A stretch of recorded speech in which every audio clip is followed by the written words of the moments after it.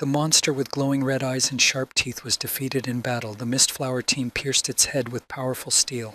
The leader of the Mistflower team knelt over the monster, his metal sword firmly embedded in the beast.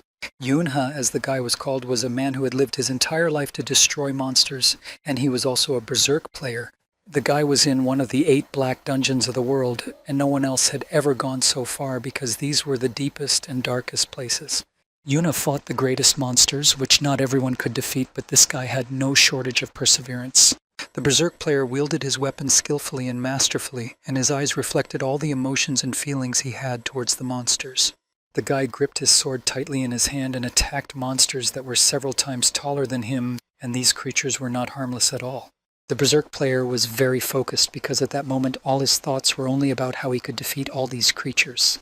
Yunha fought these monsters at a fairly young age. He was only 32 years old, and unfortunately, it became more and more difficult for him to dodge their attacks. The tail of one of the monsters was so large that its appearance alone was terrifying, and what made it even more frightening was that it was completely covered with sharp spikes. The young man did not notice this monster right away, but when he turned his attention to it, he froze for a moment at what he saw and tried to quickly think through his next steps. The monster was quicker and faster and attacked Yunha faster than he expected, so the monster had every chance of defeating the guy. Despite his unfavorable position, the player Berserk did not despair and tried to attack the enormous monster. The monster tried to dodge the attack and destroyed everything around it with its tail, leaving only ruins while the guy dodged the debris. The monster began to lose hope, but it did not give up trying to strike the player and once again opened its mouth and rushed at him. Unlike the monster, Yunha was calm and collected, and with one deft movement of his sword, using his strength, he sent the creature to the other world. Before the guy had time to recover and deal with one monster, he saw another monster approaching him, which was no smaller in size and had a similar appearance. The creature's eyes burned bright red, and its appearance alone was enough to terrify most people, let alone fight it. Yunha reacted quickly and rushed at the monster with his weapon, while the emotions on his face remained unchanged, still filled with anger and rage. The young man decided to attack the monster with his sword, but the creature was able to grab the weapon with its mouth, clamping down with its large teeth. The monster had such powerful jaws that it was able to bite through the boy's sword with a single strong squeeze without causing itself any damage. Yunha was stunned by what he saw and tried to figure out what to do next because he was not going to give up and throw in the towel. The guy tried to cope on his own and with all the experience he had gained in other battles, but the monster's strength was too great.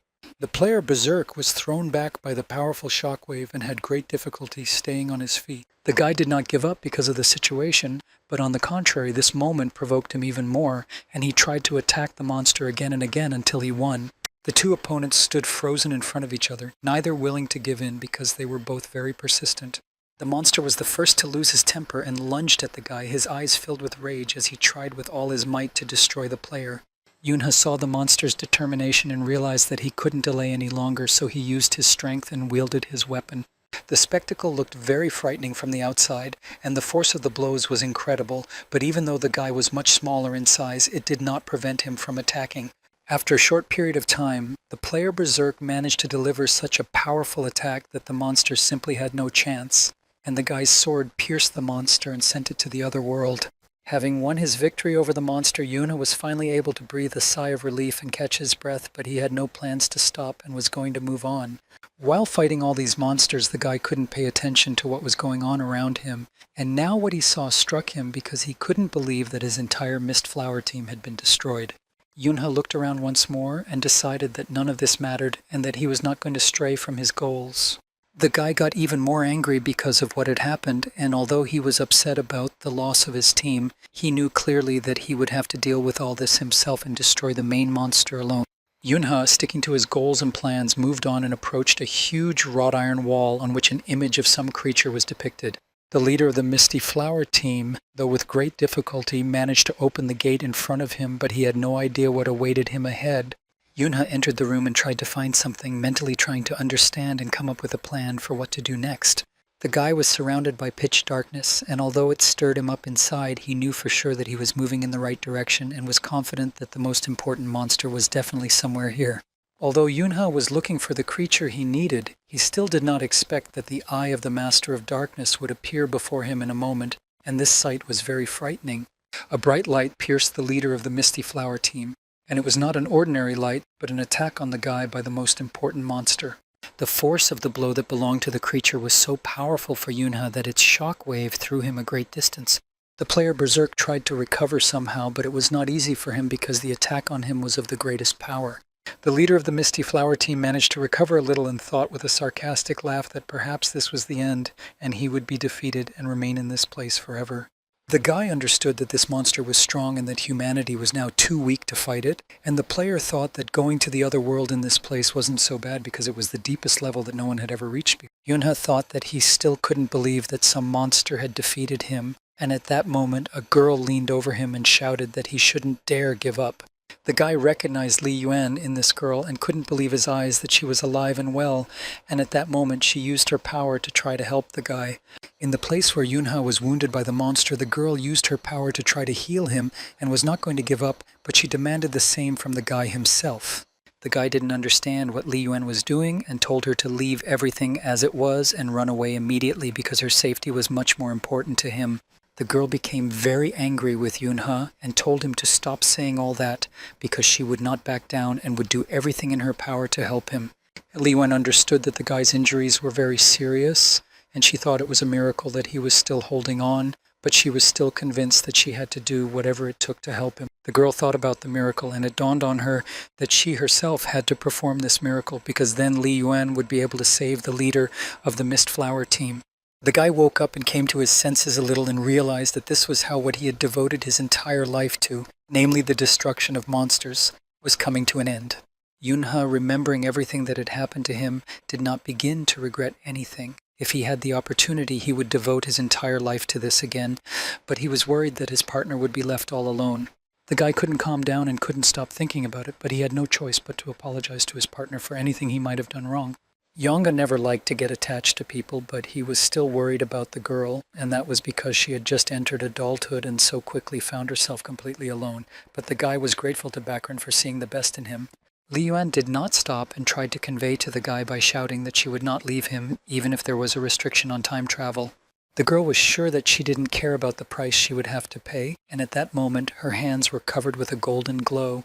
Li Yuan knew for sure that she would save him no matter what, and at that moment something strange and incomprehensible began to happen around them. A moment later there was a huge explosion where Yunha and Li Yuan had been standing and everything was engulfed in a golden glow. The boy and girl leaned over him and asked Yunha to look at them if he was awake, but all he could see was a blurry, unclear image. After a while the image in front of him became clearer, but the people in front of them were somehow happy that he had woken up. In front of the boy and girl lay a child in his crib who, due to his age, could not even speak. The people who were apparently the child's parents were worried that one of them had probably woken him up, but the child himself did not understand what was going on because he had gone to the other world, and he thought so because Yunha himself was in the child's body. The guy who was leaning over the crib pointed to the girl and told Yunha that she was his mom, then pointed to himself and said he was his dad, and this dad thought that the child had probably woken up to see him sooner. Yunha reached out his hand and grabbed one of his mother's fingers, and even that action was not an easy task for him, but he managed. His mother understood what the baby wanted to do, and she was touched by his actions because the baby wanted to hold her hand, but his father was a little upset that the baby had chosen her instead of him. Yunha, who was in the baby's body, realized that this was not another world and that everything was happening to him in reality. He was shocked by this conclusion because he could not do anything and could not even move his body normally. He finally realized that he had not gone to the other world, but had returned to the time when he was only 1 year old, but he considered it all simply unreal because it was impossible to rewind time like that. The boy remembered the last thing that had happened to him, and how Li Yuan had tried to perform a miracle, and it was this miracle that the girl had used at the very end to make the impossible happen. Yunha was no longer very surprised that Li Yuan could turn back time after the moment when the girl stood on a par with the 12 thrones while her parents continued to be touched by their child at that moment. The boy, looking closely at his parents at that moment, was moved because he could never have imagined that he would be able to see them again. Yunha remembered well that his parents had passed away when he was only 6 years old, destroyed by monsters, and it was from that moment on that the boy began to despise monsters. After thinking about everything that had happened to him, Yunha realized that he had been given a second chance to fix everything, and he vowed to do everything possible to change the future. The boy who was the leader of the Misty Flower team thought everything over again and decided for himself that this was how it would be, clenching his fist. His parents found this action touching and wanted to take a picture of it. Yunha lay on his back and thought about how he understood perfectly well that even though he had managed to retain all his memories, he was now just a child. The boy knew that this meant only one thing. At the moment, he was completely helpless, and his whole life now consisted of nothing more than eating and sleeping. The leader of the Misty Flower team was very grateful for the opportunity to breathe again, which meant that he could at least roll over, which the child tried to do. At that moment, when Yunha was trying to do this, a joyful girl stood over him, encouraging him that he could definitely do it and that he should not stop. Yuna was the name of this crazy girl who supported the baby so much, and she was his sister, 4 years older than him. The boy realized that his memory of his sister was more vague than his memory of his parents, but there was one moment that Yunha remembered very well and in detail. Yunha remembered a fragment from his life when they got into a difficult situation in their car, and the girl kept repeating one phrase to him, that she would never leave him and would always be with him. The boy remembered well that it was on that very day that monsters took his family away, but Yuna held him very tightly and repeated the same words over and over again. And now his sister was happy just because her younger brother had finally managed to turn himself over, even though Yunha had tried to do it many times before, but only now had he succeeded. Yuna was very proud that her brother had finally succeeded, and she was simply crazy about her brother Yuna and rejoiced in all his successes. When Yunha was 9 months old, mana was already everywhere, but even though he didn't have much of it, it was literally floating in the air. The boy remembered well that he had always lacked mana, which is why it was so difficult for him to deal with monsters, and he knew that now he had to take advantage of the opportunity and collect it while his body allowed him to do so. The little boy was never alone for long, and now it was no different because his sister Yuna approached him and was very curious about what her younger brother was doing. While Yunha was trying to collect as much mana as possible, he noticed something interesting about his sister. The boy noticed that his sister Yuna was like a sponge saturated with an extraordinary amount of mana, and this made Yunha think deeply. Yuna remembered well that when an individual accumulates so much energy inside themselves, it all ends in pycnosis, which in turn is extremely harmful to health.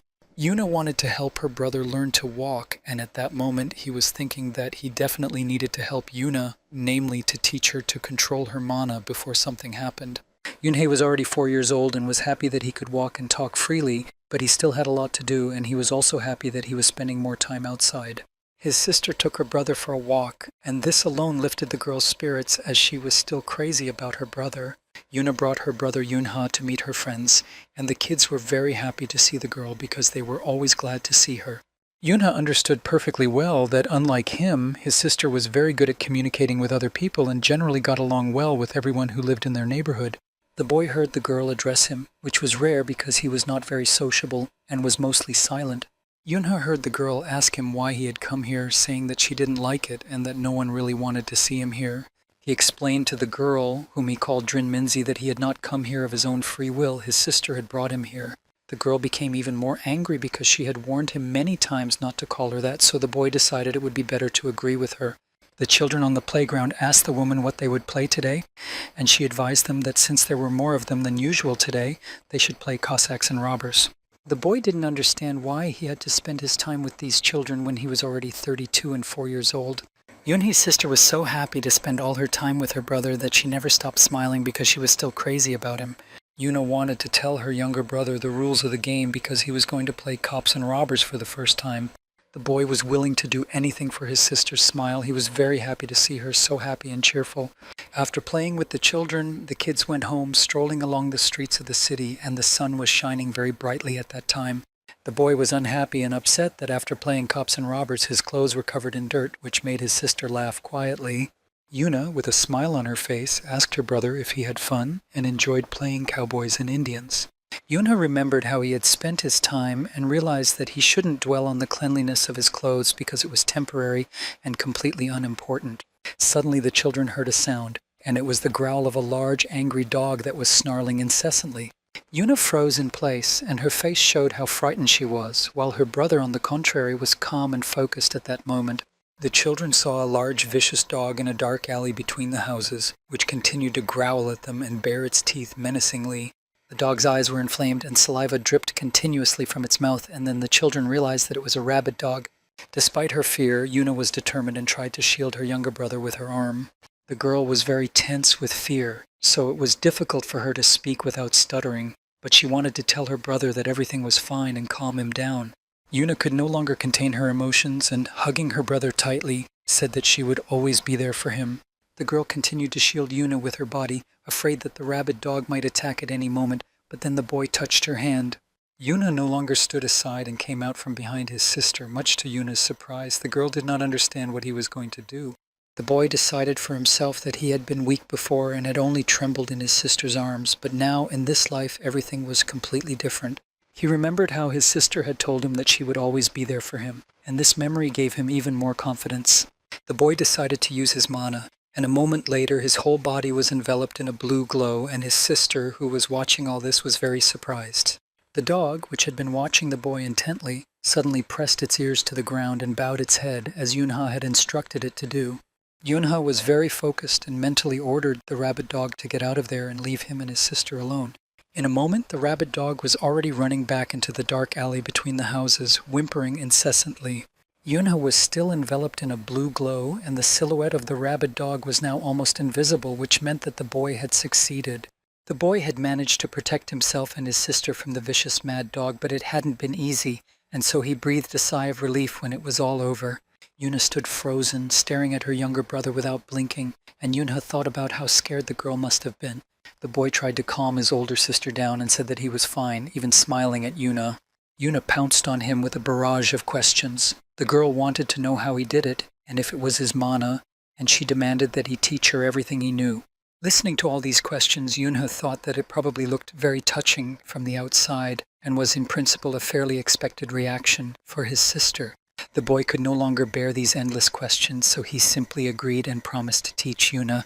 Yunha remembered the moment he had thought about earlier, that he was going to help his sister with this issue anyway. Yuna, hearing her brother's positive response, was wildly excited and couldn't contain her emotions, which were already written all over her face. The girl took her brother by the hand and said that it was time for them to run home, otherwise their mother would start to worry and fret about them. Yuna thought about how he had always wanted to protect his sister's smile, and then he remembered that before his body regressed and his entire family was destroyed when he was only 6 years old. The boy understood that he had to prevent this at all costs in order to change the future and not allow anything like this to happen again. Yuna was determined to achieve his goal and was ready to do absolutely anything for his family and for his sister's smile.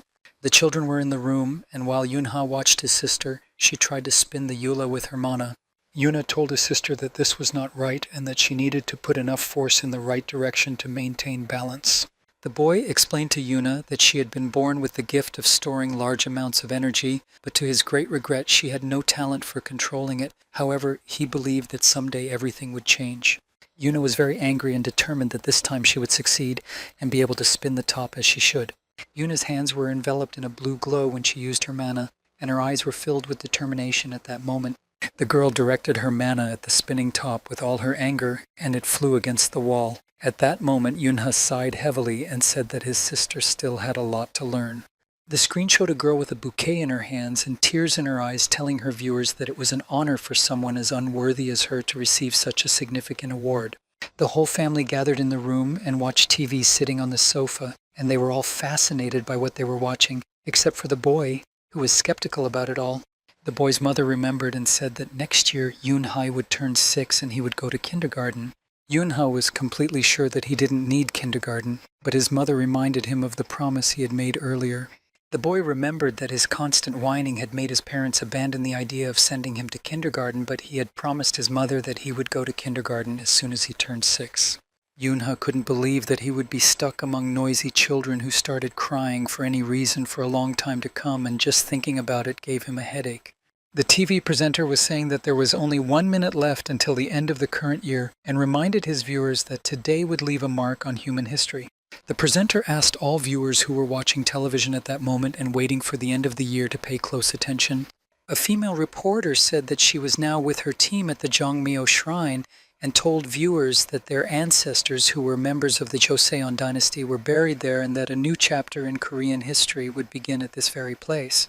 Yunha was very skeptical about all these words and did not agree with the presenter's words about a new chapter for all of humanity. He remembered well that after humanity discovered mana, people did nothing but constantly use it.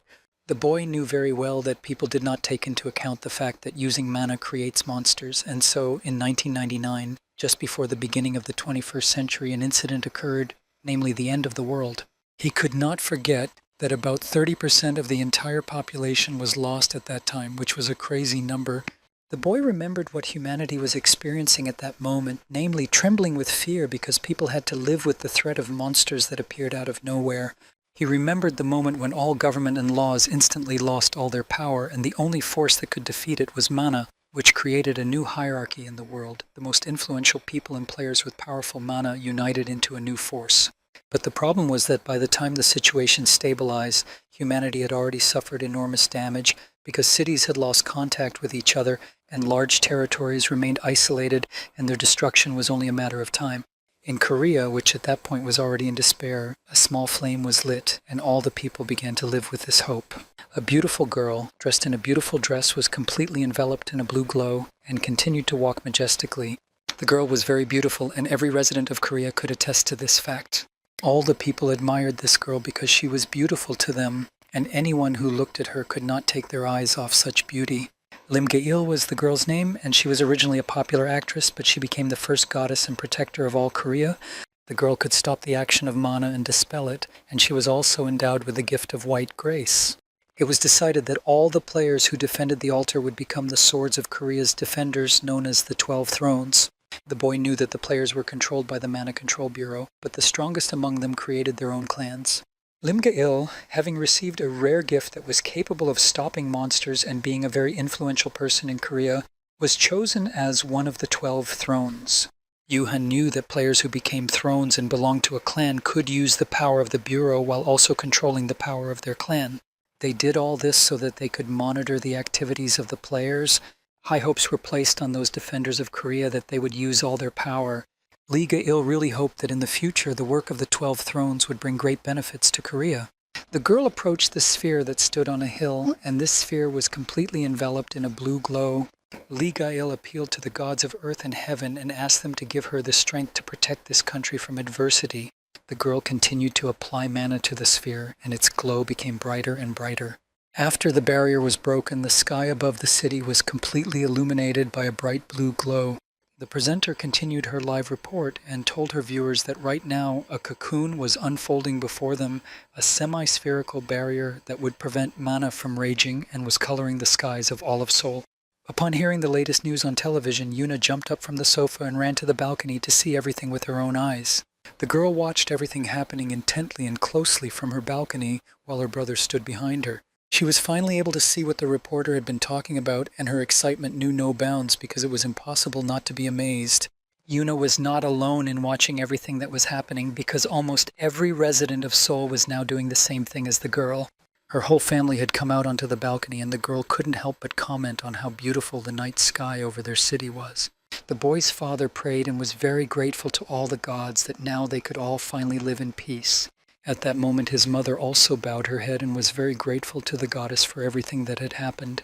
Not only the boy's parents did this, but in almost every house the picture was very similar because they were all grateful for what they had been given. Yuna decided that she did not want to be left out and wanted to pray, which she did without fail. The girl called her younger brother to come and offer words of gratitude as well, but Yuna himself had no intention of doing so. Yuna simply did not understand why everyone was doing this, and most importantly, who they were praying to, because the boy was sure that there were no gods in this world. The boy believed this because he remembered very well that when everything came to an end, the gods were also destroyed. In every house, silhouettes could be seen in the windows, watching intently everything that was happening in the sky above their city. The boy also looked at the sky and noticed that the heavens above the city were beginning to darken. Yuna continued to pray, and the girl asked the gods most of all to allow her family to live happily. Yuna was touched by what he heard from his sister because family was the most precious thing to him. He no longer held back and began to pray himself, asking above all else for his family to be happy together with him in this life. Yuna turned 6, and the incident that took his entire family was unfortunately getting closer. When the boy turned 6, his parents sent him to a kindergarten called Do-an, which meant Evergreen Pines, as they had promised. Teacher Tayo asked all the children to pay attention and be quiet because he was telling them that a new friend was joining them today. The cheerful teacher Tayo asked the boy if he would like to introduce himself to his new friends. The boy told the children in the kindergarten only that his name was Yoon-ha, he was 6 years old, and he thought that was enough. At the very end, looking at all the children sitting in front of him, Yunha added that he was very pleased to meet them. Teacher Tayo very delicately told the boy that it was very short and that perhaps Yuna would like to add something else, because the teacher was sure that the children really wanted to be friends with this boy. Yunha did not think at all that he needed children as friends, and as soon as he said this, he heard the voice of someone he did not expect at all. A girl sitting among the other children indignantly began to ask what Yunha was doing in this particular kindergarten group. Yunha recognized the girl who was speaking as his acquaintance, and she was none other than Drin Minzy, and the boy was not particularly happy that she was in this group either. The girl could no longer contain her emotions and jumped up indignantly, saying that she had already asked him not to call her that. Teacher Tayo tried to calm the children down, saying that they still had free time before lunch and asked them to be friendlier to Yuna. The children apparently ignored the teacher's words and request and all rushed to the surprised boy, who stood frozen in place. Yuna heard questions from all sides, such as where he lived, whether he wanted to play house with them right now, and whether he knew how to add and subtract. The teacher looked at them and thought that maybe everything would be all right after all. Yunha barely managed to escape the endless stream of questions and once again realized that he didn't particularly like interacting with other children. The boy stumbled upon the children's book corner and decided that even though these books were for little kids, it was an opportunity to pass the time in silence. A girl with a red bow in her hair was already sitting at a table in the children's library watching the boy who had just arrived with surprise. Yuna didn't notice anything or anyone around him and continued to sit and flip through the children's books he had taken earlier. The girl who saw him remained frozen and motionless, watching her new neighbor with her big eyes. Staring at her new neighbor, the girl didn't even notice the guests who had come up behind her until they addressed her personally. The boy, whose name was Cho Yoon-huk, was with two of his friends and sarcastically asked the girl if she was reading again, saying he didn't understand what everyone found in these books. Yoon-huk wanted to ask Yang Ha-yeon, which was the girl's name, why she was always sitting there alone, perhaps because she had no friends at all. Ha-yang, recognizing the boy as not one of her best acquaintances, wanted to ask him to leave her alone and not bother her. But before Ha-yeon could say a word, Yoon-huk brazenly ripped the red ribbon from her head and said that it was inappropriate to wear such ribbons. Ha-yang tried to persuade the boy to give her ribbon back because she had received it from her father, but Yoon-huk had no intention of doing so because he simply did not want to. The boy suggested that the girl try to take the ribbon from them and began tossing it back and forth between them. Ha-yang begged the boys to give her back her red ribbon because it was very precious to her. Yoon-huk had no intention of returning anything, and in response to the girl's request, he simply stuck out his tongue and began to tease her. The boys continued to tease Han when suddenly they heard from an unfamiliar boy sitting at the table that they were acting childishly. They all began to stare intently at the stranger, but only Yoon-huk continued to sit calmly with a bored look on his face. Yoon-huk couldn't take it anymore and turned to Yuna to find out what he had said to them. Yoon-huk could no longer stand aside and remain silent, so he got up from the table. He approached Yoon-huk and repeated once more, looking him in the eye, that he was acting like a child and asking if he really thought it was all so funny. Yoon-huk was not a patient man, so without hesitation he first insulted Yoon-huk and then lunged at him. Yuna easily dodged the attack, but Yoon-huk himself could no longer stand on his feet. During all this, the boy managed to take the red ribbon from the attacker, and now Yuna was looking at it closely. Yuna approached the girl and returned the ribbon that had started the whole conflict. He advised Ha-yeon not to let anyone take the ribbon from her next time. At that moment, Yoon-huk was trying to shout at him, saying that he wouldn't let it go, but Yoon-ha wasn't afraid of these words because they were spoken by a 6-year-old child. The boy promised Yoon-huk that next time he would definitely get to him. Ha-yeon gently touched the sleeve of the boy who had helped her so much and wanted to say something to him, but she was too shy. Plucking up her courage, the girl sincerely thanked her savior for returning her red ribbon. Yuna noticed that Minzy and this boy, Yoon-huk, had much more mana than the average person, and none of the other children stood out. He watched all the children closely, but this girl, young Ha-yeon, was unlike anyone else.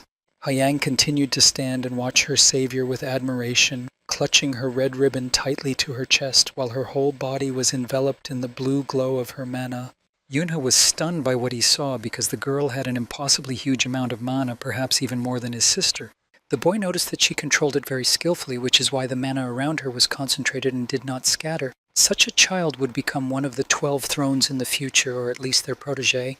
Yuna looked closely at the girl and realized that before his regression he had never heard her name, and even if she didn't become a player, she would definitely become popular because of the amount of mana inside her.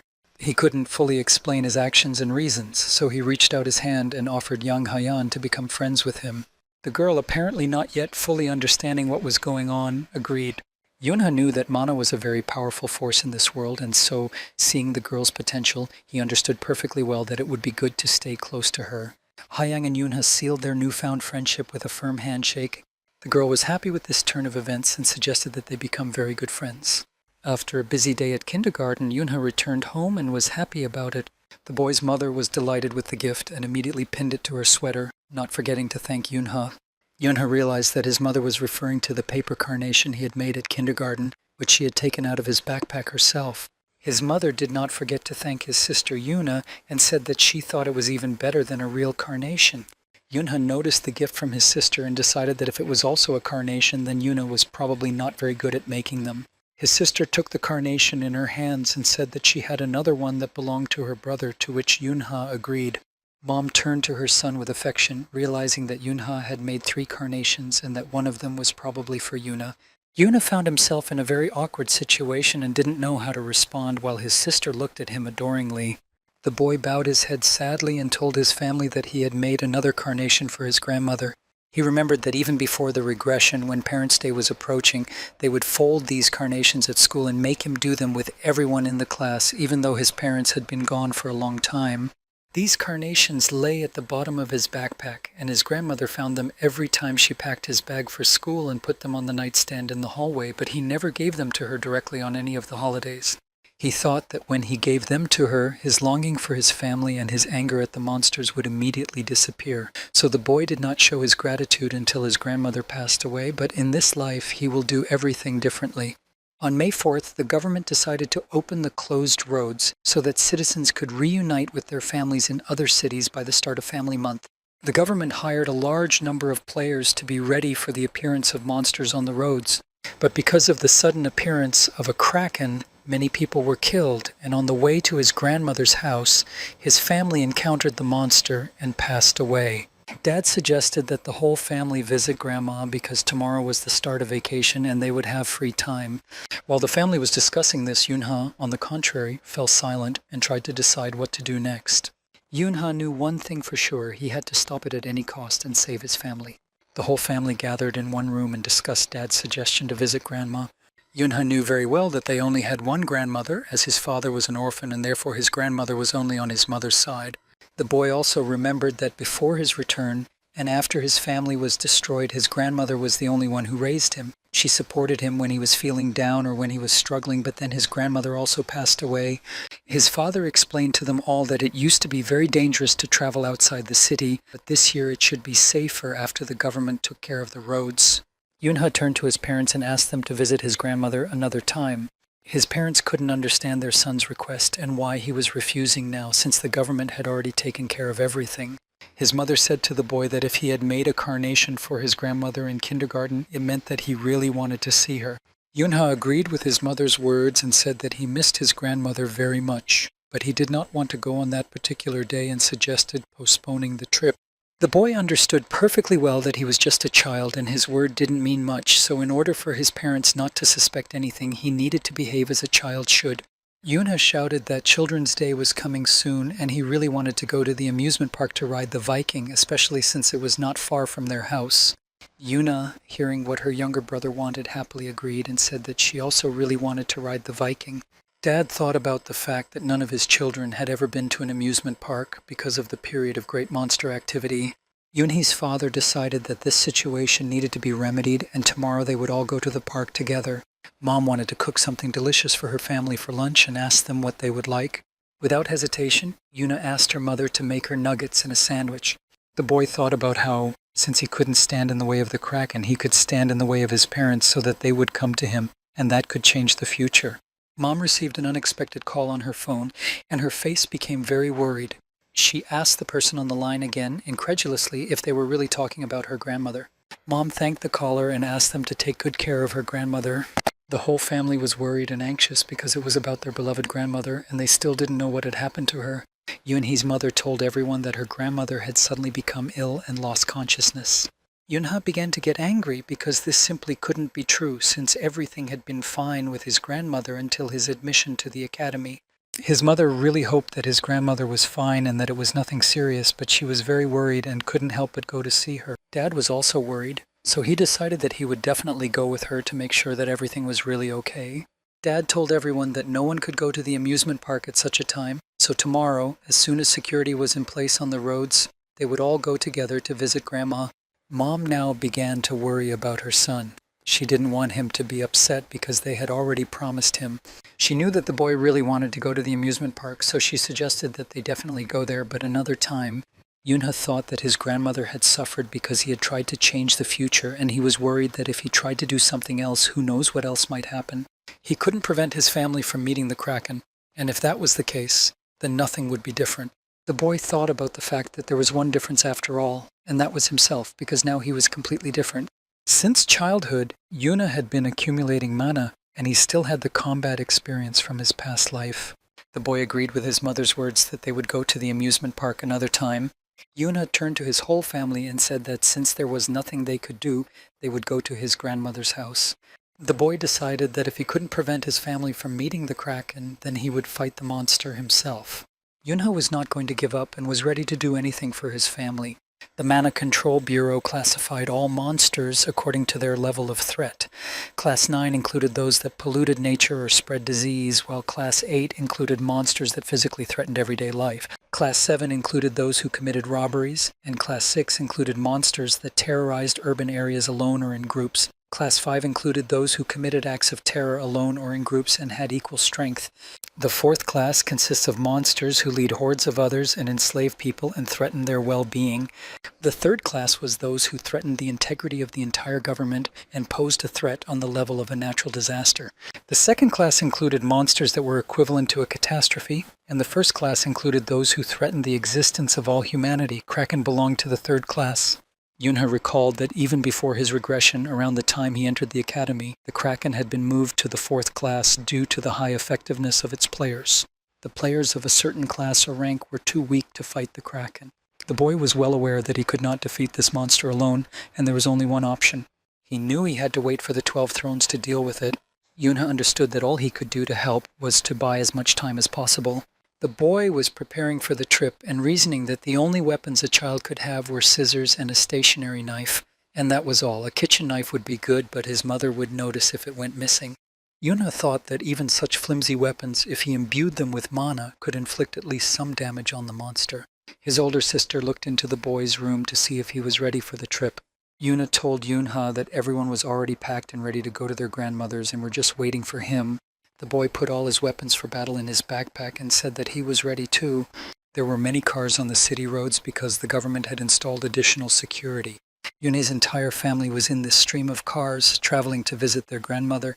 His mother turned to her son and advised him to rest a little and sleep because they had a long road ahead of them. Yuna was fine, he told his mother, but his older sister was already fast asleep on his shoulder.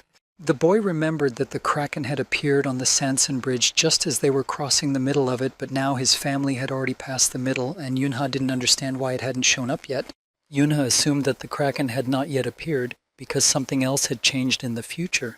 The boy really hoped that they would at least be able to cross the bridge. A moment later, there was a powerful explosion on the Sanson Bridge, and everything was engulfed in flames. The boy's father froze in place, his gaze crazed by what he saw. Yuna clung tightly to her younger brother and was very frightened, but the boy himself realized that fate could not be changed. The boy thought that fate was laughing at his desperate desire to change everything. Yuna finally saw the one who belonged to the third class and was a monster of natural disaster level, and it was the Kraken.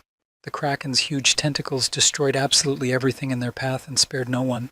The Kraken which appeared on the bridge demolished all the cars with its tentacles, turning them into mere pieces of metal.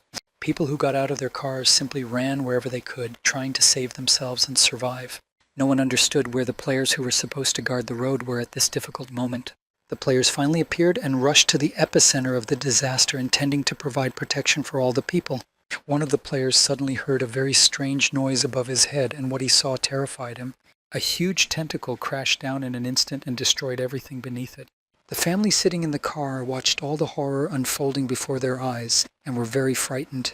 Dad decided that they couldn't stay in the car any longer and that they needed to get out. But because of the chaos outside, they all had to be extremely careful. He He wanted to convey to his children that if they moved slowly, they would be able to escape safely. Yoonha, who heard all this, did not really agree with his father's opinion, but since he was still a child, his reasoning was not particularly interesting. Mom told her children that they needed to do everything their dad said, get out of the car slowly, and not worry about anything because the players would definitely protect them. The whole family followed the plan of their head of the family and got out where a real disaster was taking place. Yoonha saw his older sister stumble and fall to the ground, and the boy was very frightened for her. The girl suddenly realized that she couldn't get up because she had injured her leg. Yoonha tried to gather all her strength because she needed to get up and move on, and by staying in one place she was putting herself in great danger. Seeing what had happened to his daughter, her father decided to help her and told her not to worry about anything, that he would carry her in his arms. He asked his son if he was okay and if he could continue walking, and the boy replied that he was fine. The player, noticing the family, told them to follow him and he would show them where to evacuate. Yoonha did as he was told and saw that the players were disorganized and panicked because a third-class monster had appeared, but the veteran players quickly adapted to the situation and began to evacuate people. The boy knew that the Kraken was not their only problem and that they had to try to cross the bridge. The player who was escorting him and his entire family to the evacuation site was suddenly attacked and was unable to repel the attack.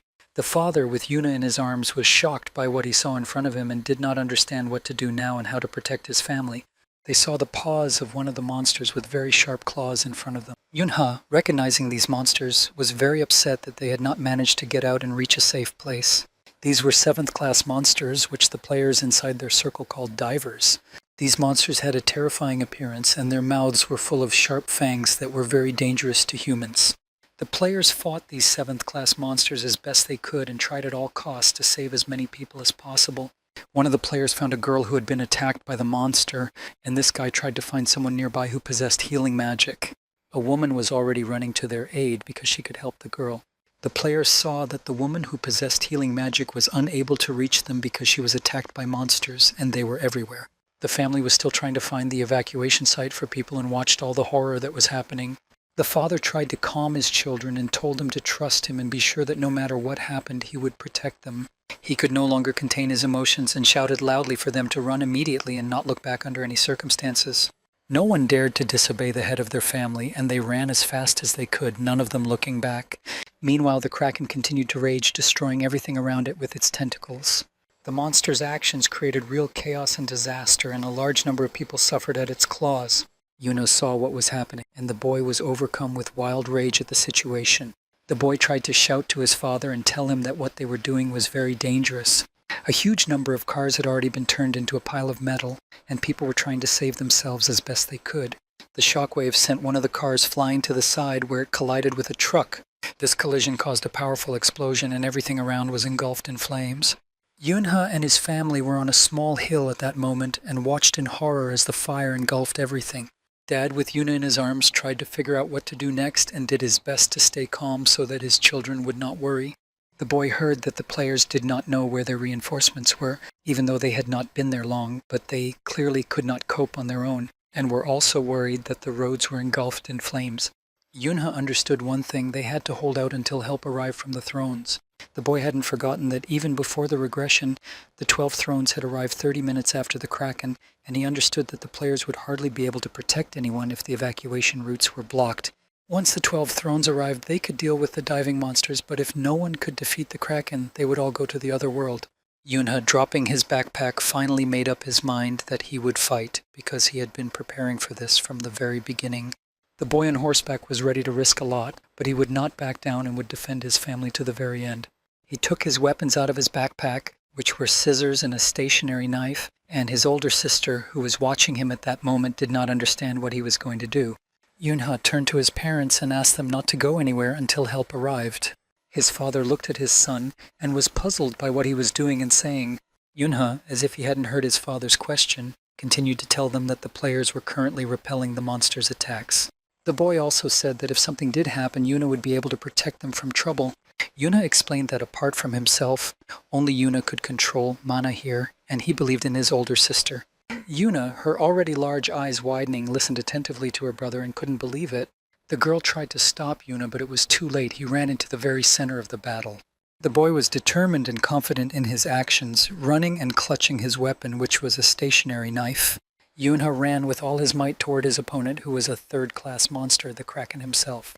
The boy used his mana, and his legs began to glow bright blue, and he decided to use the Heavenly Steps skill. Yunha was so focused that beads of sweat appeared on his face, but he had no intention of giving up on his plan. The boy had often used the mobility skill before his regression, but this was the first time he had used it in this body, and it was difficult for a child. Yunhei understood that no matter how difficult it was for him now, thanks to the Heavenly Steps skill, he would be able to reach Kraken instantly. The boy made a big leap and in a moment found himself in the very epicenter of the battle. People briefly turned their attention to someone running past them at high speed. The players noticed the boy and couldn't understand what he was doing and where he was running because it was very dangerous there now. The monsters, also known as divers, heard a strange sound and turned their attention to the boy. Yunha ran straight towards these monsters and used his full mana envelopment. The boy jumped from one car roof to another at high speed, and the divers were already rushing towards him. Thanks to his mana, Yunha was able to easily and deftly deal with these monsters that were trying to attack him. The boy showed no mercy and spared none of them. He was very determined and thought only of the need to protect his family. Yunha destroyed one diver with his stationary knife just as another monster was about to pounce on him from above. The boy was able to deal with both monsters, showing no mercy to either of them. Yunha understood that he needed to gather all his strength and be very careful. The boy actively used his stationary knife as a weapon against the divers. The monster was strong and not so easy to defeat, and in one of the attacks, Yunha was thrown onto the hood of one of the cars on the road. Yunha managed to get back on his feet and using his mana was ready to fight the monsters again. There were many divers and they surrounded the boy on all sides, blocking his path. The boy gathered all his strength and planned to attack the monsters again and defeat them at any cost. Yunha saw memories of his past life in which he fought monsters time and time again and never retreated. The boy remembered all the monsters in different classes and levels that had ever been in his way. Yunha continued to fight the divers and was now more successful in attacking them. The boy noticed that the skills from his past life were returning to him, and he was able to remember the very feelings he had when he destroyed monsters. Yunha felt that right now he was once again becoming someone who could defeat and overcome anyone who stood in his way. He found a second wind and, without hesitation, rushed at the monsters because the safety of his family was at stake. The boy became excited and was now more confident in his abilities and capabilities than before. He was distracted by his thoughts and reasoning and did not notice one of the monsters lurking under the car while the boy was on the roof. The diver wanted to attack the boy, but he failed and was defeated and sent to the other world. Yunha had barely finished off one monster when another attacked him, hoping to take him by surprise. The monster failed to achieve its goal and was sent to the other world, following the previous monster. The boy fought actively and in one of his attacks lost his weapon because the stationary knife could not withstand the strain and broke into small pieces. Yunha deeply regretted this loss as the knife had not served him for very long. The boy remembered that when he was packing his things he had taken a pair of scissors with him in addition to the stationary knife. He decided that enough was enough and that it was time to end it all and rushed forward.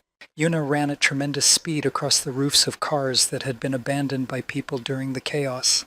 The boy suddenly began to brake sharply because a great danger appeared in front of him. Yunha saw a third-class monster in front of him and it was a kraken with eyes burning bright red. The boy was forced to fight the monster using only scissors as his weapon. The kraken used its tentacles for its attacks, which were large and could destroy everything around it. The monster swung and struck all the cars left on the road with one of its tentacles. Yunha barely managed to avoid the blow, and using his mana, the boy managed to jump onto one of the tentacles. The boy tried to find a way out of the situation because he couldn't give up. He had to protect his family. He broke his scissors in two and used them to try to hold on to the monster with all his might. Yunha was obviously outmatched by the monster's size, but he had no other choice. The boy used his strength and tried again and again to hurt the kraken with his weapon. The monster was not going to tolerate this and easily threw the boy off its body. Yunha barely managed to survive and noticed that his weapon was already damaged and one blade of the scissors was now useless. The boy was optimistic and glad that the other half of the scissors blade was still intact. Yunha did not despair, but on the contrary moved forward and began to attack the monster again. The boy wanted to repeat his previous maneuver and tried to hook the kraken with one blade. The monster was already prepared for such a turn of events and made a large sweep with one of its tentacles. Yunha was thrown a great distance from the monster by a large shockwave, and it was already clear that his plan had failed. The boy tried with all his might to slow his fall and braked with his feet on the asphalt. Yunha was upset and frustrated at the same time because his mana was almost gone and he didn't know what to do next. The boy had been fighting monsters on the bridge all this time, and the kraken decided to take advantage of this. The monster wanted to destroy the bridge's support with its attacks, and then his problem would cease to exist. Yunu saw the catastrophe unfolding around him with renewed force. The boy understood that unfortunately this monster was just as stubborn and persistent. The entire road around the boy was turning into ruins, and it was becoming increasingly difficult for him to stand on the asphalt. The Kraken did not calm down but continued to rage, destroying everything it could reach. Yuna tried his best to hold on and not fall, and he kept trying to come up with a new plan for his next move. Everything around him had already been destroyed, from cars to large trucks. The boy concentrated and tried to summon all his remaining mana because he needed it so badly. Yunha gathered not only his mana, but also his determination and shouted at the monster that it would now be held accountable for everything it had done. He struck the entire road with his weapon, and as a result, everything on it was thrown up by the shock wave. Yunha's actions caused a powerful explosion as several cars collided with each other. The boy clutched his scissors tightly in his hand and had no intention of stopping there. Yuna suddenly began to feel that something was wrong with him because his hands suddenly went numb. The boy could hardly move, and it was because he had used up all his mana during the battle with the Kraken. He lay on the asphalt, almost exhausted, and didn't know what to do next. Yunha understood perfectly well that if he lost consciousness now, everything he had tried to do would be in vain. All his attempts to destroy the monster and thus save his family were becoming unrealistic. With every passing second, the boy was losing strength, his vision was already beginning to blur, and the outcome was obvious. Suddenly, he slammed his fist on the asphalt and tried to pull himself together and not let it all end like this. Although Yuna was now a 6-year-old child, in his past life he had been the leader of the Mistflower team, and that title was not given to just anyone. The boy knew only one thing: he simply had to go to the end, and he had no right to give up. Yuna thought about his parents and his older sister and realized that he really wanted to live and wanted to live this life with his family. The Kraken continued to rage and wreak havoc, its tentacles destroying everything in their path. The boy saw one of these tentacles of incredible size threatening to crush him at any moment. Yunha repeated over and over that he would not let the monster destroy him, and although he did not yet know how, he was determined to stop it. Unable to find a solution to his problem, the boy suddenly felt something. Yuna, who appeared out of nowhere, shouted at the monster not to dare touch her younger brother, and the boy himself perceived it all as some kind of miracle. The girl was that miracle, and she hugged her brother tightly while the children around them were enveloped in a golden glow. She used her mana to protect herself and her younger brother Yunhu from the monster with a barrier. The diving monsters saw what was happening and froze in amazement, for even they had not expected such a turn of events. Yuna used such a strong barrier that it covered everything in a pillar, and it looked enchanting. The boy thought that everything that was happening was simply impossible, and that it was actually something other than a real miracle, namely a gift that allowed him to change the world and its laws. Before his regression, Yunha knew only 4 people who possessed such a gift and such an ability. Li Yuan was the name of the man who possessed such a gift, and the girl was his trusted partner. Even earlier, when Yunha noticed such a large amount of mana in Yuna, he thought that maybe his older sister really did have that gift. Yuna hugged her brother tightly and told him that everything would definitely be fine now. The boy was surprised to notice that his wounds had begun to heal, and he found it difficult to believe. Yuna also noticed that the light emanating from his sister was protecting them from the Kraken. The boy began to worry that the use of such a gift never goes unnoticed, and that those who possess it will have to pay a high price to change the world. Yunha became increasingly worried about his sister and asked the girl if she was all right and if anything hurt. Yuna smiled at her younger brother and tried to reassure him that she was fine and just a little tired. A moment later, the girl suddenly lost all her strength from using her gift and lost consciousness. Yuna was unable to resist it, and a small glow continued to shine above her. The boy saw that his sister had very little mana left, but it was enough to keep her alive. Yuna gently laid the girl on the asphalt and realized that for her, the price of using her gift was her mana itself. The boy decided that since his sister had done more than enough, he would have to deal with the rest himself. Yuna stood in front of the monster and was ready to fight with all his might so that his sister's actions would not be in vain. Kraken watched all this closely, and even the monster was amazed by everything that had happened. The boy saw that the monster had opened its eyes wide and was glad that even the monster seemed to be afraid of Yuna. Yuna warned the Kraken not to even think about getting close to his sister. The boy would never allow it and would do everything possible and impossible to prevent it. Yuna used his mana and prepared himself to attack the monster, and nothing could stop him now. The boy used all his skills and abilities and was going to go all the way. Yunha noticed that his mana had been restored thanks to his older sister saving him. The boy understood perfectly well that he would not be able to completely defeat the Kraken, but the most important thing was that the future had already changed and his family was safe. Yuna was no longer afraid of anything, he just had to hold out until the thrones arrived. Before the Kraken appeared, a man was on the Wonhei Bridge, not far from the main scene of action. The man sitting in the car at that moment was very upset that the rest of the traffic was not even thinking of moving. He began to get angry at the driver for not driving, but just sitting there, to which the driver replied that it was all because there were so many cars on the road, and that was the case on all the roads around Seoul at the moment. The man in the back seat of the car was already thinking that maybe he should leave the 12 Thrones because instead of relaxing on his golden vacation, he didn't know what he was doing. He had joined them because he wanted to fight side by side with strong guys, but instead he had to deal with civilians. Suddenly they saw a lot of mana ahead and were very surprised. The man sitting in the back seat made a phone call and immediately asked if it was all ahead of them, and the answer was yes. The person on the phone said that according to his information, it was a third-class Kraken. The man was very surprised and alarmed when he heard what class the monster belonged to. The driver listened to his passenger's conversation and wondered how he could be so cheerful when a monster was raging ahead, and if people saw such a reaction, they would be outraged. The man on the phone said that all this was happening on the Sunsen Bridge, and that they couldn't resolve the situation while all those players were still there. He was also told that they did not know the exact damage that had already been done, but they were sure that the man would definitely be able to end all the chaos that was happening. The last thing he was told was that they would be able to pick him up on the road soon. The man, or rather the clan lord, did not wait for anyone and decided to leave the car on his own, to which the driver asked him what he was going to do. The clan lord explained that it would be easier for him to get to his destination on foot because they would not be able to get there due to the traffic jams. The man in the back seat of the car took out his weapon, which was a large sword, because it would be very useful to him in the near future. The driver did not understand how he was going to walk because it was at least 2 hours to the desired location. The clan lord just laughed at this because he only needed 30 minutes, as he was going to use his power. Using his power, he rushed forward to the very epicenter of events on the bridge. The driver did not expect anything else from him because that man was simply obsessed with battles and always sought to fight against the best. The man who was rushing forward was the lord of the clan of Blades, and he was also a fire demon named Kang Henschel. Half an hour later, Henschel was already at the scene, and the first thing he encountered was a diving monster. The demon did not waste time with the monster and immediately rushed to attack it with a fiery sword in his hands. The man deftly and quickly dealt with the first monster and ran further onto the bridge, surprised to see magic ahead of him, illuminated by a golden light. Henschel knew that there should be no one in this place capable of such a thing. The fire demon understood well that this could only mean one thing: someone new had appeared. On the bridge, a boy whose hands were completely enveloped in mana was fighting a third-class monster. Henschel appeared unexpectedly and immediately rushed into the epicenter of the battle using his fire skill, which was aimed at the Kraken. Seeing the man, Yunha was finally able to breathe a little easier, knowing that he would not be fighting the monster alone.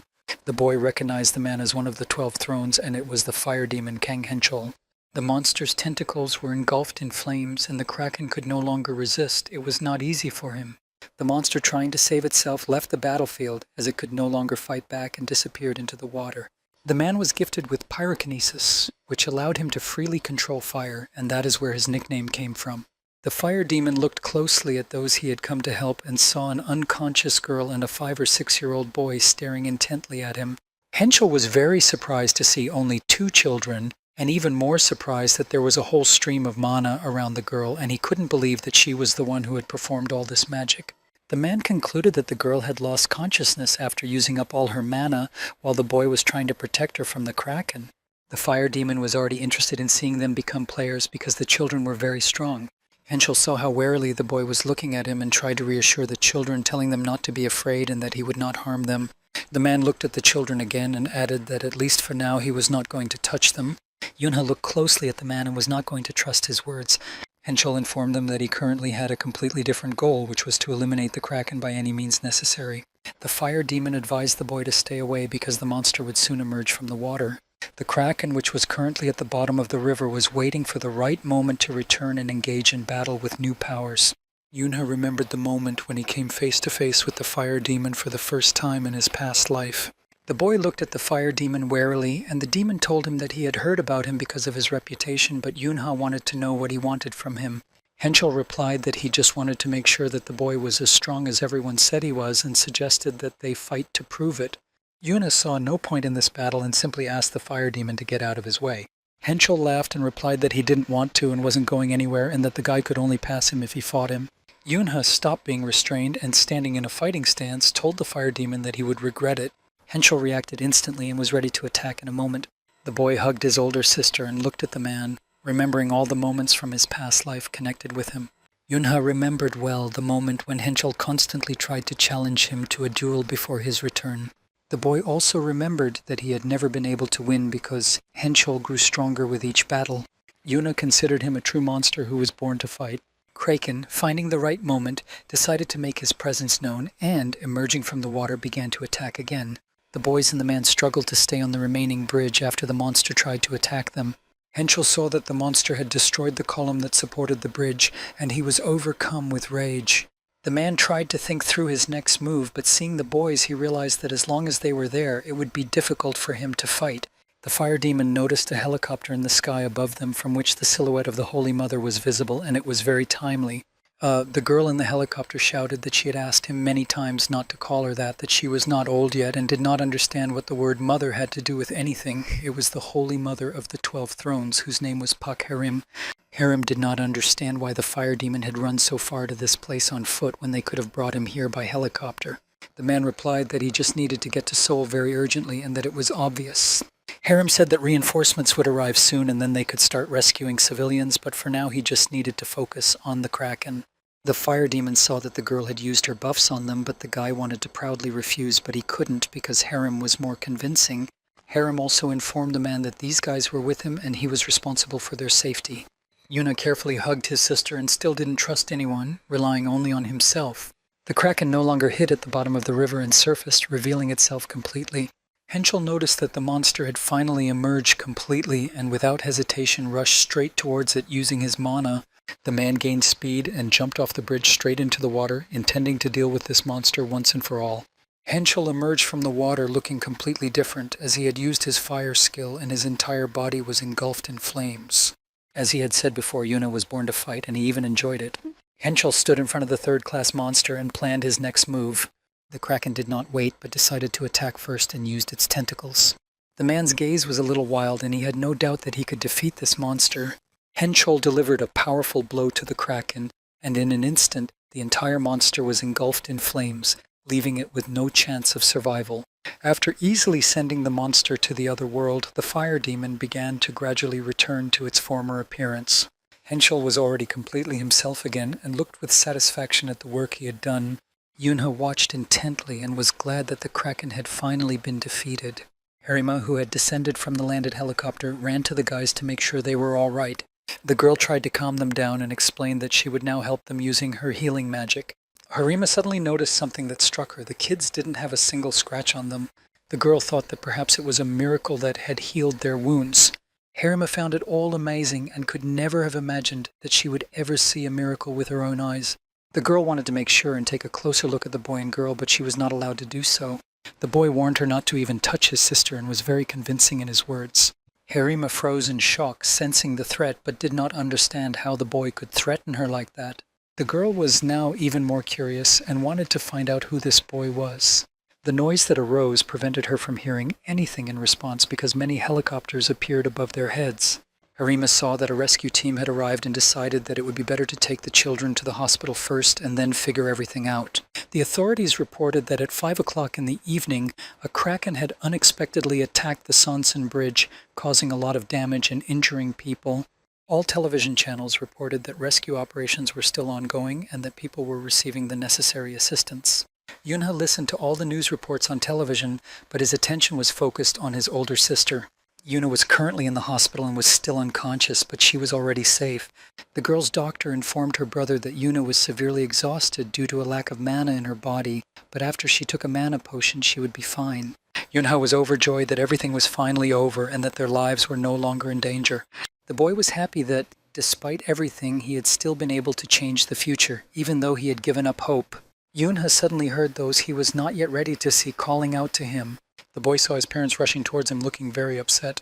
His parents' gaze was so intense that Yunha knew he was in for it. The boy stood in front of his parents and obediently lowered his head, remaining silent. His mother was the first to break the silence and asked her son if he was okay or perhaps injured. Yunha quietly replied that he was fine and not hurt, but his head was still bowed. His mother asked about his sister, to which the boy replied that she had little mana left and was therefore sleeping, but that she had recently been given a potion. Hearing his son's answer, the head of the family breathed a sigh of relief that his children were all right after all. Dad calmed down a little and now wanted to know why Yuna had disobeyed him and run away from them. The boy lowered his head even further and asked his parents for forgiveness for his disobedience. Yuna himself did not understand why he was apologizing to them, because his family had been saved and it was the best possible outcome. The boy understood perfectly well that he had no regrets and would do the same thing again. Yunha only noticed that they were not worried about the outcome at all, but were concerned that he had run away to the monster and put himself in great danger. The boy remembered that feeling well and knew what it was like to lose his family, so he did what he thought was necessary at the time without asking his parents' opinion. Yunha now understood what his mom and dad had been through, so he apologized to them again more sincerely and said that he understood how wrong he had been and that it would never happen again. The boy's mother could no longer bear it and reached out her arms for him to come to her. Yunha didn't hesitate and in a moment rushed to his mother, hugging her tightly because she was very dear to him. His father hugged them both and asked the boy not to do that again because they were very worried. Yuna couldn't hold back and burst into tears, promising his parents that he would never do it again because he no longer had to fight monsters and could just be a child, which was exactly what his parents wanted. The next morning after what had happened, the whole family was still in the hospital. The head of the family turned to his son and told him to sit still and wait for them while they went to check his older sister out.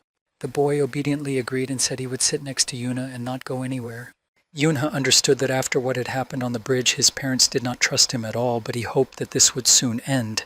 The boy wanted to keep himself busy while his sister was still fast asleep and found something to eat. Yunga devoured what he could find, and it was very tasty, and his expression was satisfied. The boy wanted to find something else because he really wanted something sweet, perhaps because he had expended a lot of energy yesterday. Yunga suddenly saw someone offering him a cookie, and the boy was very happy about this. It was the fire demon sitting next to him offering the boy sweets. The boy did not expect such a turn of events and now sat and looked warily at his unexpected guest. Henschel, noticing the boy's hesitation, decided that perhaps he simply did not like chocolate cookies. The fire demon decided to check for himself and, without asking, put the chocolate cookie in the boy's mouth. Yuna did not understand what was happening to the man and why he was behaving so strangely now. Perhaps he had gone mad, although it was unlikely that he had been sane to begin with. Henschel looked closely at the boy and suddenly decided to ask how old he was. The man heard that the boy was only 6 years old and his sister was 10, and to the fire demon they were still just children. The fire demon wanted to know his name, but the boy was not going to tell him his older sister's name without a good reason. Henschel interrupted the boy and clarified that he did not want to know the girl's name, but his own.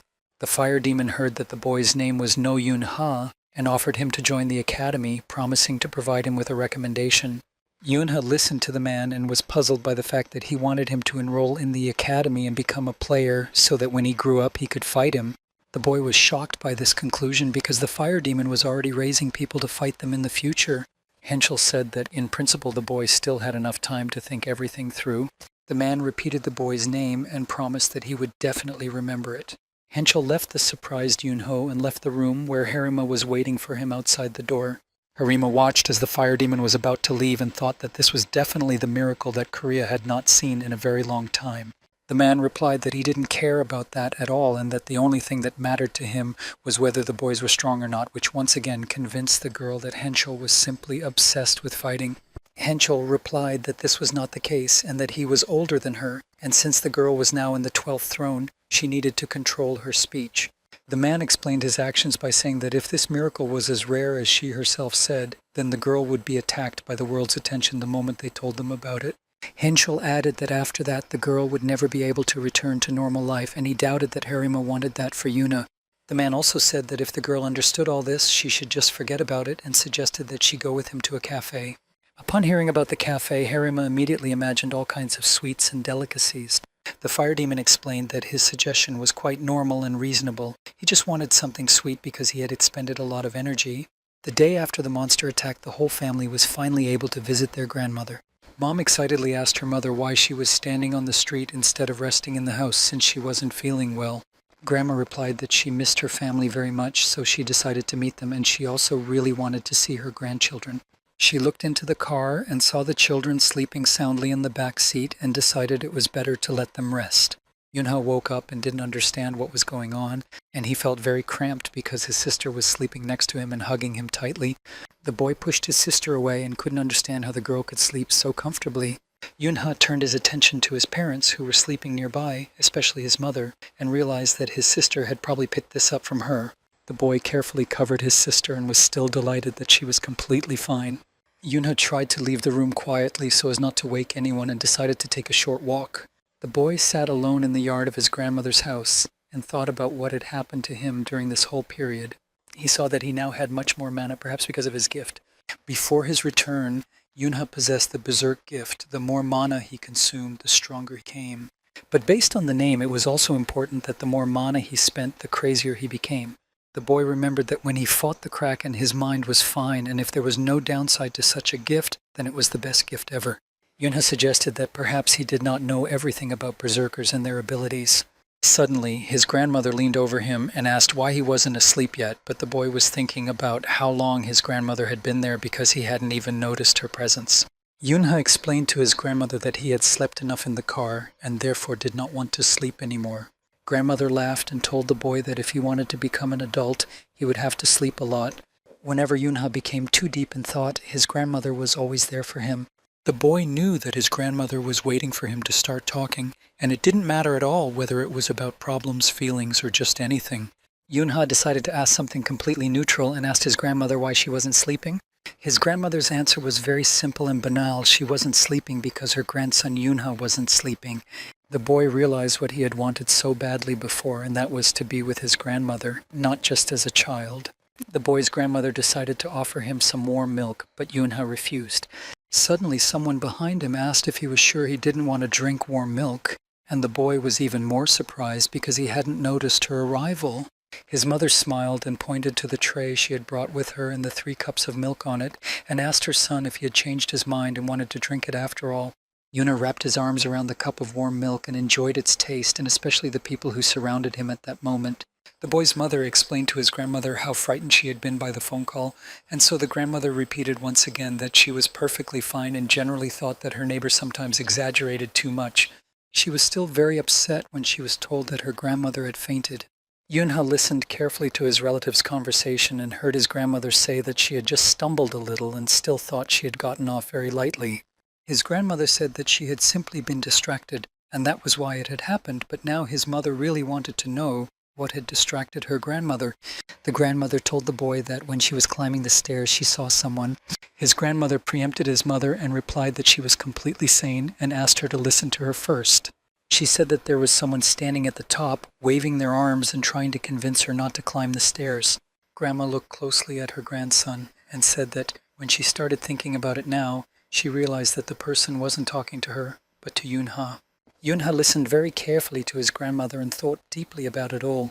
For some reason, the boy was sure that it would be wrong to dismiss it all as his grandmother's usual fantasy. Yunha knew that if something had gone wrong, his whole family would have gone to the other world just like his grandfather. The boy assumed that maybe it was his grandfather after all, but then he was sure that his grandmother should have told him about it earlier. His grandmother thought it was all amazing and that it had happened not so long ago, and she continued to tell him that his grandfather had told her that there was a cute little fawn outside, and of course she went out to look. The boy's mother, hearing this story, remembered a similar situation that had happened to her. She began to tell him that she had also had a similar dream, and in it her father had left a deer. The mother abruptly decided to change the subject and asked the boy what he wanted to be when he grew up. Yunha thought deeply about his mother's question and became lost in his thoughts. The boy began to imagine and see images of different creatures that incessantly asked him to help and save them. His mother saw the emotions changing on her son's face and asked him what was wrong. To reassure his mother, Yunha replied that everything was fine and that he just didn't know what he wanted to be when he grew up. The boy was told not to worry about it and not to stress because it was perfectly normal if he didn't know yet. His grandmother continued to explain that Yunha was still very young and that there was no need to rush into this decision. She advised the boy to experience both the happy and difficult moments of his life, to make friends and even to quarrel with them. Grandma added that the boy should study hard and then one day she was sure he would find his calling. She advised him, based on her seniority, to simply live his life until he discovered what he enjoyed most. Yunha smiled and thought about his grandmother's advice to simply live a happy life. The boy's mother completely agreed with his grandmother's words because time was on Yunha's side and he would surely be able to handle anything. She told her son that his name was Yunha and that it meant universe with infinite power. His mother added that she would always be proud of him no matter what he did because he was her son. His grandmother added that she would also always support her beloved grandson no matter what happened. Yuna appeared very quietly and suddenly and said that she would also like some warm milk. His family called Yuna over since she was already awake, and his grandmother offered to give her a glass of warm milk. Yunha suddenly remembered something, but because of all the recent events, he had completely forgotten about it. The boy gave his grandmother a paper carnation that he had made for her himself in kindergarten. His grandmother was very pleased and said she would definitely put it on the table in the hallway so that everyone could see it. The boy knew that if she put it near the entrance, it meant that she wanted to show it off, but he was sure that his grandmother didn't know that. Yunha thought that it didn't really matter because he had made the gift for her because he really wanted to. The boy wanted to give his grandmother as many good memories as possible in this life. He was incredibly grateful for her presence in his life and was happy that she had raised him, no matter how difficult it was at times. The parents called their children to tell them some very important news, which was that their family would soon be growing. The children were eating at the table at that moment and, upon hearing their parents' words, did not immediately understand what they were talking about. Yuna was the first to realize what her parents were talking about and rushed to hug them, delighted that she might have another little brother, and her mother confirmed her guess. Yunha sat motionless at the table and bowed his head low, and at that moment his mother began to worry about her son's reaction. The boy suddenly raised his head and there were tears in his eyes, but they were tears of joy because he was very happy about the news and did not forget to thank his mother for it. Yunha tried to calm down and, sobbing, told his family that this was the best thing that had happened to him since he was born and that it was truly the best thing in his life. Seeing his son's violent reaction to the news, his father laughed and said that people might think he was the father. The whole family laughed at the head of the family's joke, and they all rejoiced in their family idol. The time came, and one day the boy went back to his kindergarten, Duan. The girl ran happily down the corridor, laughing and shouting that she was already there, and asking if Pucci had missed her. The boy was no Yunha, and according to the goddess's calendar, he was 2 years old in his dream and 7 years old in reality, and he imagined himself to be a dog. The girls surrounded the boy and stroked his head, thinking that this would calm him down, and asked him why he was crying. They kept saying what a good boy Pochi was, but Yunha tried to convince them that he wasn't crying at all. One of the girls standing aside suddenly broke her silence and said that she personally did not understand why they thought Pochi was cute. The girl thought it would be better to throw this mud out, but the boy got angry because Minji always provoked him at the first opportunity. She threatened to tell the teacher that he had insulted her, and then the teacher would definitely punish him. The teacher saw that Yunha was fast asleep and realized that he must have been dreaming at that moment. Yunha was already starting to get a little angry because the teacher had thrown him into a cage with dangerous animals while he was sleeping. One of the adults returned and entered the room, distracting the girls' attention because they were very happy. Yunha wanted to take advantage of this moment and tried to leave the room unnoticed so that the girls would not notice him. The boy went into another classroom, and it was not empty. At his desk, Yunha saw Hyen holding a book in her hands. Yuna asked what the girl was reading, and she replied that it was a book about Sherlock Holmes, adding that she had been obsessed with him lately. The boy remembered and told the girl that in the memoirs of Sherlock Holmes, Sherlock himself and Professor Moriarty fell off a waterfall at the end and went to the other world. Hyen, hearing all this, froze in amazement and looked at the boy with great surprise. Yunha realized his mistake, which was why the girl was looking at him with such surprise, because he had accidentally spoiled the ending of the memoir. Hyang was upset that she hadn't even finished reading it, and Yuna tried to apologize by saying that he would return safe and sound in the next part of Sherlock Holmes. The girl became even more upset and didn't want to hear it, shouting for him to shut up immediately and stop telling her everything, otherwise she wouldn't be interested in reading any further. Yunha felt very sorry, but it was too late. Yunha decided to find another place to relax and went to another room where a group of kids had already gathered and were discussing something very heatedly. The guys formed a circle inside which two of them were fighting, and one boy was defeated but indignantly said that it was all unfair and that next time his opponent would definitely get what was coming to him. Yunhook noticed the one he had wanted to get even with for a long time and said loudly for all the guys to hear that he just wanted to find out who was the strongest in their group, and addressing Yunha personally said that he had come at the right time. The boys reacted very violently and emotionally to all this because now they also wanted to know who was the strongest in their group, Yunhuk or Yunhuk, while Yunhuk himself wondered what these boys were watching on TV that made them react this way. Yunhuk confidently took out the children's sword he wanted to use in this duel and said menacingly that, in his opinion, this city was too small for the two of them.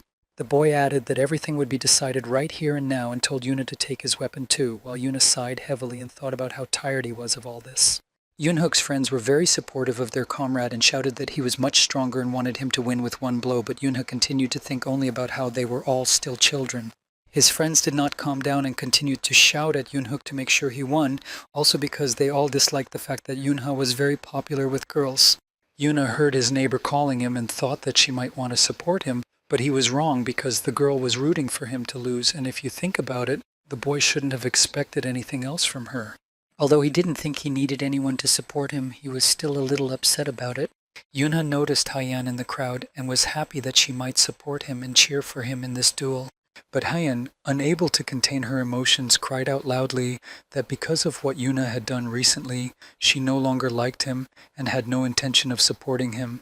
Yuna realized that, as always, he was alone in life, took his weapon in his hands, and was ready for this battle. Yuna didn't hesitate and, confident in his victory, rushed into the attack to prove to everyone that there was no one stronger than him in their group, and there never would be. The boys held their toy swords as if they were in a real arena, and this was far from a game. Yunha easily repelled his opponent's attack, but in doing so he lost his balance. Yunhook tried with all his might to concentrate and stay on his feet, which he managed to do for a short time, but catching his sword was much more difficult. The boy was unable to fight back against Yunha and fell to his knees, losing his weapon. Yunhook clutched his stomach and couldn't and didn't want to believe it because he thought he could continue the fight only if he could use his hidden powers, but everything was completely different. The boy couldn't even stay on his knees and fell to the floor while the others shouted and rejoiced at Yunhook's quick victory. Hearing all these cries of joy and support for him, Yunhook couldn't help but smile and said that it was basically a good fight for him. The boys did not calm down and continued to shout that the boy was very good and strong, and in principle they did not expect anything else from him, and the girls also praised him because they liked how Yunha skillfully played when they all played family together. The boys nudged the boy in the back and said that they believed that if anyone could pull Excalibur out, it would only be Yunha, but the boy himself did not understand what they were talking about. The boys emotionally said that they never thought they would see anyone pull Excalibur out and believed only in Yunha, while the boy himself stood shyly staring at the sword in front of him and thought that maybe he should do it after all. Yuna took hold of the hilt of Excalibur and decided that since the guys were asking him so nicely, he couldn't refuse them and disappoint them. He did it after all and pulled the sword out, raising it high above his head, and the crowd applauded him wildly, and the guys couldn't help but rejoice. The guys shouted about how strong Yunha was, how great he was for being able to pull out Excalibur, and the boy himself even began to feel a little proud of his actions and, embarrassed, asked them all to calm down. At that moment, someone's phone was left under a streetlight and there was not a single person around, which was alarming. The abandoned phone was streaming live television news reports that an emergency had occurred in the city due to the appearance of 7th grade goblins trying to blend in with the crowd in crowded places. While all the news channels were reporting that if anyone noticed them, they should report it to the authorities as soon as possible, the children were running around the playground playing their games, unaware of anything. The girls were having fun and enjoying themselves, chasing each other, touching each other, and shouting whether they had frozen or, on the contrary, the player had melted and could continue the game. Yuna sat in the shade under a tree and watched them all running after each other without stopping, and the boy wondered if they ever got tired, because he already had no strength left for all this. The boy decided to take advantage of the silence to accumulate mana, because after changing the future he needed to use every free second for this. Yunha knew that it would not be long before people in mana would begin to see its great power, so it would be better for him if he could accumulate as much of it as possible. After that incident, the boy could already accumulate much more mana than before. The kids noticed Yunha and asked him if he had rested enough, inviting him to join their game, shouting that he was now the leader, but the boy himself was amazed at their endurance. The teacher was able to distract all the kids and shift their attention to himself, or more precisely to the ice cream he had brought and was about to hand out to them. Yunha watched the whole situation as they tried to get ahead of each other to get to the ice cream as quickly as possible, and thought about how they were all still children. The teacher continued to hand out ice cream to all the children and said that if anyone didn't have any yet, they should come up to him and take some. As the teacher was handing out the ice cream, Yuna and Minji grabbed the same one at the same time and now stared at each other frozen in place. The children began to argue about who they thought had taken the ice cream first, and neither of them was willing to give in. Hearing the children arguing, the teacher approached them and tried to understand what the problem was, while Minji tried to insist that Yunha was a boy and therefore had to give in to her, but the boy disagreed. The teacher took the ice cream away from the children and repeated what he had already told them earlier, that they should not quarrel with their friends. Having made his decision, the teacher did what he thought was best in this situation and broke their ice cream in half. He gave each of them half and added that this resolved their conflict because they could always share with each other. The children unanimously decided that this outcome did not suit them and started playing rock, paper, scissors, with the winner getting both halves. The teacher tried to calm them down and said again that they should share and that it would be the right thing to do. Haiyang suddenly approached the teacher from behind and wanted to ask if he knew where Yoon-Huk was, to which he suggested that the boy might be walking in the garden. Minzy, eating her half of the ice cream, said aloud that she had no doubt that Yoon-Huk was waving his sword somewhere out there. The only thing she didn't understand was why the boy always played by himself and almost never did so in the company of other children.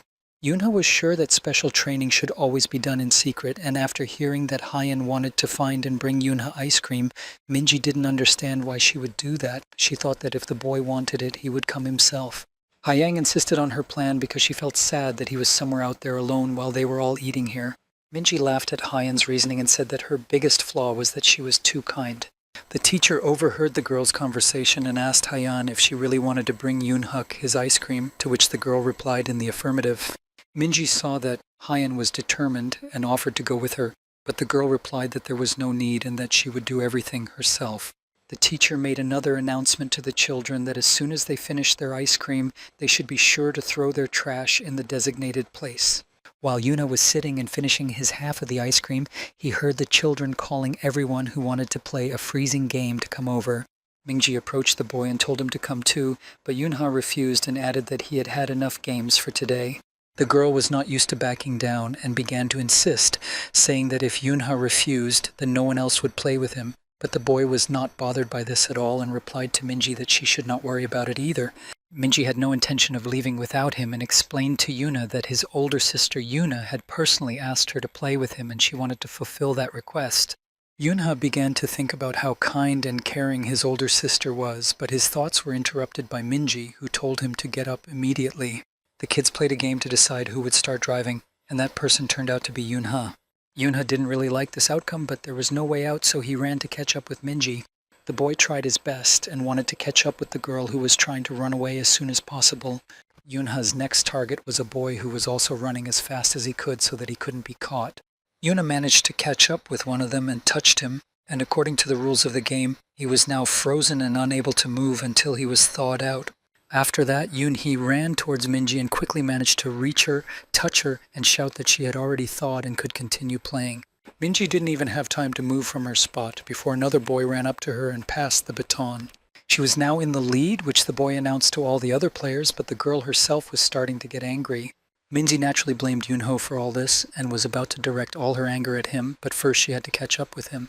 Yoona was already enjoying the game and asked Minji with a smirk on his face if she really thought she could catch up with him. The boy suddenly stopped, which gave Minji the opportunity to catch up with him and tell him that now he was the one in charge, but that wasn't what was bothering the boy at that moment. A moment later, Yoonha was completely enveloped in mana and glowed bright blue, all because he had the urge to destroy. But he didn't understand how that was possible since he was in kindergarten. What he saw next struck him and surprised him greatly, for it was the green paw of a monster with large, sharp claws. Yoonha looked closer and became very angry, still not fully believing that all this was really happening in a kindergarten. The children who were playing on the playground at that moment also froze and stared with wide eyes at the creature hovering above them, not knowing what it was. Above them, on the other side of the fence, stood a huge monster with its weapon, and it was a 7th grade goblin. The girl was so scared that she couldn't even move, and all she wanted was for her mother to come and take her to a safe place. The 7th class goblin was already very close to her, and because of his size he blocked everything behind him. The monster did not hesitate any longer and decided to attack the girl with his weapon without any remorse. At that moment, one of the boys released mana from his hand, and the most important thing in this situation was to act quickly and not be too late. With the help of the mana released during the attack, the goblin was disarmed and even slightly disoriented because he did not expect such a thing. It was Yoonha who used his power and released mana to help the girl avoid this attack. The goblin quickly recovered from the situation and shifted all his focus to Yoona, trying to attack him, while the boy dodged and shouted at the monster that he was tired of them all. Yoonha was determined, as always when it came to monsters, and thought that he would try to quickly deal with it and run to help the other kids. The boy and the monster fought one-on-one, each wanting to get even with the other as quickly as possible. The teacher did not stand aside at this moment either and tried with all his might to deal with another monster, because he needed to ensure the safety of all the children. He used the first thing he could find as a weapon, which was an ordinary broom, and tried to shout to Yoon-hee to stay where he was. The teacher threw his broom at the goblin, and this sight actually made Yoon-ho freeze in surprise. A moment later, Yoon-ha was thrown onto the teacher's shoulder, and they tried to carry him as far away as possible. The teacher did the same with the girl, who was grabbed by the other arm, and all the teacher told them to do was to hold on as tightly as possible. The teacher tried to save the children, but the goblins did not agree with this and chased after him to destroy everyone. The goblin decided to catch up with them as quickly as possible and jumped on them from behind, his weapon already quite close to the children. Yuna decided to help the teacher and himself, and again used his power using mana. The boy tried to concentrate, even though it was not easy in such a hurry, but he was not going to give up so easily and quickly in front of the monsters. Yunha was able to carry out his plan, and thanks to the boy's strength, the monster was thrown as far away from them as possible. The boy breathed a sigh of relief at his success, and it was good that the teacher did not notice any manipulation on his part and continued to run forward to find a place where they could all hide. Yunha entered the room on his own 2 feet while the teacher continued to carry the very frightened girl who was even afraid to open her eyes. The teacher finally reached the place where they could all hide and, exhausted, fell to the floor and began to complain to the kindergarten director while the girl was being comforted for what she had seen. Despite his exhaustion, he still asked the director what had happened to the other children, but the woman assured him that everyone else had already been evacuated and was in a relatively safe place. Yunha overheard the adults talking about how there were actually 2 7th-grade goblins and that they had most likely appeared a few days ago. All this information was passed on to the authorities, and now it was necessary to wait for the players who would be able to sort everything out. The teacher himself said that he would now go and try to barricade the door with the other teachers. As soon as Minji learned this important information, she immediately shouted to all the adults that they couldn't find Yoonhuk and the girl Hyeon anywhere. The principal and the teacher were shocked to hear this information and began to worry greatly about the children, while Minji added that she had seen them recently in the garden and that they were going to get ice cream. Despite his great fear, the teacher decided that he would definitely bring the children back, but the principal doubted this and was sure that he would not succeed. They had no idea what to do now, but they were very worried about the children. Some of the children heard what their teacher Tayu was going to do and began to cry, begging him to stay with them and not go anywhere. The rest of the children began to cry because they were worried about what would happen to their friends and asked teacher Tayu to find them and bring them back. At that moment, the boy Yoonhuk was grabbed by the monster's paw, while Hyeon, who was standing a little to the side, watched them in horror and trembled with fear. Hyung saw that the monster was no longer waiting and was attacking the boy, trying to destroy him, and she couldn't stand by and watch. She summoned her mana and shouted loudly at the monster to stop. The girl used her power to throw the monster away from Yoonhuk and rushed to him to see if he was okay. They still had to decide what to do next. The second goblin was not as far away from the kids as before and looked at them with anger, wanting to avenge his kin. Hyung helped Yoonhuk to his feet, and they both looked at the monster, trying with all their might to come up with a plan for what to do next. Yoonhuk realized that standing in one place would only make things worse for them, so he grabbed the girl and told her to run as fast as she could. Hyung still couldn't figure out what to do and asked Yoonhuk about it, but he tried to calm the girl's panic and said that the adults would definitely be able to find them, and until they came they needed to hide somewhere. Yoonhuk saw a metal structure in front of them on the playground and said that they should try to climb it so that the monster couldn't reach them. The boy let Hyun go first and helped her climb as high as possible so they could wait there until the adults came to their rescue. Yoonhuk heard behind him that the goblin was closer than he thought and told the girl to keep climbing as high as she could, but Hyun realized that he was not going to climb with her and became even more frightened. The boy decided that he should stay below and delay the monster until the adults arrived, thereby trying to protect Hyun from the monsters. Hyang tried to dissuade the boy from this idea and urged him to climb up to her immediately, but Yoonhuk, already holding his child's sword tightly in his hands, was ready to face the monster head-on. The boy gathered all his anger and was ready for this battle like never before because he understood perfectly well that there was no one else who could do it now. At that moment, Yoonhuk imagined the image of someone he admired and wanted to be like, and that was the fire demon. The boy remembered watching his victory over the Kraken on television and how impressed he was. Yoonhuk rejoiced in the fire demon's victory as if it were his own, and considered this man a true hero. He wanted very much to become just like him when he grew up.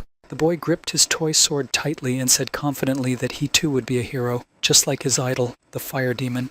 The goblin was already furious and wanted only one thing: to deal with Yoonhuk as quickly as possible. Yoonhuk tried to focus and convinced himself that everything was fine and that he just needed to remember all his training, but at that moment the monster was already rushing at the boy and trying to attack him. The boy closed his eyes tightly and tried to overcome his fear, convincing himself that he would definitely succeed, and was able to block one of the monster's blows. But the goblin was many times stronger than Yoonhuk and was able to corner him with no way out, and the monster was already ready to finish the job. Suddenly another person appeared who could not pass by this battle, but, on the contrary, was going to take an active part in it and picked up another children's sword. Yoonhuk already thought that he would soon be sent to the other world and could no longer bear to look at the monster, so he covered his eyes tightly with his hands. Hyang, who was watching everything that was happening around her from her hiding place, was very frightened but did not know how to help her friend. Yunha, who appeared suddenly but at the right moment, covered Yoonhuk with his body and resolutely rushed at the monster. Yoonhuk heard the boy say that he was doing well in frozen surprise because he did not expect to hear such words from someone he had recently fought with, wanting to find out who was the strongest in their group. Yunha didn't stop there, and looking Yoonhuk straight in the eye, said that he considered him a real man. Yoonhuk was even more surprised by what he heard and couldn't understand why Yunha was saying all this to him now. While the guys were arguing, the monster decided not to stand aside and rushed at Yunha, but Yoonhuk noticed this in time and shouted at him to turn around immediately. The goblin's weapon was powerful and very sharp, and if it reached its target, the man would be in serious trouble. Yunha managed to turn around in time and repelled the monster's attack with his sword, which was imbued with mana. Yoonhuk stood behind him and couldn't believe that Yunha was capable of such a fight, and so skillfully not only parried the monster's attacks but also attacked it himself. Yunha was able to defeat the 7th class goblin, leaving a turquoise diamond on the ground. The boy, having completely regained his composure, turned to Yoonhuk and said with a smile on his face that now everything was over and he could finally breathe a sigh of relief. Without a moment's hesitation, Yoonhuk rushed to hug his friend, saying admiringly that he was a real hero to him. Yoonha tried to break free from the embrace, but he couldn't because Hyan, who was just as impressed by what she had seen, rushed over to him as well. The girl began to cry and tell how scared she was, but she still had no intention of letting go of her embrace. Yoonha remembered how, a little earlier, he had been walking past the room and accidentally overheard a conversation about how the children couldn't be found and no one knew what would happen to them now. The boy decided he couldn't just stand by and went to look for them. When he got to the playground, he used his mana to scan the entire area. Yoonha saw a figure with a large mana and recognized it as Hyan, who then noticed Yoonha and was glad that the boys were okay and that they had both managed to escape. Yoonha relaxed too soon and rejoiced, because a little further away he scanned another figure, and it did not bode well because the monster was approaching the place where everyone else was hiding. Noticing the monster, the boy decided that he first needed to deal with the goblin approaching the gym, and then returned to Yoonhuk and Hyan. The monster froze and tried to sniff out those it wanted, and the goblin itself looked very frightening. Yoonha went out to meet it and was ready to fight because he felt he had to take care of the safety of all the kids and his teacher. As soon as the monster saw the boy in front of him, it instantly rushed at him, wanting to destroy him once and for all. Yoonha used his strength and, with a stationary knife in his hand, serving as a weapon, jumped high into the air and was able to leap over the monster. The boy, of course, used his mana and intended to attack the monster with as much force as he could. Yoonha, finding himself behind the monster, struck his blow and the goblin was unable to dodge and was destroyed. After the battle, the boy looked at his weapon and saw that the stationary knife was no longer usable and would be impossible to use, but it had still been of great help to him. He threw his weapon next to the crystal and rushed back to help the others, thinking about what kind of person would break into a kindergarten like this, and that as soon as he reached the second monster he would definitely deal with it. The boy ran as fast as he could, thinking only of how his friends could hold out until he arrived, and tried to send a mental message to Yoonhuk and Hyan that he was on his way. Yoonha returned to reality, where the kids were still hugging him with all their might, unable to recover from the shock, and he decided that it was better to let things be and endure it a little longer. Suddenly, the boy saw Teacher Tae-ho rushing to their aid with a broom in his hand which he was going to use for battle, and he was already shouting at them, wanting to know immediately if they were all right. Yoonha finally calmed down, realizing that it was all over and that all the monsters that had attacked the kindergarten had been destroyed, so he happily replied to their teacher that yes, everyone was fine. After a while, a large crowd gathered at the kindergarten, including law enforcement officers and worried parents who had come to pick up their children as soon as they heard what had happened. One of the men in uniform talked to Yoon-ho, wanting to know from him personally if he had really managed to destroy the monster. The boy, feeling shy and avoiding a direct answer, began to evade the question and said that the goblin was only slightly injured and that it simply disappeared when Yoon-ho struck it several times. The man was puzzled because even if the goblins were 7th or 8th class, they were not so weak that a 7-year-old child could defeat them. He knew very well that monsters could only be sent to the other world by destroying their core with a weapon imbued with mana or a very strong physical attack. The man began to ask the boy about the goblin that was in the corridor. Yuna continued to look for a way out of the situation and therefore replied to the man that he was most likely able to destroy the goblin who had sent the other one to the other world, and after their battle, one of them was very weak, so the boy managed to deal with him. The boy really hoped that the law enforcement officer would be completely satisfied with this answer and that there would be no doubts, and he was basically right. The man behind the podium announced that on behalf of the Songbuk-gu office, they expressed their deepest apologies to the Doan kindergarten for the recent incident. Looking at everyone gathered in the hall, the man continued to say that they would do their best to ensure the well-being of this kindergarten. The man smoothly transitioned to pleasant and joyful moments and pointed to their hero of the day. It was No Yoon-ha who received the gratitude, and he was presented with a certificate that was issued to the brave child for his courage in saving people from the attack of monsters. Everyone in the room applauded loudly for the boy's bravery, and his classmates and teacher were especially impressed.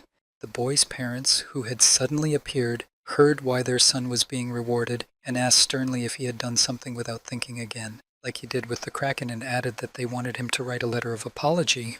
Yoon-ha heard his parents' reaction and was sure that he would not get off so easily this time. The reporters asked the boy to smile a little wider so they could get a good picture. After some time, the school administration decided to hold a festival at the Doan kindergarten. This festival featured a character and a legend that said that a long time ago there lived a princess named Snow White, whose face was whiter than white and who was very beautiful. This was Snow White Hyen. According to the legend, Snow White had a warm heart, and 7 dwarfs who loved her very much lived in the forest. The girl was really very sweet and beautiful, and the dwarves protected her and kept her safe from all trouble. Her parents watched these actions on stage from the audience and admired their children and their performance. Yoon-hook grabbed his head and ran up to Yoon-hae, whom he had recently considered his captain, and began to shout that he didn't know what to do now because he had forgotten his lines. Yoona did not understand why the boy was panicking so much, because he had been given only one line to learn and repeated his words for him once more.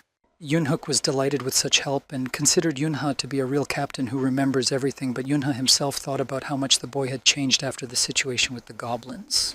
Yoon-ha remembered how the boy had called him a warrior, but he didn't like that at all and insisted that he stop calling him that, so they agreed that Yoon-hook would call him captain instead of warrior. Yoon-hook said that he understood everything and promised his captain that he would definitely show how good an actor he could be. On stage stood a princess in a beautiful dress with her gnomes, and someone was already rushing to meet her. The girl who came on stage asked the princess to look at the red apple in her hand, which looked very appetizing. Princess Snow White looked closely at the apple and decided that it really did look very beautiful. The dwarfs tried to warn the princess not to take anything from a stranger and were almost certain that the apple was poisoned. One of the dwarves even shouted at the princess not to eat the apple under any circumstances. The boy Yoon-hook, who was also on stage, shouted very loudly that she should not dare to take it. The boys shouted in unison for the princess not to touch the apple and under no circumstances eat it, and they played their parts perfectly, their emotions incredible. The teacher took the microphone and narrated everything that was happening on stage for the guests. At this time, emotions on stage were running high because the gnomes were trying to convince the princess not to eat the apple, while the queen wanted to insist on her own way. The parents and relatives of the children who were watching the scene and everything that was happening on it were delighted with the actor's performance. Yoon-ha, who was still behind the scenes at the time, watched Yoon-hook closely and thought that the boy was acting like a robot and moving in the same way. The queen, tired of waiting and persuading Snow White, threw the apple at her so that she would finally eat it. The girl threw the apple, but it ended up in the mouth of someone other than the intended recipient, which made her even angrier.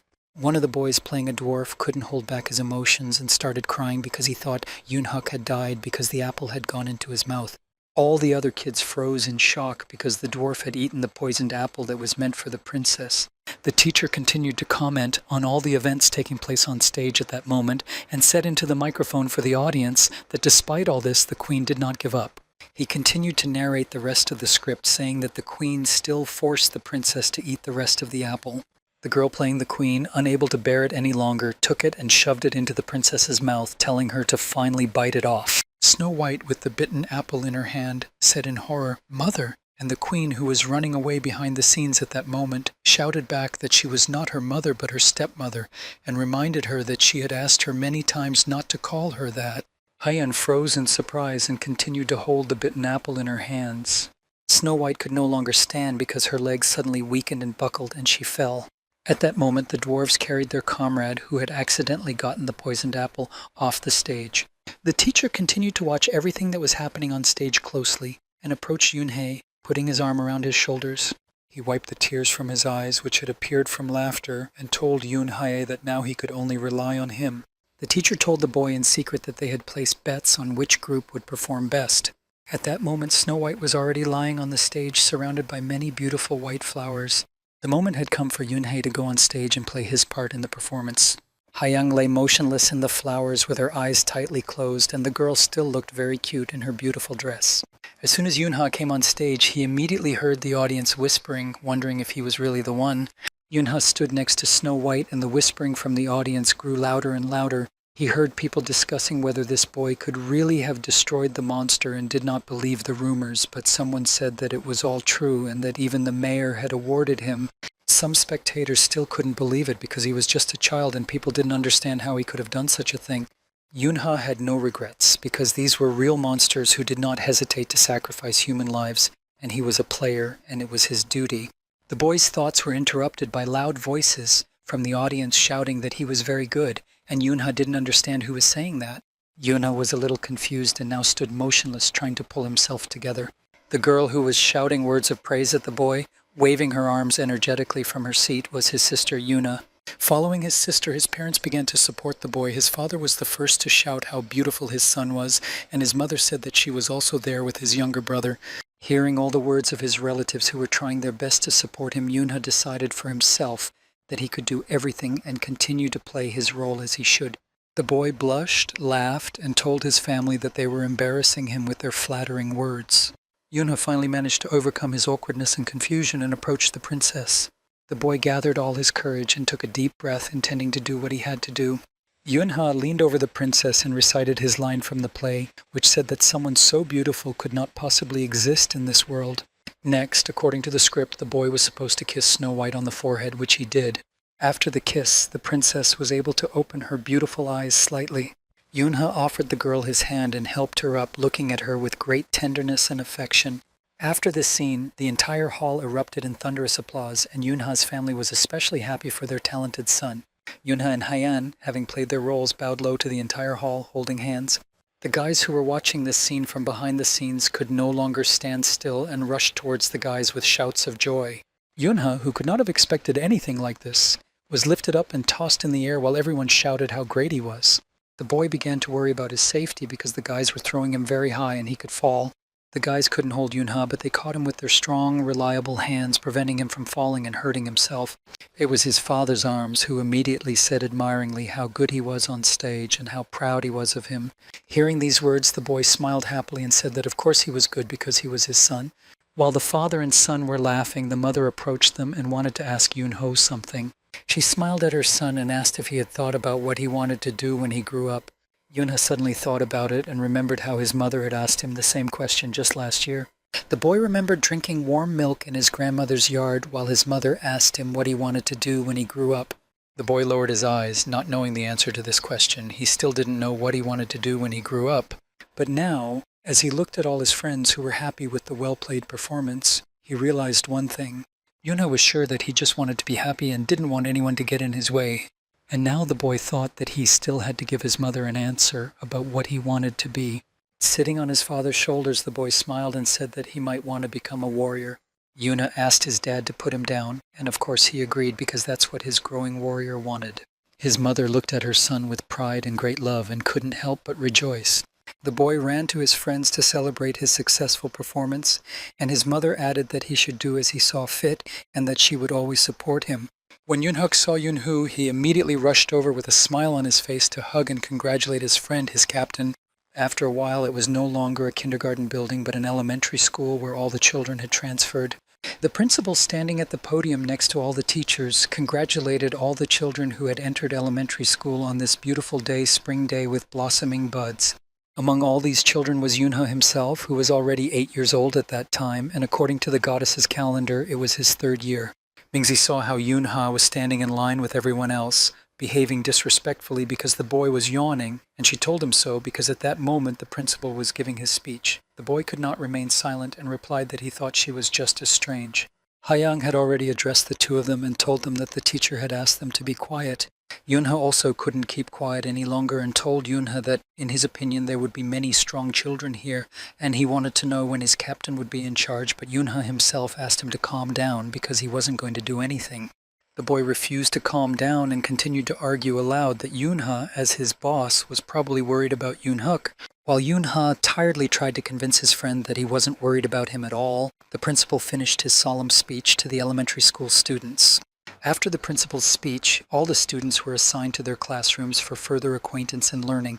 A girl stood up in front of the whole class and introduced herself, saying that her name was Kim Minji and that she was from the Manhwa district. The girl told everyone that she had attended Doan kindergarten and that she still wanted to play and make friends. She also said that she loved watching melodramas and listening to music, but as he listened to her, Yunha didn't understand why she was talking for so long.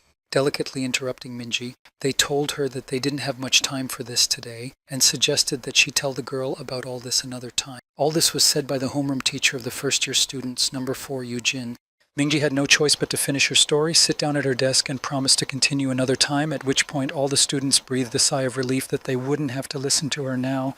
The teacher asked the next student to introduce himself to everyone, and it was Yunha, who was already getting up from his desk, ready to fulfill the teacher's request. Unlike Minji, the boy decided to tell a little about himself, saying that his name was No Yunha, that he was from Doan kindergarten, and finally that he hoped they would become friends. As soon as teacher Gina realized that was all, and the boy was not going to say anything more about himself, she began to think about who to ask next to come up and introduce themselves. Gina looked at her journal and chose the next child from the list, which was a student named Yang Hayan, and she also asked the girl to introduce herself. Hayang stood up from her desk, but her head was bowed low, and it was clear that she was uncomfortable with the whole situation. The girl couldn't start because she was very shy and felt uncomfortable with the whole class staring at her so intently. She was only able to say that her name was Young Hayan, but then she stopped and couldn't continue, no matter how much she wanted to pull herself together and overcome this barrier within herself. At that moment, Yunha was watching Hayan closely and began to worry a little about the girl, seeing how difficult it was for her to overcome herself, but he really hoped that she would definitely cope with everything. Hayang tried once again to pull herself together, and for some reason she remembered an event that had happened earlier. A man was standing on the porch next to the girl and introduced himself as Hayan's father, saying that he was very pleased to meet his daughter's friends. The guys who had all come to visit Hayan greeted her dad cheerfully and with smiles on their faces. The girl's father knew that it wasn't easy for the kids to get to their house, so he promised to make them a delicious lunch and asked them what they wanted to drink while they waited. Meanwhile, Yunha was looking very closely at the girl's father, and something was bothering him. While the boy was wondering where he might have seen him before, the other boys were shouting over each other, telling Hayan's father what they wanted to drink. One asked for chocolate, another wanted mango juice, and Hayan herself told her father that she wanted yogurt. The man promised all the children that he would bring them the drinks they wanted and turned to Yunhai to ask what the boy would like to drink. The boy first asked the man for an espresso for himself, but then he thought better of it, smiled, and said that he would rather have banana juice. A luxurious table was set before the children, laden with plates of all kinds of sweets, and the children looked at it all with delight. The children began to try absolutely everything on the table and thought that it was all very tasty and excellent. Minji said that Hayan's dad was a very good cook, to which Yoonhuk looked at her in confusion, not understanding why she was showing off, to which the girl replied that Hayan was her friend. Yoonhuk decided that Minji was a foodie and immediately told her so, but she shouted furiously at him not to call her that. The boy continued to tease and annoy the girl, and he was very good at it while Yoonhuk watched from the sidelines. While Yoonhuk was drinking his banana juice, he thought about how delicious everything on the table was that the kids reacted that way. The boy continued to drink his juice, and suddenly, in a moment, his eyes widened in confusion. Yuna was puzzled because he couldn't understand what he had just drunk, but his body was already covered in a blue glow. The boy looked at his glass in surprise and realized that his mana was being restored, but he couldn't understand how it had happened. Yuna finally realized what had been poured into his glass, and he was even more surprised to find that it was a potion. Potions are elixirs that help to almost completely replenish the mana in a person's body. Players who fight monsters and beasts always carry this elixir with them because it is as important to them as their own lives. Hyung saw how Yuna pushed the glass away from him and thought that he didn't like his banana juice, but the boy assured her that everything was fine and that it was very tasty. Yuna asked the girl a question because he really wanted to know her father's name, but Hyun herself thought that such a question sounded strange. The girl decided to answer anyway because it wasn't difficult for her to say that her father's surname was Yang and his first name was Seok-hoon. Upon hearing the girl's answer about her father's name, Yunha froze in admiration and the boy's eyes sparkled with anticipation. The boy rushed over to Hyun and suggested that they become very close friends. Yunha closed his eyes and repeated Hyun's father's name to himself, admiring the man for revolutionizing the potion market. Young Seok-hoon always selected ingredients very carefully and had a gift for filtering, which also allowed him to extract the essence itself. This man would surely become the king of the potion market and the Alice Group, which was one of the 3 largest companies in South Korea. Yunha thought about how he had never heard before that this man had a daughter, and this was incomprehensible to the boy. He finally understood the reason why he knew nothing and had never heard about the man's daughter, and it was all because the girl had survived because Yunha had managed to save her. Yunha touched the girl's shoulder, wanting to tell her something very important. The boy told her in all seriousness that if anyone at school bullied her, she should be sure to tell him, and he would not let it go. The girl heard everything Yunha said and looked down shyly, but she agreed and thanked him for his concern. Remembering all this, Hyun returned to reality, clenched her hands tightly, and mustered up the courage and bravery to tell the whole class about herself. The girl began to say that she was also from Doan kindergarten, like Yunha and Minji, and added that she loved reading and drinking tea. Hyung admitted that she was still very shy when talking to new people, but asked everyone to talk to her anyway. Yunha was pleased that Hyun had finally mustered up the courage to talk about herself. In fact, he had expected nothing less from his best friend. Teacher Gina was pleased with the girl's story about herself and be sure to tell her how well she did. Gina then told everyone that it was time to hear about another student named Jin Sona. Yunha looked at the person their teacher pointed to and froze in surprise, staring intently at another elementary school student. The boy noticed something unusual about the girl, and that was the furry ears on her head. And not only that, Jin Sona stood up and lowered her eyes to the floor as the children paid close attention to her, and she heard them talking about her unusual ears and tail, wondering if they were real and if she was a monster. The girl was not a monster, but she was a half-breed, which was the name given to people who were born with a poor distribution of mana. When people met such half-breeds, they treated them with great caution and were not at all friendly, and they had their reasons for this. People who had lost loved ones to monsters disliked half-breeds because they were very similar to monsters. Without raising her eyes, the girl began to talk about herself, saying that her name was Jin Sona, and that she did not go to kindergarten, but would very much like to be friends with everyone.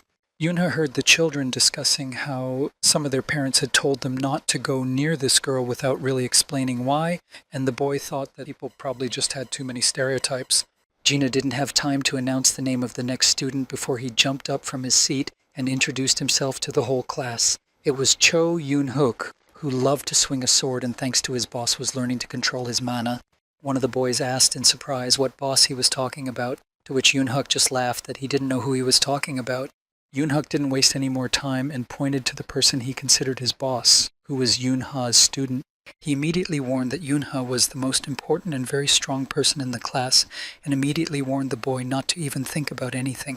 Yoon-hook was not satisfied with this, and began to shout very emotionally and loudly to the whole class about how he had the best boss, while the teacher tried to calm her student down. Teacher Gina thought about the words she had just heard from Yoon-hook and made a decision. Gina told Yoon-hook to stay after class and bring his parents because she needed to talk to them about something, which made the boy nervous because he hadn't done anything wrong. After class, as his teacher had instructed, Yoon-hook sat waiting for his parents, which was very tiring for him. Yoon-hook's shouts echoed throughout the school as he continued to yell that his boss was the best, but Yoon-hook himself was sent to the teacher's office, and the boy began to get angry and decided that from now on, training for Yoon-hook would not be as easy as before. Sometime later, while in the cafeteria, Yoon-hook thought about how the tests to check the amount of mana for first-year students had finally ended. Based on the results of these tests, Yoon-hook and Sona were definitely above average, but Hyun's mana couldn't even be measured, so the teachers thought it was some kind of mistake and therefore recorded the girl as average as well. Yunha reflected that in principle everything had gone without incident, which was the most important thing, and so he could eat normally. At that moment, his classmate Yunhuk was already calling him over to his table, shouting across the dining hall for the captain to come to him. Yunhuk wanted to appease his captain somehow, so he said he would bring them more food. Mindy said to Yunhuk that this was his third time going and that the cook would soon remember him. Meanwhile, the boy, who was already standing near the food distribution area, did not understand how the cook knew his name. The girl decided to show her concern as well and asked Yunhuk if he had eaten enough, adding that she was thinking of going to get more. Hearing all this, the boy began to smile and replied to Minji that he was not surprised at all, as he considered the girl to be a glutton. While the kids were arguing about whether the girl was a glutton or just took less food from other tables at the beginning, the other kids started talking about who had appeared in the dining room. These same kids continued to whisper that the girl really did have a tail. They couldn't understand why someone like that girl was allowed to attend their elementary school. The boys began to talk louder and louder and asked each other not to look the girl in the eye under any circumstances. Jin Sona was walking with her tray of food among the rows and could hear very clearly what all the kids were talking about. Sona stopped at one of the tables because there was an empty seat behind it. The girls sitting at the table looked at Sona in surprise, not understanding what she wanted or why she had stopped near them. Jin Sona plucked up her courage and quietly asked the girls if she could sit next to them and have lunch. One of the girls proudly raised her head and arrogantly said that no, she would not allow her to sit at their table and have lunch with them. The boys who were watching all this from the sidelines said with annoyance that of all the possible tables, Sona had decided to approach the one where Jin Sena and her friends were sitting. At that moment, Jin Sena herself did not understand and asked Jin Sona what she was thinking, who she thought she was, and what she was expecting when she approached them and wanted to sit at their table. Jin Sena's friends supported her and advised Sona to know her place, which in their opinion was definitely not next to them, and generally advised her to pay attention to her appearance and what she was wearing.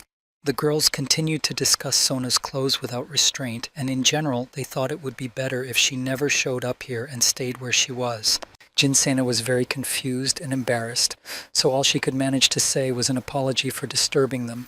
Minji could no longer remain silent and indignantly asked why Jin Sona was behaving this way and whether she thought that being rich meant she could do whatever she wanted. She couldn't understand how anyone could be so mean, while Hyen thought about how cruel this girl was. Even Yunhuk was stunned by such cruelty towards a stranger and said the same thing to his captain. The boy pointed to the girl who couldn't take the insults and started crying, and at that moment Yunhuk remembered something from his past life. Yuna remembered the time when in his past life he was an adult captain and destroyed monsters, and then he knew for sure that not all half-breeds were good. Sitting in front of Yuna at that moment was one such representative who told the captain that he probably thought that the poorer a person was, the further they were removed from society and the kinder their heart became, but that was not true. The half-breed added that, of course, there were good people among them, and there might even be good children, but there were still many more bad ones. The man advised the captain that he should not treat them better just because they were half-breeds, and if he cared so much about them because of him, the man believed that he should stop immediately. Yunha asked the man, whose name was Jin Paran, why he thought he was so kind, but Paran tried to explain that he wasn't talking about that at all. The captain suggested that perhaps Paran thought he was weak, and demonstratively began to draw his sword, which was already imbued with mana. Jinparan was frightened by what he saw and tried to justify himself to the captain, saying that he did not consider him weak at all, but Yunha continued, saying that he had come to his tent in the middle of the night and was trying to annoy him. Yuna clearly and confidently ordered the man to leave and go on patrol immediately if he did not want to receive a beating. After a while, in the dungeon of the abyss, Paran was already fighting one monster and successfully defeated it. The man breathed a sigh of relief after the battle because that monster was quite strong compared to the others here. Paran had not yet fully recovered from one battle when another monster attacked him. The man was unable to react quickly enough and missed this attack. The monster that attacked the man had long tentacles with spikes that were very dangerous. Paran saw a monster as tall as himself whose size was terrifying and tried with all his might to pull himself together, but he couldn't. Suddenly the captain came to the man's aid, rushing to attack with his sword without hesitation. Yunha approached Paran and intended to protect him from the monster, no matter what it took. The captain gathered all his strength and began to attack the monster, and he succeeded. However, this only angered the monster even more, and it rushed at Yunha, trying with all its might to reach him. Yuna reacted instantly, and that saved him. The man thought that now was the time to use his mana. The captain used his weapon in all his battles with monsters, and it was a sword that served him faithfully. With this same sword, Yunha managed to successfully attack the monster again. The monster tried to resist as best it could, but it was very difficult to fight the strong captain. Yuna concentrated on his mana and delivered a very powerful attack on the monster, and this blow was the final one. The captain, having successfully ended his battle, ran with all his might to Paran, who was lying motionless at that moment. Yunha tried to help the man in any way he could to save him. Paran advised the captain not to stop and to go as fast as possible because he had already come so far, and now was not the time for hesitation. Yuan was already running towards the men with all her might, and the captain asked her to try to help Paran in any way she could. Unfortunately, the girl was unable to do so because she was very familiar with these wounds, which no one could help, and as a result, Paran would soon pass away. Paran was calm because he knew from the beginning what he was getting himself into and what the price of fighting monsters might be. The man was ready for this, and did not understand why the others continued to stand there instead of moving on to fight the monsters. Yune had to accept the whole situation and waited for Paran's last words. Paran reminded the man of their conversation when he said that not all half-breeds are good and that they should not be treated better just because they are half-breeds, and the captain replied that he remembered that well. He went on to say that there could be even more bad people in the world and that the captain shouldn't turn a blind eye to this just because Paran himself was no different from them. Before passing away, Jin Paran managed to say one last thing, that he himself was not a very good person. Yunha remembered the whole situation with his friend, returned to the past, and made a decision for himself. The boy got up from the table, intending to leave, but at the last moment asked Minji to do something. Yunha wanted Minji to make some room at their table, and he went to find the person for whom that seat was intended. He approached Sona, but the girl didn't seem to notice him. She was very upset and lost in her thoughts. Yunha took the girl by the arm and led her to his friends, telling her that there was a free seat at their table. Jean Sina and her friends saw what the boy was doing and stood frozen in amazement watching them. Sona wanted to tell Yuna that this was too much and accidentally touched his hand.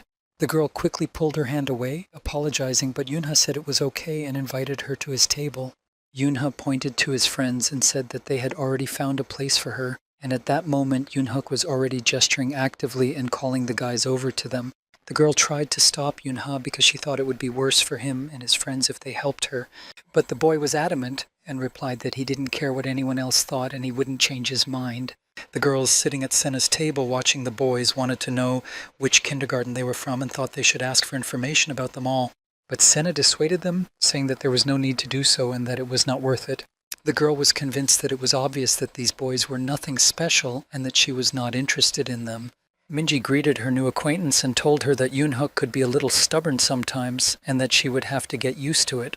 Yunhuk also greeted the girl and told her that lunch was very tasty today. Hyang almost immediately offered Sona some barley tea, and the girl was embarrassed by such attention and care from strangers. Hyang immediately offered Sonia her friendship, which made the girl even more embarrassed. Sona looked at them all intently and did not understand why they were so kind to her, while the boys themselves carefully advised her to drink the tea more slowly because it was hot but very tasty. The girl wrapped her arms around the cup of tea, looked at her reflection, and tried to understand what she had done to deserve their kindness and care. Sona drank the tea in one gulp and it turned out to be very tasty. The girl began to eat, but she was still too shy to look up. Sona choked because she was eating in a hurry, and Yuna kindly asked her not to rush because no one was going to take her food away. Hearing these words, the girl couldn't hold back and burst into tears.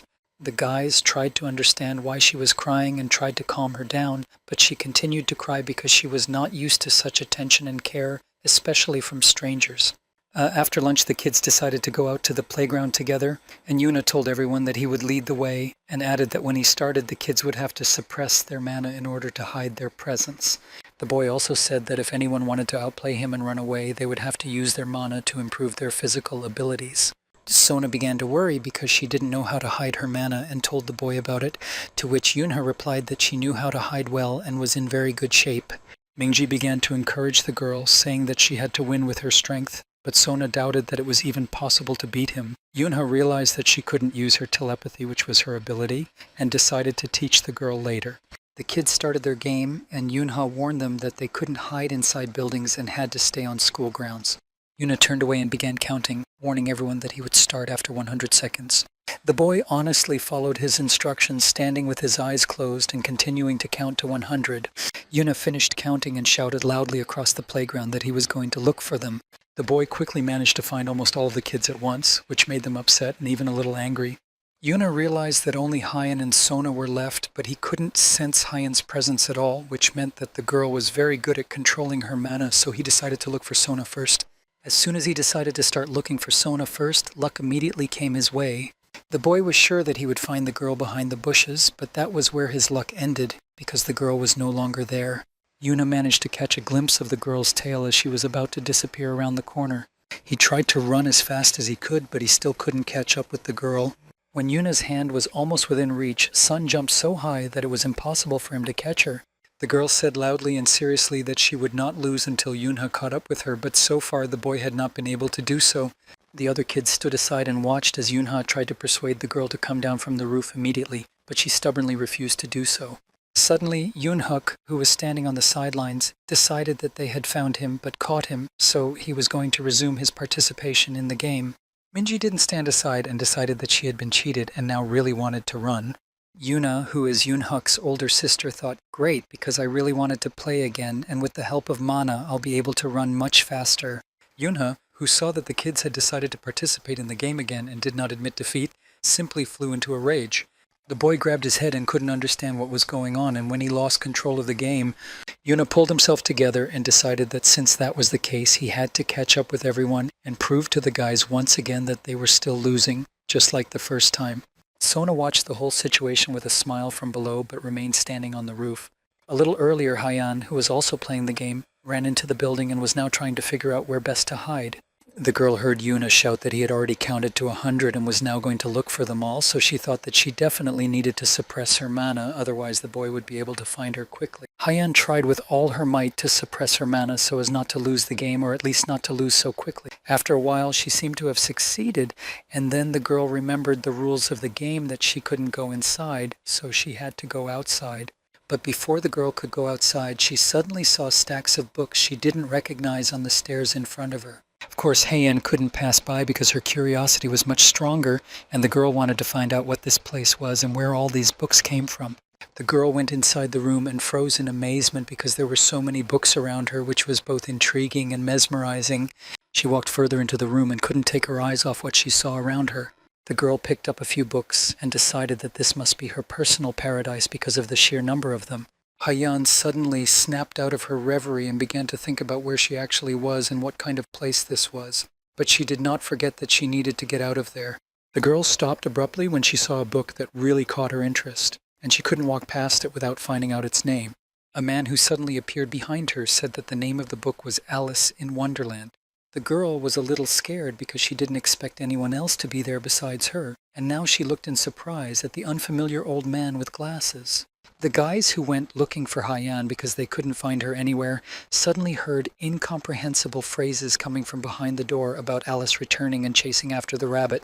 Yunha immediately entered the room because he thought the girl was in danger, but when he saw what was happening, he could only say the girl's name, Young Hyan, in a threatening tone. At that moment, Hyan was sitting on her grandfather's lap, and he was reading her the very book about Alice in Wonderland, but as soon as the girl heard her friend's voice, she immediately became nervous. Yunha greeted her grandfather and explained that Hyan had disappeared while they were all playing a game, which is why he was looking for her. Her grandfather told the girl that she should have warned him that she was with her friends. The other children watched everything from the doorway and tried to be quiet, while Hyan replied to her friend that she had simply forgotten. Yunha was furious at this answer and couldn't understand how she could have simply forgotten, while the girl tried to apologize because she was actually ashamed of her actions. He told Hyan to let them know if she wanted to leave, and she said she would and apologized again for what she had done. Yunha thought that if he continued to scold her, she would cry, so he should stop. Yunha also apologized, but to the grandfather for interrupting him, but the grandfather replied that nothing terrible had happened and that he had been very bored until Hyan came to visit him.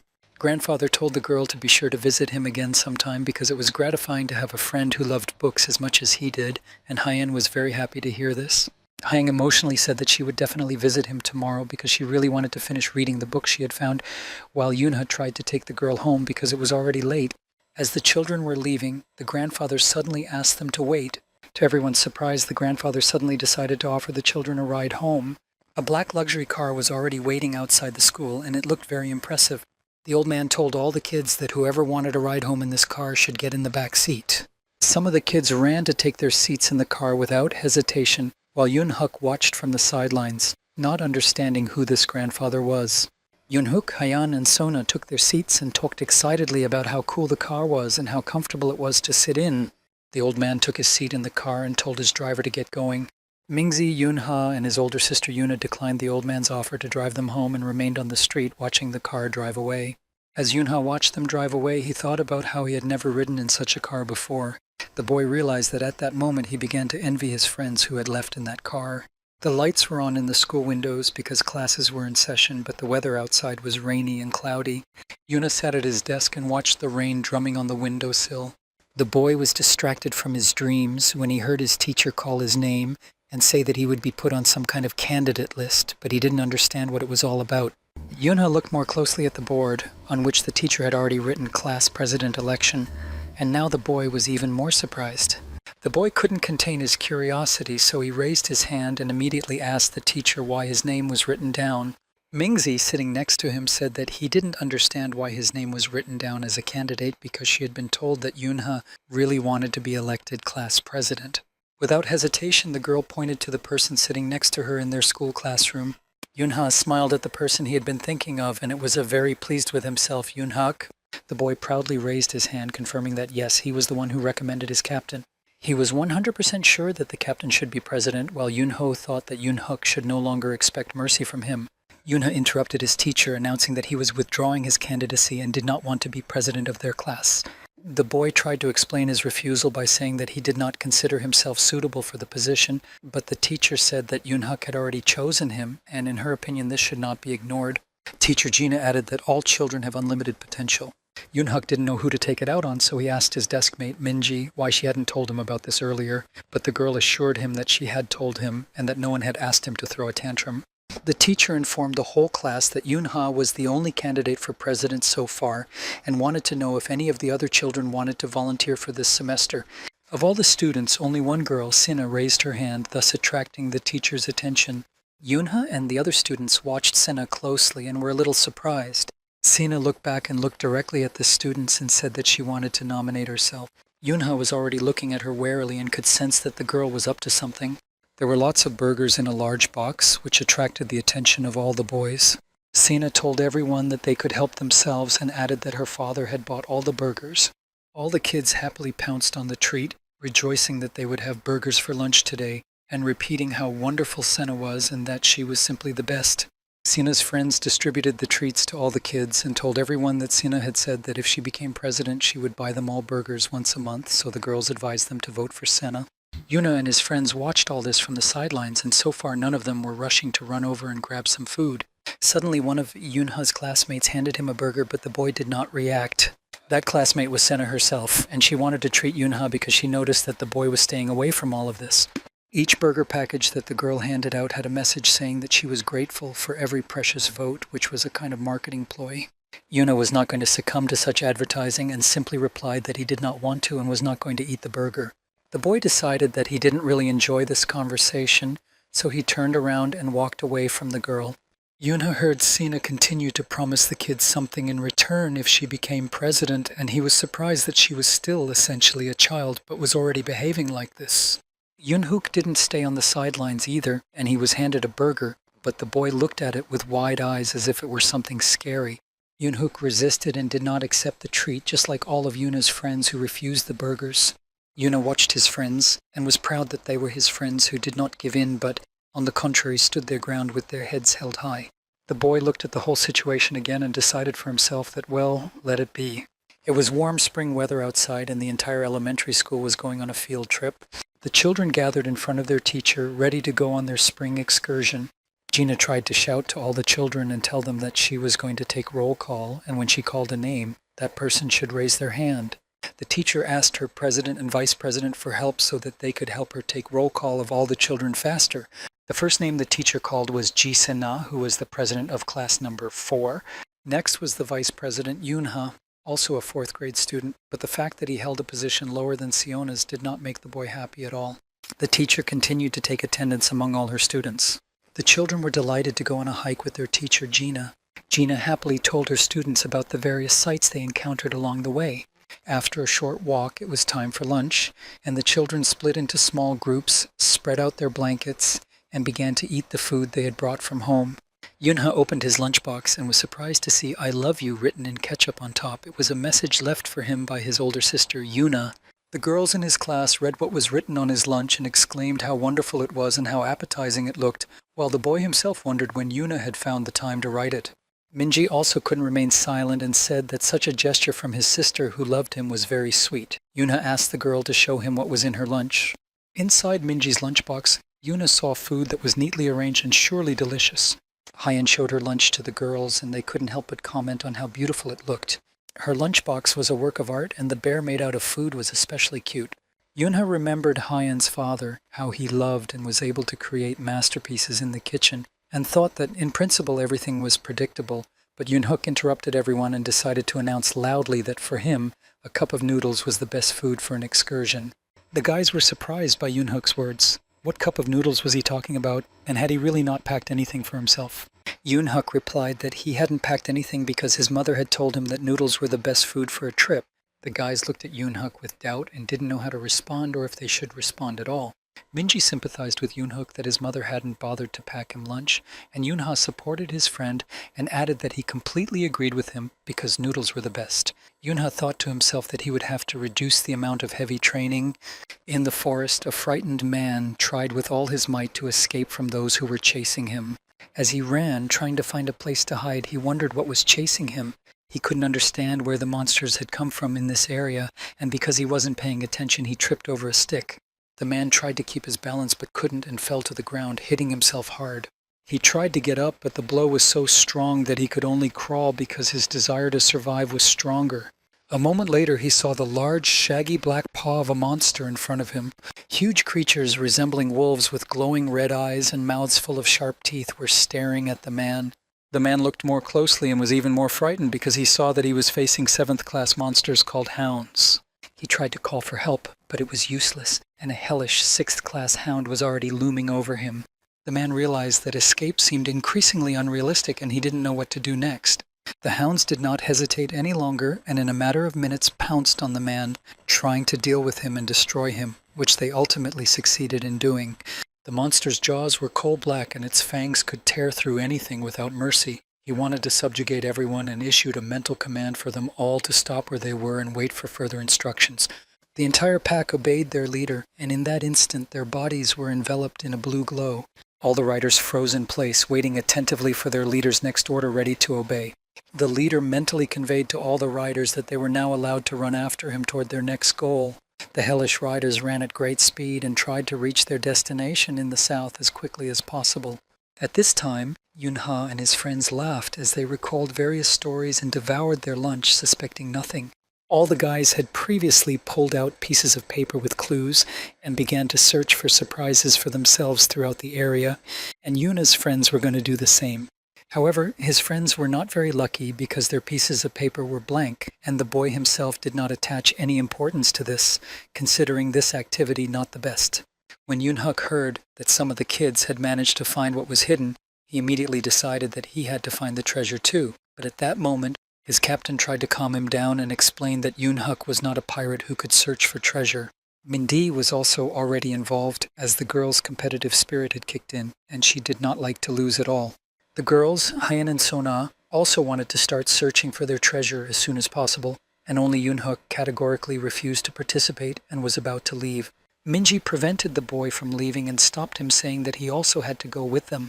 All the children were excited about the search, and only Yunha thought about how much he wanted to go home because for him it was no longer a joyful picnic but a hike. Yunha kept thinking that it would be better if they went to the Gyeongbokgung Palace, which was much closer. Yunha was overcome with memories that brought him little joy because the Uiwonbu district was located just beyond this mountain.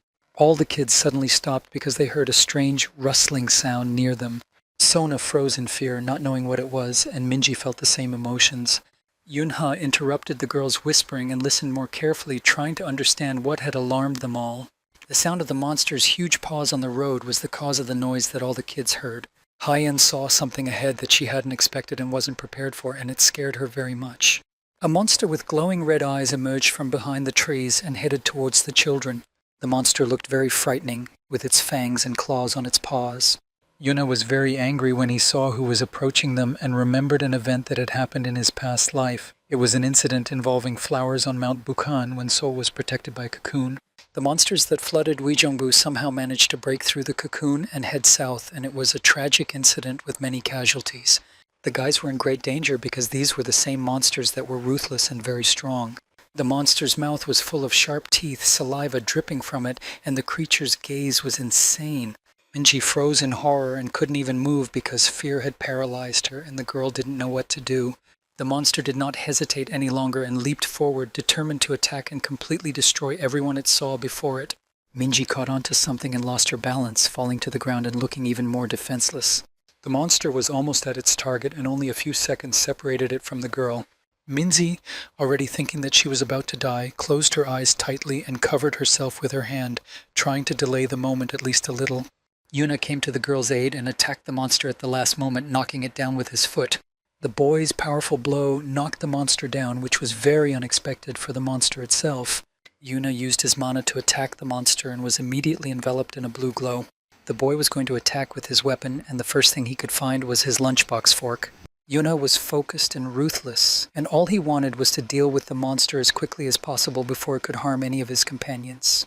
The boys watched their friend's actions and were surprised because they did not expect Yunha to be capable of such a thing. Yunha managed to kill the monster and now stood watching as the fire engulfed it completely. Without even turning to face Minji, the boy asked if she was okay. Although the girl was shocked, she replied that she was fine thanks to his help and subsequent actions. Yunhook turned to his captain, thinking that it would be better to ask him about it, but when Yunhook asked him what he wanted to know, the boy answered honestly that he didn't know how to say it properly, how to express it in words. The boy was worried about his friend because this was not the captain he knew, and that was exactly what Yunhook said. Yuna understood that his friend had noticed the changes that had come over him due to the flood of emotions and memories, but he still tried to assure him that everything was fine, that he was just a little upset. He knew that when he destroyed monsters, he became an invincible player who hated monsters and ultimately lost his mind in battle with them. Yunha knew he shouldn't show this side of himself to his comrades, but it was very difficult and practically impossible to control himself in such moments. The boy decided for himself that in the future he would try harder to make this side of himself less visible and noticeable to others. Yunhook asked his captain what they should do now, but Yunhu was beaten to it by Minji, who said that there was no point in asking such questions because they needed to run away as quickly as possible. Yuna completely agreed with this opinion. The boy knew very well that hounds always move in packs, and there were too many of them coming down from the mountains, and most likely he would not be able to save everyone, so there was only one way left. Yunha could not find any other way out, so he finally made up his mind and asked the others to listen to him. The boy emphasized that they had to listen to him very carefully because their survival depended on it. At that time, the students in their class, suspecting nothing, continued to search for their hidden treasures. Spreading his napkin on a rock, one of the students decided to take a break there. Sena, comfortably settled on her napkin, told her friends to go look for treasure. The kids weren't too happy about this. They thought it was a bit too much and wanted to rest next to Sena as well. The girl's gaze was very contemptuous and promised them nothing good if they did not immediately start doing what she told them to do. The boys only had to look at their class president once to understand without words, and so they immediately changed their minds and, leaving her alone, ran off to look for treasure. Sena was relaxing in the sun, scrolling through her cell phone to entertain herself. The girl was suddenly distracted from her activity by a strange noise coming from nearby. The boys ran away with terror frozen in their eyes, running as fast as they could without sparing their strength. Sena was very surprised by all this and felt uneasy because she did not understand what was happening. A whole pack of hounds was chasing the kids, and the sound of their claws scraping the ground was drowned out by the screams of all the students. A girl ran past Sena and managed to shout that monsters were chasing them, and upon hearing this, she dropped her phone. One of the hounds was focused on Sena and intended to destroy the girl without hesitation. Sena begged for someone to come to her aid, but at that moment the monster was already almost upon her. The girl continued to cry for help and was more frightened than ever, while the monster only opened its mouth wider. Sena had given up hope of being saved, and unable to look at the monster in front of her any longer, she closed her eyes tightly. At the last moment, a shot was fired at the monster, and it was the bullet that hit the beast that saved the girl. The monster was destroyed, but the girl still couldn't recover from the stress she had experienced. Sena remained sitting in her place, afraid to even lift her head. while the monster lay motionless beside her. The girl heard someone calling her, and it was someone she never expected to see, but he helped her and saved her. Yunha was her savior, and the boy told Sena that if she didn't want to go to the other world, she should go downstairs immediately. Sena still did not understand what was happening and what the boy was talking about, but Yunha continued to say that he had cleared the way and she could go. Yunha cleared the way for all the kids, mercilessly destroying monsters one after another. At the last moment, the girl grabbed Yunha's hand when she realized he was about to leave, and with tears in her eyes, began to say that he couldn't just leave, but had to stay and protect her. Sena held Yunha tightly and was not going to let him go under any circumstances, realizing that she would be safer with him. Yunha ignored the girl's hysterics, and even at such moments her commanding tone, and said only one thing so that Sena would not dare to stand in his way. The boy decided to explain again, but for that, Sena needed to listen to him very carefully and tell her everything he remembered, as he had already told his friends. Yunha told them to run to the foot of the mountain, and if they met anyone on the way, they must ask them to call the players. Only then would Yunha be sure that his captain would go with everyone. The boy replied that they would go on their own and he would go look for the others. Yunhook immediately decided that he should stay with the captain because he had learned to control his mana and could help Yunha. Yunha interrupted him and sternly told him to stop talking nonsense and instead concentrate on saving himself and surviving. Yunhook obediently agreed and, lowering his head, apologized to the captain for his emotions. Yunha told the boys that from now on they were part of the team and they had to remember that hounds had very good cores. The boy added that they would need to suppress their mana as much as possible. After talking to the boys and giving them very important advice and instructions, Yunha went into the forest. The boy scattered food from Hyen's lunchbox, knowing full well that there was still some mana left in it thanks to her father. But Yunha remembered that hounds have a special sense of smell and can smell mana well, so it would be useful for distraction.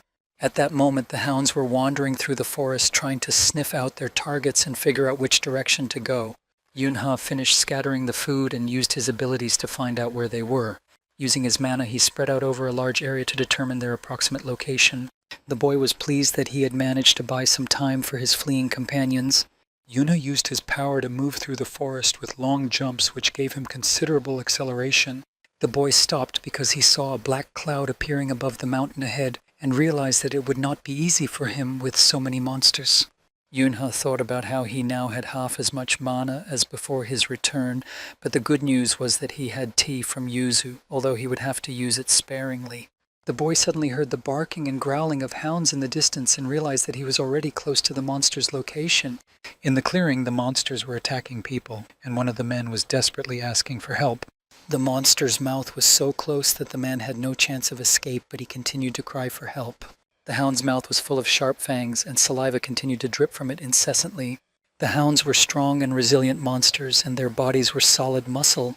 The monsters were suddenly attacked from behind by Yunho, who had managed to reach them after all. The boy rushed to help the man, but he was too late, and the man had already been sent to the other world. Now Yunho was surrounded on all sides by monsters, but he managed to get even with one of them. Yunho turned his attention to something he thought would definitely come in handy in the near future. The boy focused his attention on the man who had been killed by the monsters and thought that since he was a player, he must have a weapon. Yunha did not take the player's long sword because it would be too heavy for him, but he saw a small dagger, and it was just what he needed. The boy assumed that there was mana in this metal and really hoped that was the case, because then he would be able to destroy the hounds. Yunha wanted to deal with the monsters, using the mana remaining in the metal of the dagger so as not to use his own. With a cheeky smile on his face, the boy called out to the monsters, but his weapon was already aimed at them. The hounds, angered by this provocation, could no longer delay and rushed at the boy, wanting to destroy him as quickly as possible. One of the monsters leaped and was almost at its target, saliva flying from its mouth in all directions in its rage. Yunha held his weapon tightly in his hands and used his strength to repel the attack. The boy was able to not only repel the attack but also attack himself, and very successfully, because with one blow the monster was already destroyed. The monster was engulfed in flames, and the others were already chasing after him on their paws, wanting to deal with Yunha. Yunho was so absorbed in dealing with one monster that he only noticed the others at the last moment. The boy managed to react in time and rushed into battle, and with the help of his weapon he managed to strike all the pursuers. Because the monsters greatly outnumbered him, one of them almost managed to attack Yunho from behind. The boy managed to duck in time and thus avoid the attack, but the monster was already almost on top of him. Yunho, trying not to waste a single second, turned around and struck with the dagger he had taken from the player. The pack of hounds barked and growled and ran at full speed toward Yunha, who was already ready to give them a worthy rebuff. Yunha touched the ground with his hand and was about to do something that would make him a little safer because the pack of 100 running at him was large. Using his strength, the boy was able to push off and break away from the ground, jumping up. The monsters looked at the one who could jump so high and were so surprised that they opened their mouths. Yunha wanted to use something, so he used his weapon, a small dagger. The boy succeeded and scattered small needles over the monsters, which were difficult to dodge. The sharp needles reached their targets, and the monsters were attacked one after another. The boy was already on the ground at that time, while almost everything around him was already engulfed in fire, and the monsters were burning, which meant that his plan had succeeded. Many hounds were engulfed in a blue glow because Yunha continued to use the mana that remained in the player's dagger. A pillar of blue light stood on the battlefield because Yunha did not give the monsters even a minute to recover and continued to attack again and again. The boy acted according to his clearly formed plan and was going to destroy absolutely everyone in this clearing. Yunha achieved his goal, and all the hounds that were there at that moment were destroyed. The noise of the battle in the clearing scared all the birds into flying away because even they were frightened by what was happening on the ground below. Yunha returned from his memories of clearing the road of monsters to Sena, who stood motionless, and at her feet was the hound that the boy had destroyed, already burning. The girl still did not want him to leave her alone. The boy repeated his advice to the girl about what to do next, saying that he needed to go to the person he had noticed on the road, who clearly needed his help, as he was already in very bad condition. Yunha told Sena that he was leaving, and using his jumping power, he disappeared from view in an instant. The girl watched all this, and gradually realizing what had just happened, suddenly understood what she wanted. Sena wanted to get the one who turned out to be so strong and brave, and that was Yunha himself. The boy was already running as fast as he could, trying to get to those who needed his help as soon as possible. Yunha ran into the thicket of the forest, thinking only that he had to destroy all these monsters.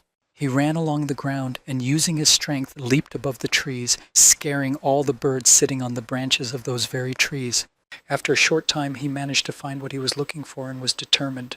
Yunha saw a huge flock of monsters standing below, led by a 6th-class monster, a hellhound. The hellhound was large, and its head differed from its body in bright red hues, which visually separated it from all the others. A cloud of black smoke was released from the hellhound's mouth, covering the boy almost entirely. Yunhei didn't care about the monster's actions because he thought that even if the monster marked him as much as it wanted, it wouldn't change anything. The boy was confident in himself and knew that no matter what, he would destroy the monster under any circumstances. Yunhei repeated the maneuver he had used earlier and again used his needles, which scattered everywhere. The monsters tried to run away to hide from this attack, but it was already impossible for them to do so. They were all under attack, and there was no mercy for anyone, which was exactly what Yunha wanted. Yunha jumped to the ground, ready for further battle, and just by looking at him, it was clear that he had no intention of retreating. The boy looked at the whole pack in front of him, and a little further away on the hill stood that very hellhound. It was she who gave the mental command to attack, and it was intended for all the hounds. 2 monsters towered over the boy, ready to carry out their leader's order and destroy Yunha as quickly as possible. Yunha had no intention of giving up and quite successfully launched a counterattack himself, feeling less than friendly toward the monsters. The boy was still armed and skillfully wielded his weapon, which had saved him more than once. He destroyed the undead one by one and had no intention of stopping until he sent the last monster to the other world. Yunha paused to assess the situation around him, and to his dismay, there were still many hounds left. The boy had to fight off several monsters at once. The small dagger still had mana, which helped Yunha and increased his chances of victory. The boy fought on instinct and was very good at it, so the monsters had a hard time. Almost the entire clearing was already engulfed in flames because Yunho had managed to destroy many of the hounds. The monsters did not retreat and were also going to fight to the end, so Yunha considered them stubborn creatures. At that time, Yunha's friends were running through the forest as a group to escape from the monsters that had attacked their school class. The children remembered Yunha's words, who hoped that his comrades understood perfectly well what they needed to do, and because the hounds had very good cores, the boy told them to suppress their mana as much as possible. All the kids listened very carefully to their friends' advice and instructions and were going to follow them without question. They ran with all their might, not stopping even for a minute's rest, because their safety depended on it. When the boys reached the nearest fork in the forest, they were forced to stop and figure out which way to go next. Yoonhook hoped to get an answer to their question of where to run next from Haiyan. Hayang was practically exhausted because she was very tired from such a rush, but she tried to pull herself together because she had to, and her friends could suffer from her inaction. The girl remembered Yoonhuk's instructions that she and Sona would be the navigators for their group, but only Hyeon would be the main navigator because she had highly developed senses and Sona would simply help her with this. Hyun knew she had to do it because wherever she pointed, the whole group would go and she couldn't afford to make a mistake. The girl quickly gathered her thoughts, concentrated, and said that there was something bad around the left turn. Hyeon told Sona that she also had well-developed senses, so if there were monsters nearby, she would notice them too. Sona herself confirmed that the place Hyeon was pointing to was filled with sounds that did not bode well. Minji decided to take a little control of the situation into her own hands and told everyone that they were all tired but had to pull themselves together and move on. Yoonhook followed all of his captain's instructions and listened to the girls, but one question constantly tormented him. The boy couldn't understand why there wasn't a single player in this area, and after a moment he stopped because he heard strange sounds. At that moment, a girl grabbed the boy's hand tightly, preventing him from doing anything. Minji was the girl who held Yoonhuk's hand tightly and told him not to look back under any circumstances but to just keep running. The girl did not forget her friend's instructions because Yoonhuk had specifically told her to make sure that the children did not panic. She tried to protest in her own way, asking if that was all Yoonhuk had to say, but he was adamant and replied that yes, that was all, but it was very important. Mingji didn't dare disobey because, despite everything, she believed and trusted Yoonha and knew that he would never give her bad advice. Hyang and Sona suddenly stopped because they saw a large clump of black energy in front of them. The girl stopped the other kids and told everyone that there was something ahead of them and that it was definitely not good. All the kids froze, not knowing what to do next, while the black mass was getting closer and closer to them. From under this mass, they could see the huge paw of a creature with long claws. Then the kids could see a large, muscular torso with sharp spikes covering the entire back of this monster. The kids were very scared and couldn't even move out of fear, still not understanding what to do now. A real hound stood before them, and none of the boys knew how to survive and escape. The hound stood before them at full height and suddenly howled loudly, which also did not bode well. Yoonhook, with his stick in his hand, froze in horror and tried to understand what the hound was doing. The boy later understood why the monster was howling like that because it was simply calling its pack to it. The boys were trapped because the monsters were now everywhere and were attacking them. Before their escape, Yoonhook remembered his captain's instructions, who said that he was the only one who could fight and added that he was the strongest of them and therefore he would be able to protect them. The boy remembered all those words and tried to gather his courage and strength because he understood perfectly well that there was no point in waiting for help. Yoonhook then heard that even though he didn't want to, he would still have to fight the monsters they encountered. He clapped his hands together, which meant that Yoonhook understood everything and would do whatever was required of him. Grasping his stick, which would soon become his trusty weapon, the boy took a deep breath and exhaled, trying to concentrate. He hoped and wanted to believe that he could do it, and at the same time he remembered all the training sessions with his captain, how he repeated all the movements over and over again until Yoonhook was satisfied with them. Yoonhook activated his mana and stood opposite his enemy, preparing to enter the fray. The boy did not hesitate any longer and swung his weapon at the monster with all his might. He managed to deliver a fairly strong blow to the hound that was closest to him. All the monsters froze in surprise, as they had not expected such agility from the boy and were now more cautious. Yoonhook was very happy that he had succeeded because he himself had little faith in his own strength. Thanks to the boy's efforts, one of the hounds had one eye damaged, but this only made the others even angrier. Two monsters rushed at the boy at full speed, wanting to send him to the other world as soon as possible. Yoonhook had no intention of retreating or giving up. He was going to take on this battle and try not only to survive, but also to win. During the monster's attack, one of them managed to grab the boy, but he seemed to feel nothing and continued to fight with all his might. The other monsters no longer stood aside and all rushed together into the very epicenter of the battle. It was becoming increasingly difficult for the boy to withstand the blows, and his strength was running out, but he tried his best and did everything his captain had taught him. The girls, cowering in fear, sat on the sidelines, but when they saw that their friend had been wounded, they became even more frightened. Sona saw all the horror that was happening to her friend and felt that these monsters were just playing with Yoonhook. The girls heard the boy talking to himself, saying that he was not going to give up and would fight to the end. There were many hounds, and they all ran at the boy to destroy him and then get to the rest of the kids. Yoonhook summoned his mana and tried to put all his strength into a blow intended for the monster.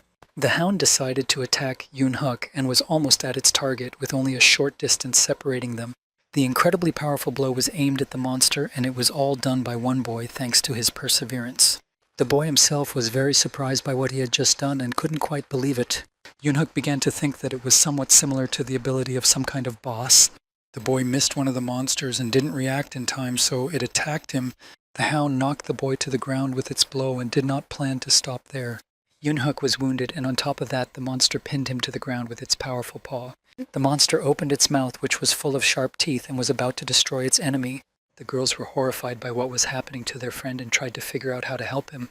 Sona was so shocked and frightened that she couldn't even move, and memories flashed before her eyes one after another. The girl remembered all their happy moments, in which her friend Yoonhook was always by her side. Sona tried to call for help so that someone would come to them and end all this horror. She still remembered all the moments they had shared and couldn't believe that it would all end like this. At that moment, the monster did not back down from his goal and was not going to spare anyone. The girls could no longer just stand by and watch, so they rushed to help their friend, summoning all the strength they had. Sona, who wanted to help Yoonhook so badly, was engulfed in flames in an instant and tried with all her might to change something. The radius of her power spread further and further, and the girl kept repeating that someone should come to their aid. The monsters felt a strong wind suddenly blow around them, which puzzled them so much that they froze. All the monsters were swept up in a powerful vortex that carried them away one by one, leaving only the children untouched.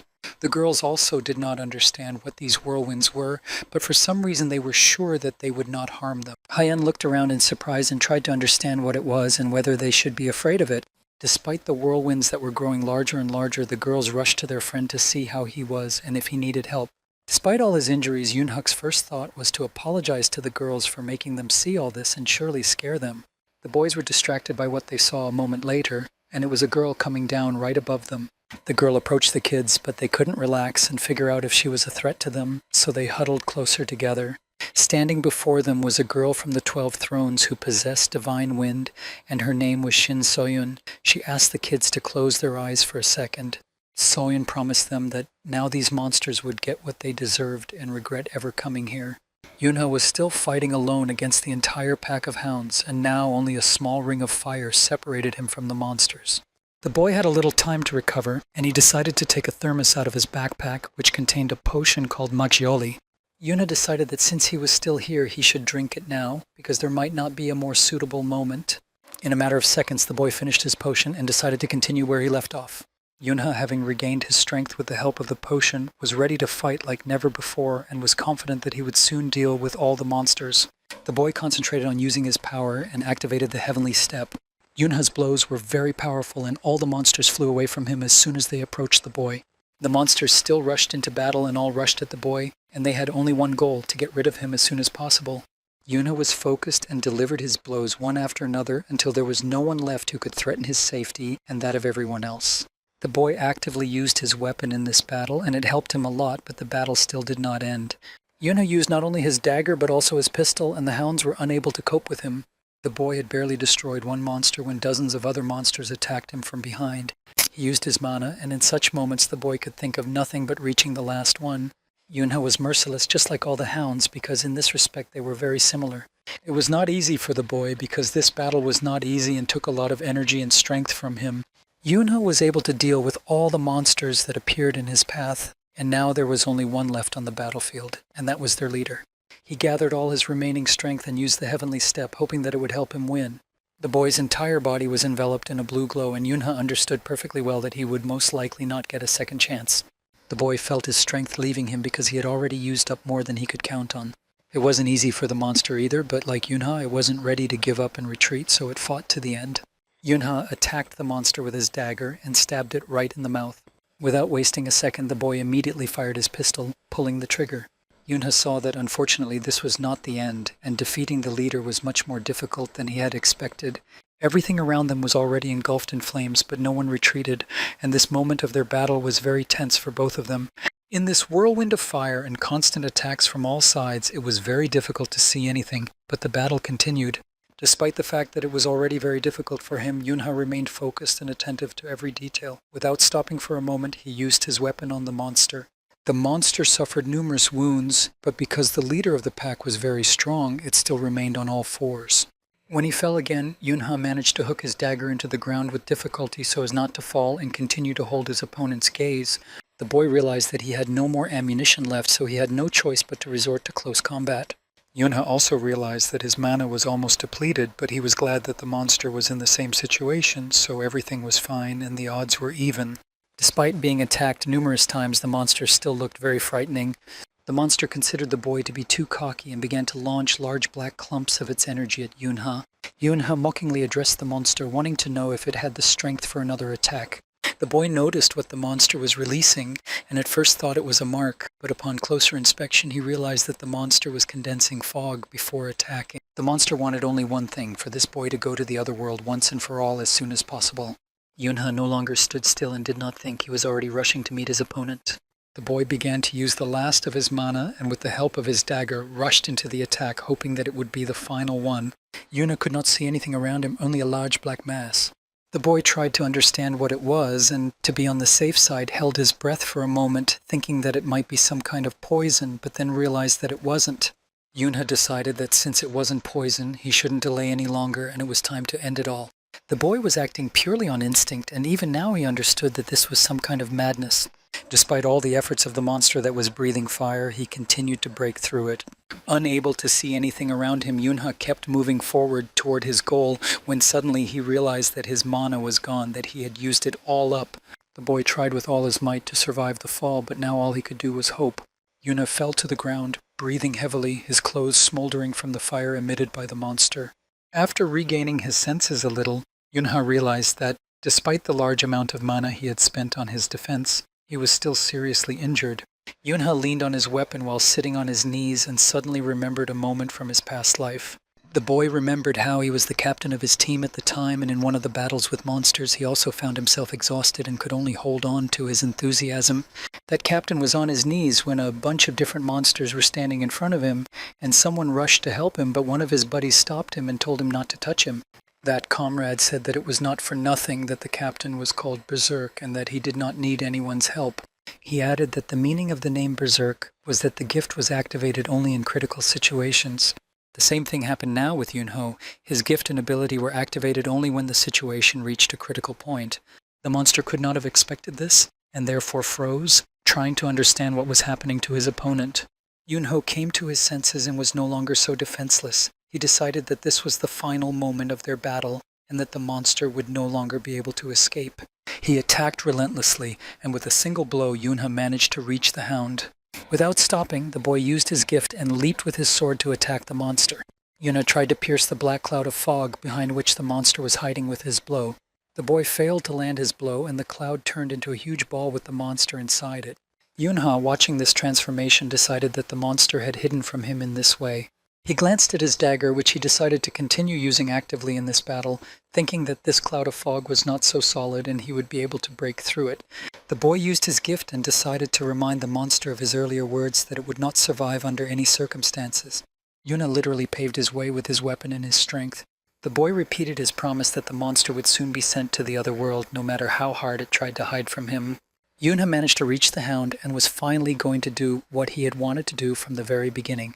He put all his strength into one final attack on the monster, leaving it with no chance of survival. Yunha finally achieved victory, even though it was not easy, and the monster itself was already engulfed in flames.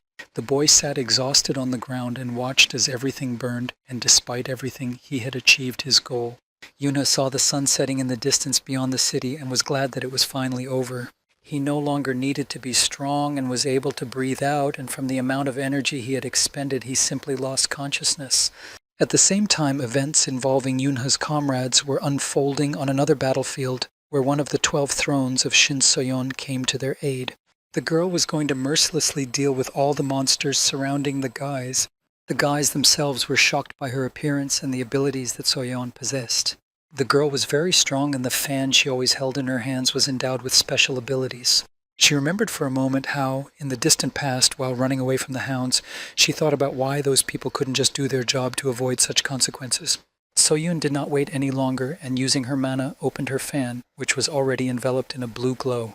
Using her gift, the girl was able to summon large whirlwinds that engulfed everything around her.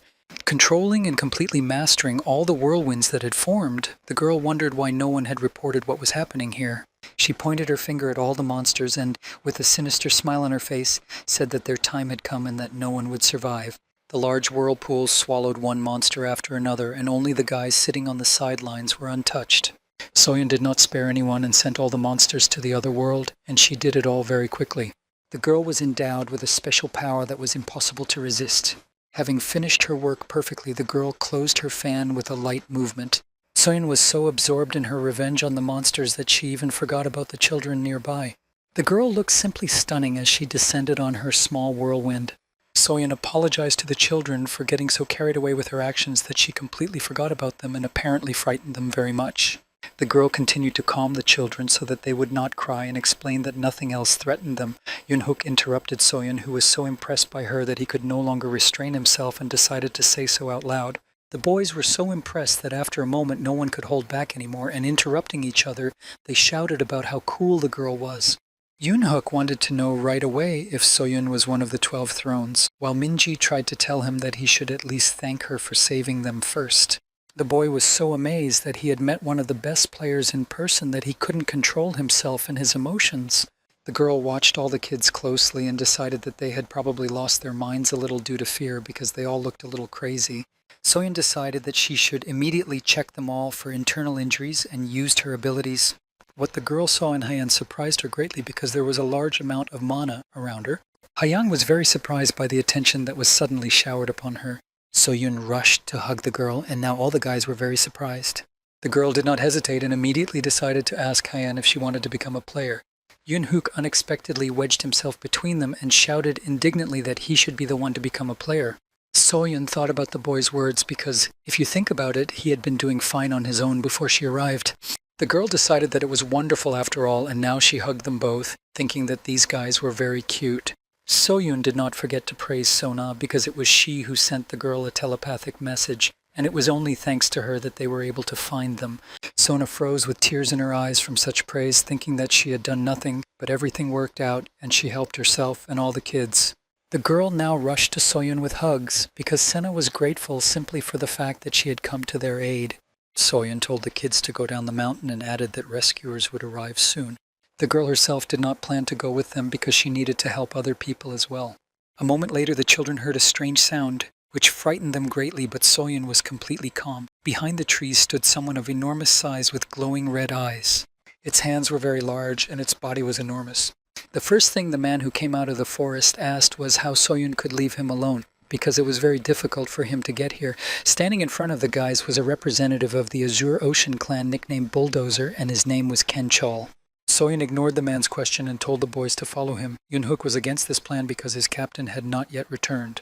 The girl was surprised by the boy's words and did not understand what captain he was talking about. Young-hook, who was still unconscious, continued to lie in the same place, and in his memories there was a fragment from the past where he was reproached for not taking care of himself. In the tent, the girl tried to make the boy understand that if it weren't for her, Yoon-ha would have been sent to the other world who knows how many times. They tried to explain to the guy that he wasn't just seriously injured, but that he had also injured himself in order not to lose consciousness, and that this was not normal. The captain indifferently said that it didn't matter what he did with his body, and these words greatly angered the girl because she was the one who was treating his body. He couldn't understand why the girl was so angry, but Yuen tried to explain that if she was looking after his body, then she had every right to be upset about his condition. The guy decided that it would be easier to just apologize than to prove anything to her, but the girl thought that such apologies were useless, and that if he was even a little bit ashamed, he should spend time with her on the weekend. The couple continued to argue, each trying to convince the other that they were right and no one else. Yunha struggled to open his eyes and tried to reconstruct everything that had happened to him. The boy looked around and realized that he had woken up in the hospital, but he still didn't know how he got there. Yunha examined his body, surprised that he found no wounds on it, and at that moment a visitor came to him, knocking on the door. The boy was very surprised by this because he had no idea who had come to see him. Yunha looked with great surprise at the person who entered his room. Soyeon appeared before the boy in all her glory and asked him if he was all right. While Yunha replied that he seemed to be fine, his thoughts were preoccupied with the fact that the player of the 12 thrones herself had come to visit him, and he really wanted to know what she already knew. Soyeon said that as soon as she found the boy, she took him to the hospital. Yunha thought that the girl should not find out that it was he who fought the monsters. The girl said her name was Shin So-young, but the boy could call her So-young Nuna, at which Yuna couldn't help but laugh, but he didn't forget that he should be careful with his words. Yunha suddenly jumped up and asked the girl how long he had been lying there and what had happened to his friends. The girl reassured the boy and replied that his friends were safe and that he had been there for about 6 hours. Soyun said that Sona and Hyan were very worried about Yuna's condition and added that she had taken care of calling his family and they were already on their way to the hospital. The boy was very happy to hear that his friends were all right, but he had no idea what he was going to tell his parents. Soyun said she needed to find out something, but for that the boy had to answer all her questions honestly. The girl reminded him of the events that Yunha had recently experienced, how he had been surrounded by destroyed monsters, and Soyun wanted to know who had sent those monsters to their deaths.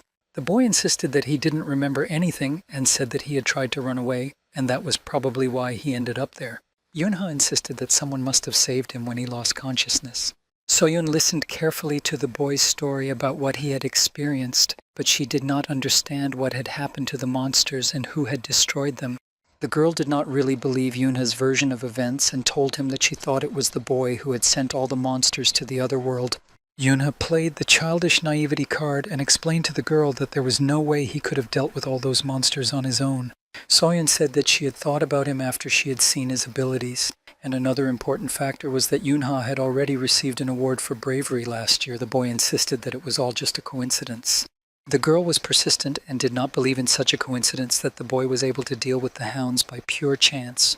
Yunha was adamant and claimed that it wasn't him, so Soyun asked him what he would say about the fact that his fingerprints were found on the stele. Looking at the girl, the boy understood perfectly well that if he came up with another excuse, it would look too ridiculous.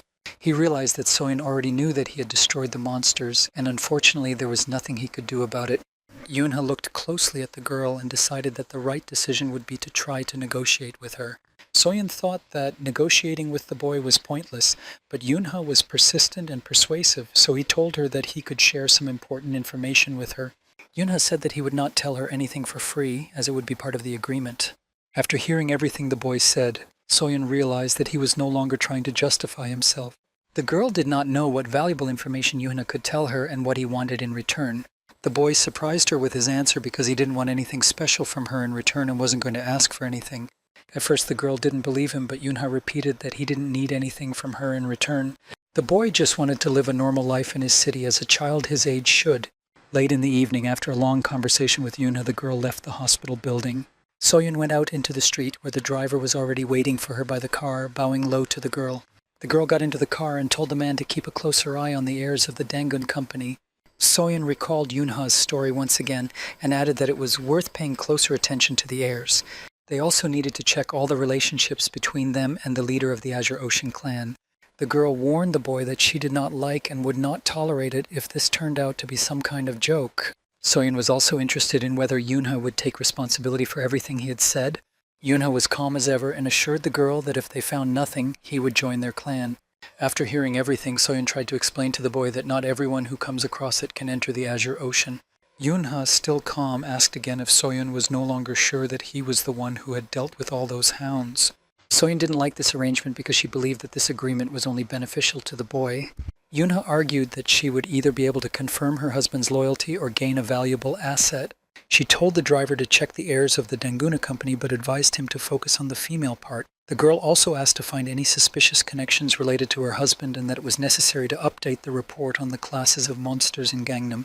Soyun said she wanted the report updated because Yuna had advised her to do so since they had participated in stabilizing the Gangnam area and should be wary of new monsters. The boy insisted that if they underestimated them, they would regret it greatly.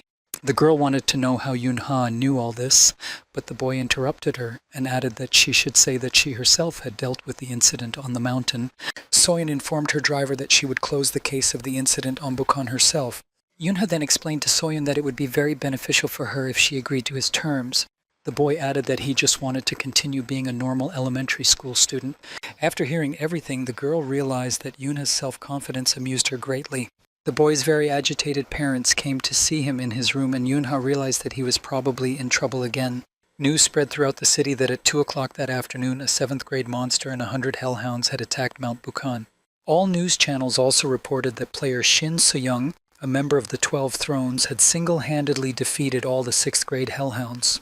It was also reported that the girl was currently investigating the incident on Mount Bukhan, and it had already become known that among the 34 victims was an elementary school student who was hiking on Mount Bukhan at the time. Television broadcast that player Sil Sang-hoon, Lord of the Azure Ocean Clan, expressed his sincere condolences regarding this tragedy. The main news in all the newspapers was that the families involved in the incident on Mount Bukhan had begun protesting against the Azure Ocean Clan, claiming that they had turned a blind eye to what had happened. The next equally important news was that an unexpected event had occurred where Kim Kun-won had resigned, and further headlines showed the Vice Lord bowing to the entire nation. The news did not end there, and all the newspapers reported that Vice Lord Kwon-won had been found in his home, where according to preliminary data, he had come to an extreme decision. Further events at the school with the students took place several months later. On that day, everyone congratulated student Sun on her 8th birthday. Her classmates congratulated her on the holiday and gave her gifts, which impressed Sona greatly, and she did not understand how they knew that today was her birthday. Minji replied that it was simple because she was their friend and they could not help but know about this day. Yoonha teased the girl, saying that she was trying to appear superior even though she herself constantly complained to the teacher. Of course, these words angered Minji, and she asked the boy to be quiet. Hyun congratulated her friend on her birthday and gave her some homemade chocolate, which touched Sona even more. Meanwhile, while everyone's attention was focused on Sonya, Yoon-huk tried to quietly leave the classroom. The boy couldn't stop thinking about how amazing the surprise party they were throwing for the girl would be. The guys tried to quietly discuss all the details and moments related to the surprise party itself. Sona finally noticed their strange whispering and wanted to know what was going on, but the boys all kept quiet, assuring her that everything was fine and that she had just imagined it. Yoon-huk was the one who couldn't keep secrets, so he just ran out of the classroom at full speed and shouted that she didn't need to know anything about it. Minzy, trying to distract the girls somehow, said the first thing that came to her mind, which was that morning assembly had just begun. Sona looked at all the kids and found their behavior at that moment very strange and incomprehensible to her. All the kids gathered in the house, and they managed to get Sona there too. As soon as the girl crossed the threshold of the house, she immediately heard congratulations addressed to her and the sound of firecrackers. The children all shouted surprise loudly and in unison and brought her gifts. Sona couldn't hold back her tears because of her emotions and was very touched, even though she had guessed that her friends were planning something in secret. A beautiful cake suddenly appeared before the girl's eyes, and she was jokingly told that she would cry later, but now was not the time. Minji told the girl that she needed to blow out the candles, make a wish, and cut the cake, so she still had a lot to do. Sona closed her eyes to make her cherished wish before blowing out the candles. The children had a great time, and Sona was happy with her birthday. Minji was worried about whether Yoonha was okay because Sena had threatened the worker to make sure his father came to the party. Yoonha understood what she was talking about and remembered that KK was the 7th largest company in South Korea. The main areas of influence of this company were electricity, architecture, and advertising. They did not have much influence on the medical industry, but Yang So-kun also merged medical companies to monopolize the potion market. Yoonha unexpectedly tapped Minji lightly so that she would immediately remove such a silly expression from her face. The boy reasoned that if Minji were the direct heir to KK, her surname would be Kim, but his surname was Jin, so it was clearly not him. Yoonha added that she should stop worrying and just eat. Minji was angry at the boy because she was very nervous, and Yoonha advised her to just calm down, so she told him to do whatever he wanted and went to eat the birthday cake. Yoonha took a piece of cake for himself and thought that everything had become a little more complicated, but it seemed to be okay. The boy looked at his relatives and realized that it didn't matter to him whether it was KK Pharmaceuticals or KK Company because it wouldn't change anything. Yoonha knew for sure that if any of them bothered his family, he would destroy them all without hesitation. Yoon-huk was preparing for the competition and assured his captain that today he would show what he had learned during all this time. Yoonha advised him to just not trip. While Yoon-huk ran away shouting that he would be fine and that he would do everything he could for the team, Yoonha himself could only think about how much confidence that showed. Yoonha suddenly felt something, a kind of tension, and the boy tried to understand what it was. The boy saw his classmates in front of him, and the tension was coming from them, but Yoonha didn't understand what it all meant yet.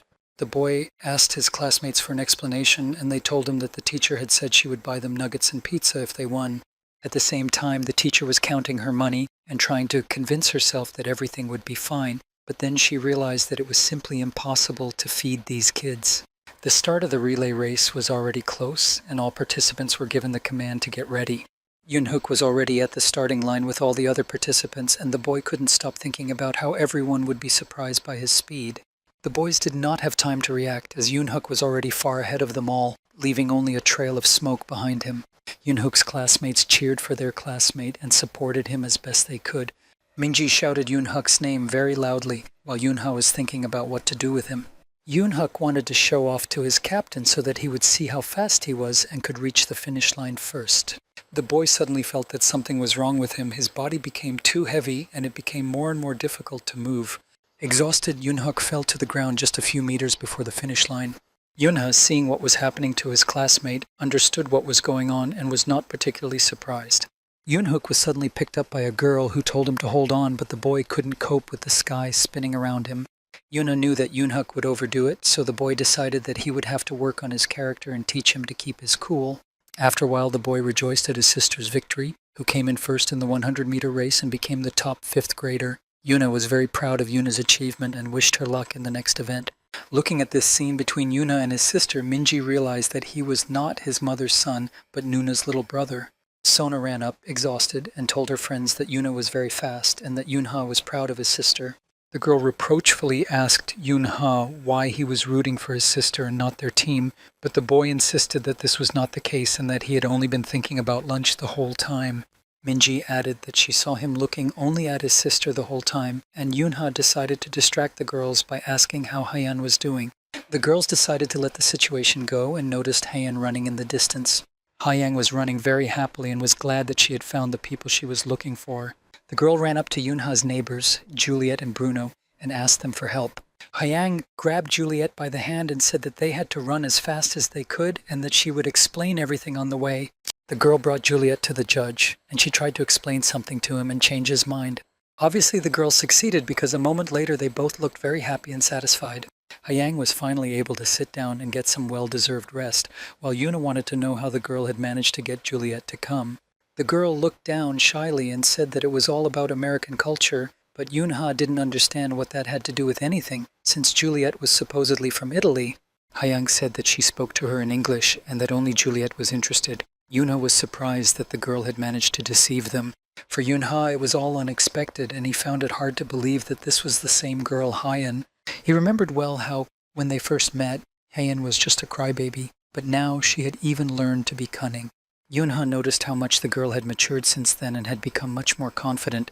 Yoon-hook, who still couldn't recover, realized that this was how he felt after taking the potion. The loudspeaker announced that everyone would gather after lunch, and Yoon-ha hoped that Yoon-hook would be able to become at least half of what Hayan had become. The children sat down to finally enjoy their well-deserved and long-awaited lunch.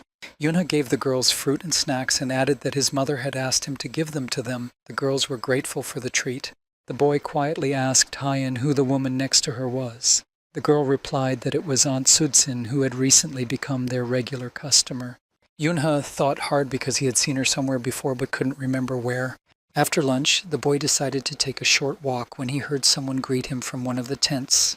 At a luxurious table inside the tent, next to a man and their guards, sat his classmate Senna, who asked the boy if he was hungry and offered to treat him to a cup of tea. Yoon-ha completely ignored her offer and continued on his way, but Senna jumped out and tried to stop the boy. Senna pointed her finger at Yoon-ha and told her father about the boy she had recently mentioned. The menacing-looking man, who was the CEO of KK Pharmaceuticals and whose name was Jin Yun-woon, realized that this was the boy who had been bullying his daughter and wanted to find out what Yoon-ha's father did for a living. Yoon-ha sighed wearily and realized that Senna had already told her father everything. The boy unabashedly told the man that in his opinion both the father and daughter talked too much, considering they only owned a small pharmaceutical company. Jin Yun-woon was very angry at the boy's words and swung his arm, wanting to teach Yoon-ha a lesson and thus put him in his place. The man couldn't understand how this youngster could speak about his lovely daughter, let alone about him. The man wanted to know how such a young guy dared to express himself in this way. Yoon-ha looked at this man and the security guards who were always by his side and thought that he was behaving as if he were the president. The boy did not allow anyone to touch him and, as if mocking him, asked Yun-woon if he was already scared. The man was enraged by the boy's words and now decided to teach him a lesson. Yoon-ha remained completely calm and unshaken by all of the man's actions. Suddenly the boy saw someone next to him whom he did not expect to see at all. His father came to the boy's aid, deciding to stand up for him and punish the offender. The man managed to overpower Siona's father and sternly told him how he dared to raise his hand against his son. The boy did not understand why he was hanging himself, but his father was very worried about Yunho and wanted to know if he was all right. Yeonwon, still sitting on the ground, was puzzled by the fact that he couldn't understand how someone so lowly could allow himself to do such a thing. The man immediately ordered his guards to take Yunho's father away and punish him. Yunho was angry that he was going to decide everything himself, but in the end his father was already involved. The boy was certain that if Yeonwon dared to do anything to his father, he would simply destroy him. Yuna began to worry as he watched the guards approaching, but his father calmed him down and assured him that he would take care of everything. Yeonwon was outraged and wanted to know immediately who this man was who dared to treat him this way. The man remained completely calm and addressed Jin Yeonwon with a question. Yunha's father wanted to know if he took off his glasses and combed his hair back, would the man recognize him. The man froze in horror when he realized that he had recognized who was standing in front of him. Yunhee's father stood confidently, and he was also the head of the department at Sirius. Yeonwon couldn't understand one thing, what he had forgotten in this place and how he had gotten himself into this mess in the first place. Yunha, standing behind his protector, realized that Siona's father was one of the highest-ranking spirits. The boy was surprised that his father was the head of Sirius itself. Sirius was one of the top 2 companies in South Korea, and not everyone could get into it. This company was engaged in the supply of cars and devices for players, and Yunha's father was its boss. Yunhee's father saw from Yeonwon's face that he had finally recognized him, but he still did not understand what the boss was doing here. The man abruptly changed the tone of his conversation and his last question and said more kindly that he was just very interested in what the head of strategic management was doing here. Yoonhee's father replied calmly that he had come to see his children perform, but saw that Yeonwon and his son were apparently having some problems. The man finally understood who the boy was to him. Yeonwon was very angry that people like KK couldn't even get close to big companies like Sirius. The man was also angry that he was one of the main employees in the development of Sirius devices. Sena's father really hoped that they would accept his sincere apologies. The man knew very well that he shouldn't provoke his boss, but he was still one of the company's heirs. Yeonwon pointed to his daughter Sena and said that she also wanted to apologize. The man barely restrained his emotions and said through clenched teeth that Sena should apologize as soon as possible. Sena looked at the man in front of her in surprise, and she was even more surprised by her father's behavior. The girl still couldn't recover, and what she heard shocked her even more. She heard the boys whispering about an argument between Sena and Yunho, that they had quarreled, but in the end Sena had lost. The boys laughed when they heard the news and were sure that this was how girls should be because she was always picking on everyone.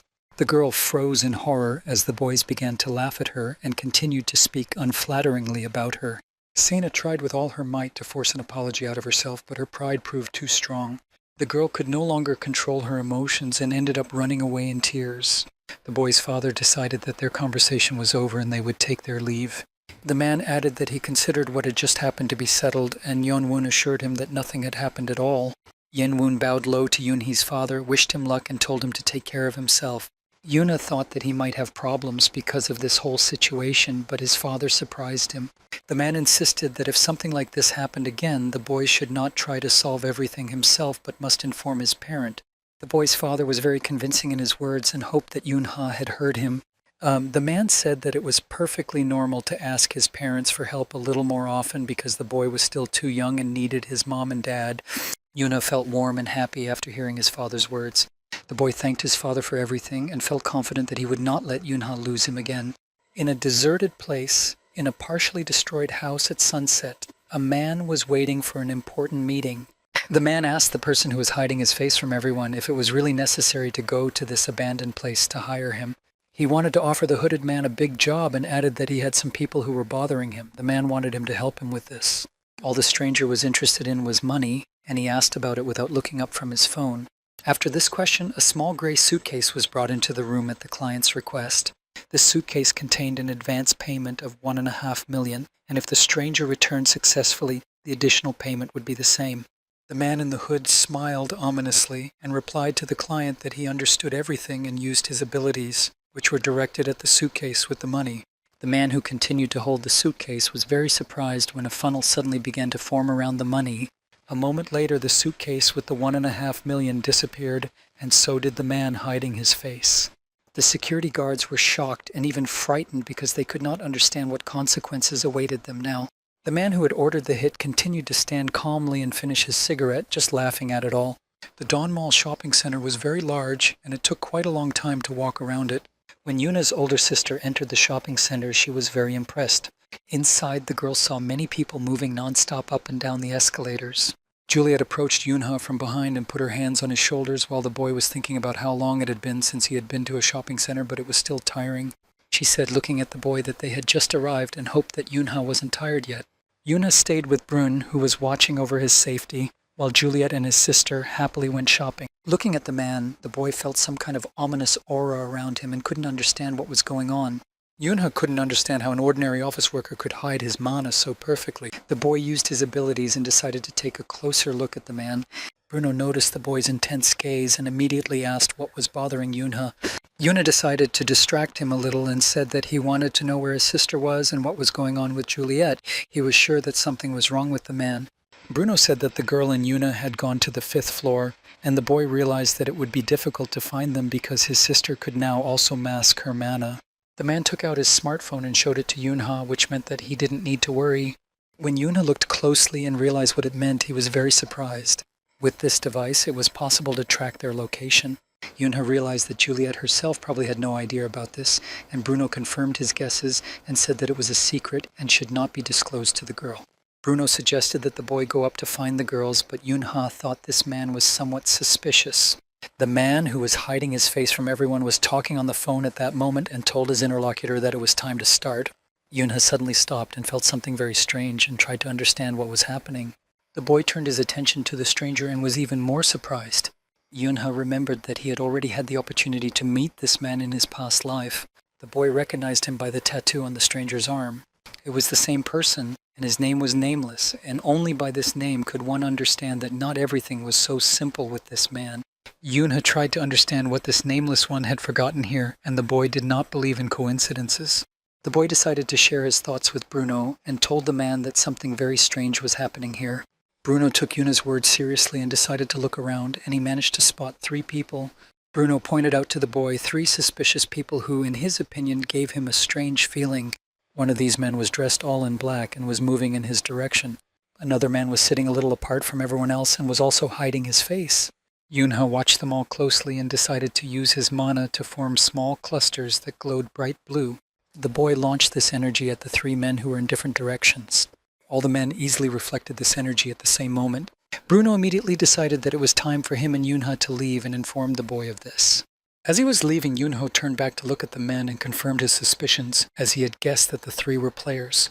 Bruno looked at them and concluded that these men were very well trained. For his own reasons, Yunha was interested in the last man who was hiding his face. The Nameless man watched everyone but never revealed his position. The boy found all this behavior extremely strange and suspicious because it was clear that something was wrong. Yunha saw one of the men slow down a little and reach into his pants pocket. The man, trying to be inconspicuous to everyone else, dropped a small stone with a bright blue glow on the floor. Yunha looked closely and almost immediately recognized it as a magic stone, which confused the boy. The boy finally understood what these people were up to and couldn't believe it. Yunha saw how in a moment everything around him spun into a blue funnel and a black hole formed in the middle of it. Watching all this, the boy realized that somehow mana was being redistributed. A large number of monsters of different classes and categories began to appear through this vortex. People panicked at this sight. The monsters did not hesitate and immediately began attacking everyone in their path. The monsters continued to appear one after another and were already everywhere, causing great harm to people. A state of emergency was declared in the shopping center because the monsters were inside the building, but all guests and employees were strongly advised to stick to the plan and proceed to the shelter. Yunha heard the man who was hiding his face at that moment talking on the phone about how if anyone got in their way, they should be sent to the other world without hesitation.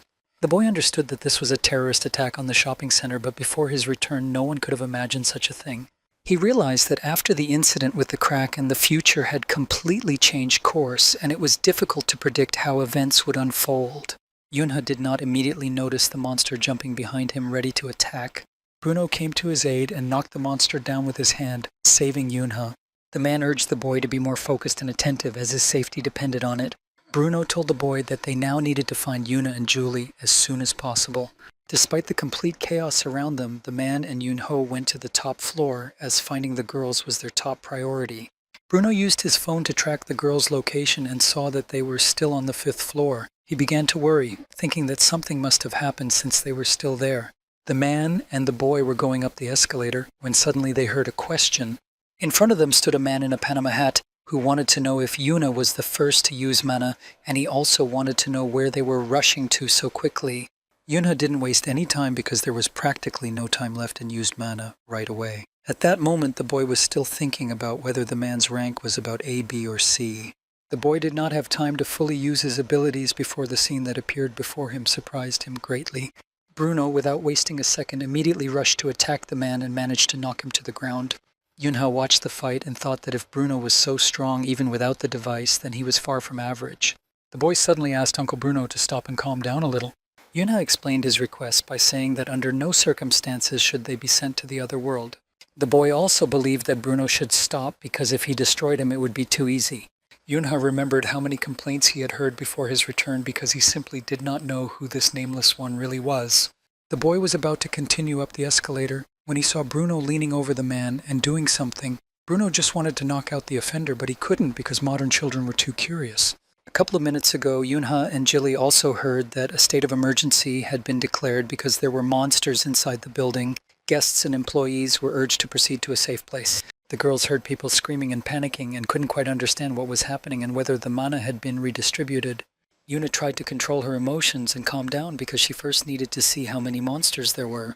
The girl discovered 3 monsters behind the wall to their left, but unfortunately that wasn't all. Yuna saw that there were 2 more monsters on the other side, and on top of that there was another monster in the center of the hall.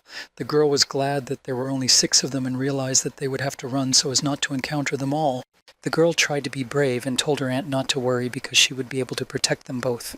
Juliet didn't even give Yuna a chance to finish and shouted at her about the danger. Behind Yuna, the monster was already close to its target, planning to destroy the girl in a matter of seconds. Juliet wasted no time and grabbed the girl by the hand to pull her away. The girl was able to save the girl and did not allow the monster to harm Yuna, but she herself was exposed to the blow.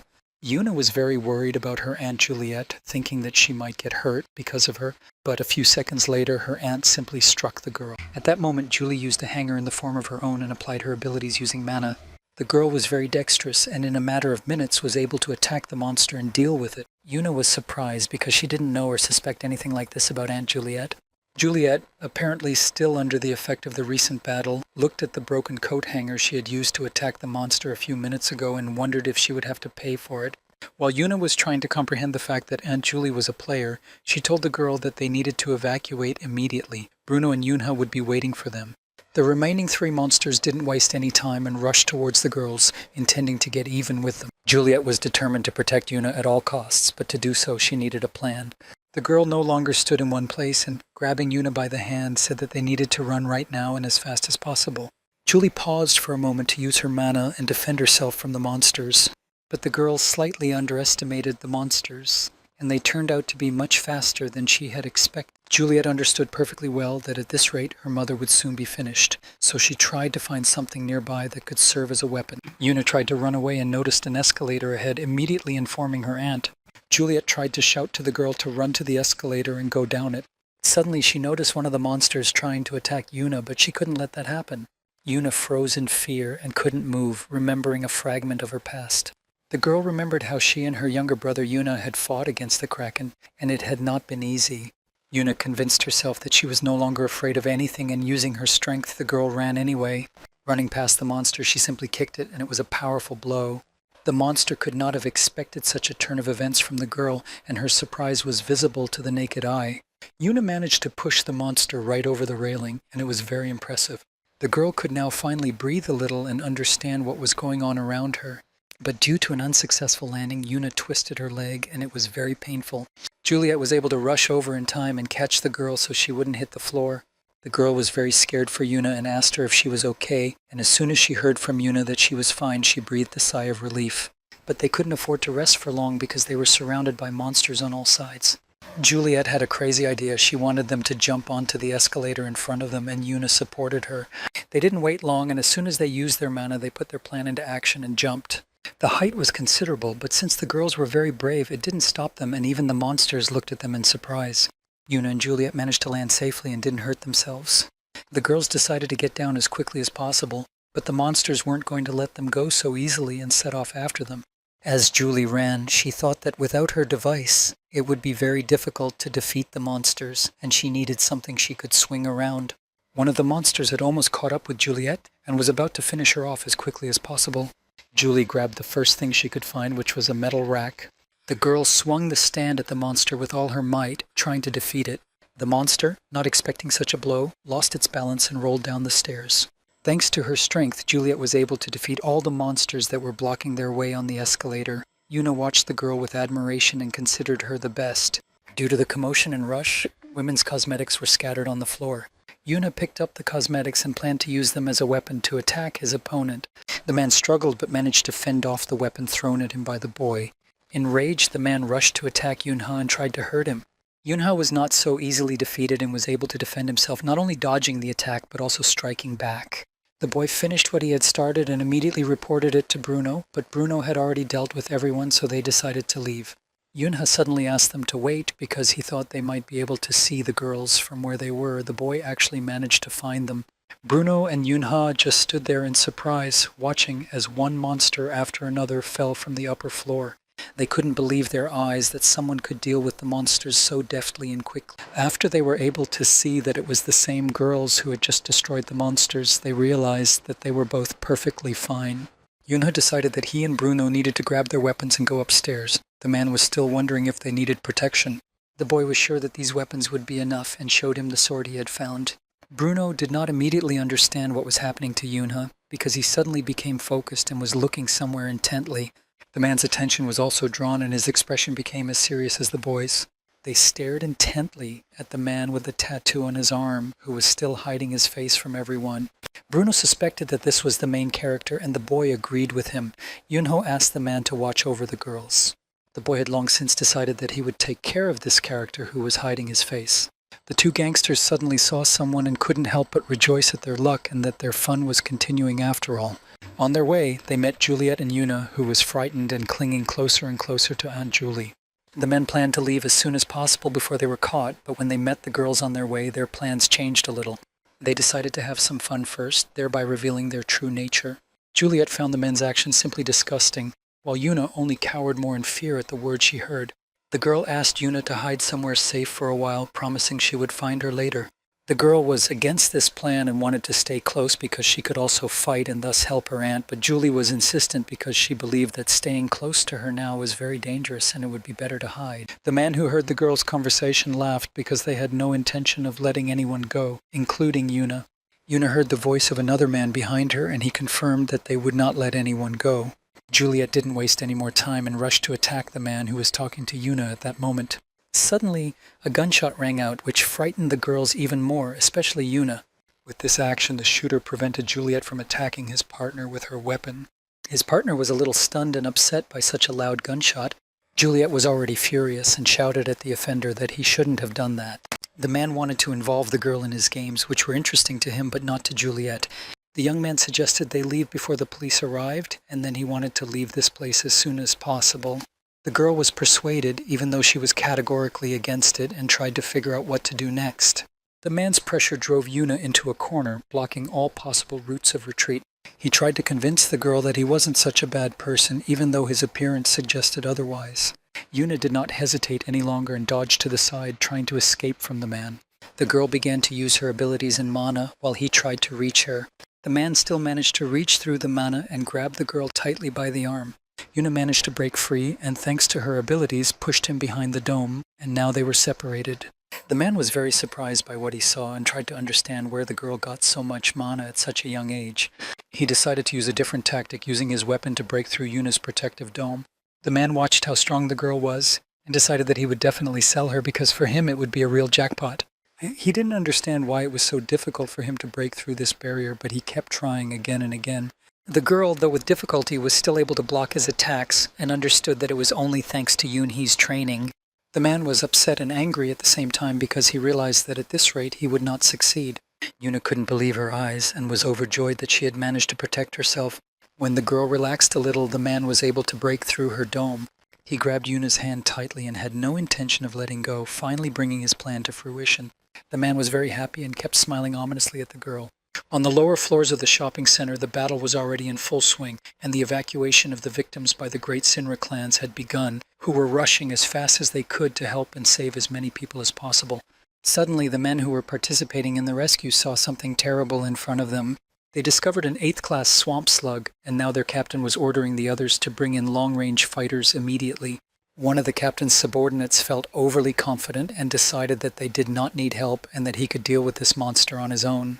The captain tried to stop him, but the overconfident man believed that all monsters were the same and that they just needed to be cut down and it would all be over. The swamp slug grabbed the man's weapon tightly with its jaws and had no intention of letting go. The monster did not stop there and used its tentacles to grab the man's body, and in a matter of seconds the monster was able to kill him. At the same time, the captain gave the order for everyone to retreat because it was impossible to defeat the monster with physical damage, and then ordered that the situation be reported so that mages could be brought to their aid as soon as possible while they were still holding out. One of the villains, who was watching from the upper floors at that moment, was glad that their arrival had given them a little time. The man then immediately turned to Juliet, who was hiding behind a column, and said that he should hurry up and finally get it over with. The girl saw how he had managed to get close to Yuna and was now holding her tightly. Yuna tried to understand how he had managed to get through her dome because she was already sure that she had completely protected herself. The man thought that he could no longer call himself a player if this girl could stop him. At the last moment, he was able to create a protective barrier around himself, hiding from the flames that were trying to attack him. Juliet released the flames with all her might and tried to shout to Yuna to run away as fast as she could. The man struggled to maintain his dome and was very angry that his prey was running away from him again. The second villain, who had approached the girl from behind, applauded her standing up because he did not expect her to be capable of such a thing. The man immediately built a barrier around himself using his mana, thus protecting himself. Juliet tried with all her might to use the same technique on the second villain. Unfortunately, it was useless, and the man advised her to simply give up. Meanwhile, Yuna ran away as fast as she could, as her Aunt Julie had asked her to do. Juliet tried to calm down and figure out what to do next as quickly as possible. The girl concentrated, gathered all her strength, and attacked the man again. The man thought it was cute that Julie was trying to use her abilities, but they wouldn't work on him, and he told the girl so. Juliet released a powerful jet of energy, trying to send the man to the other world, no matter what it took. The man's confidence wavered a little because Julie was able to reach him. He was also very surprised that the girl's strength had increased dramatically. The girl did not stop and continued to attack him again and again, hoping that she would succeed. At this time, another villain was trying to catch up with Yuna, who was hiding in a children's store.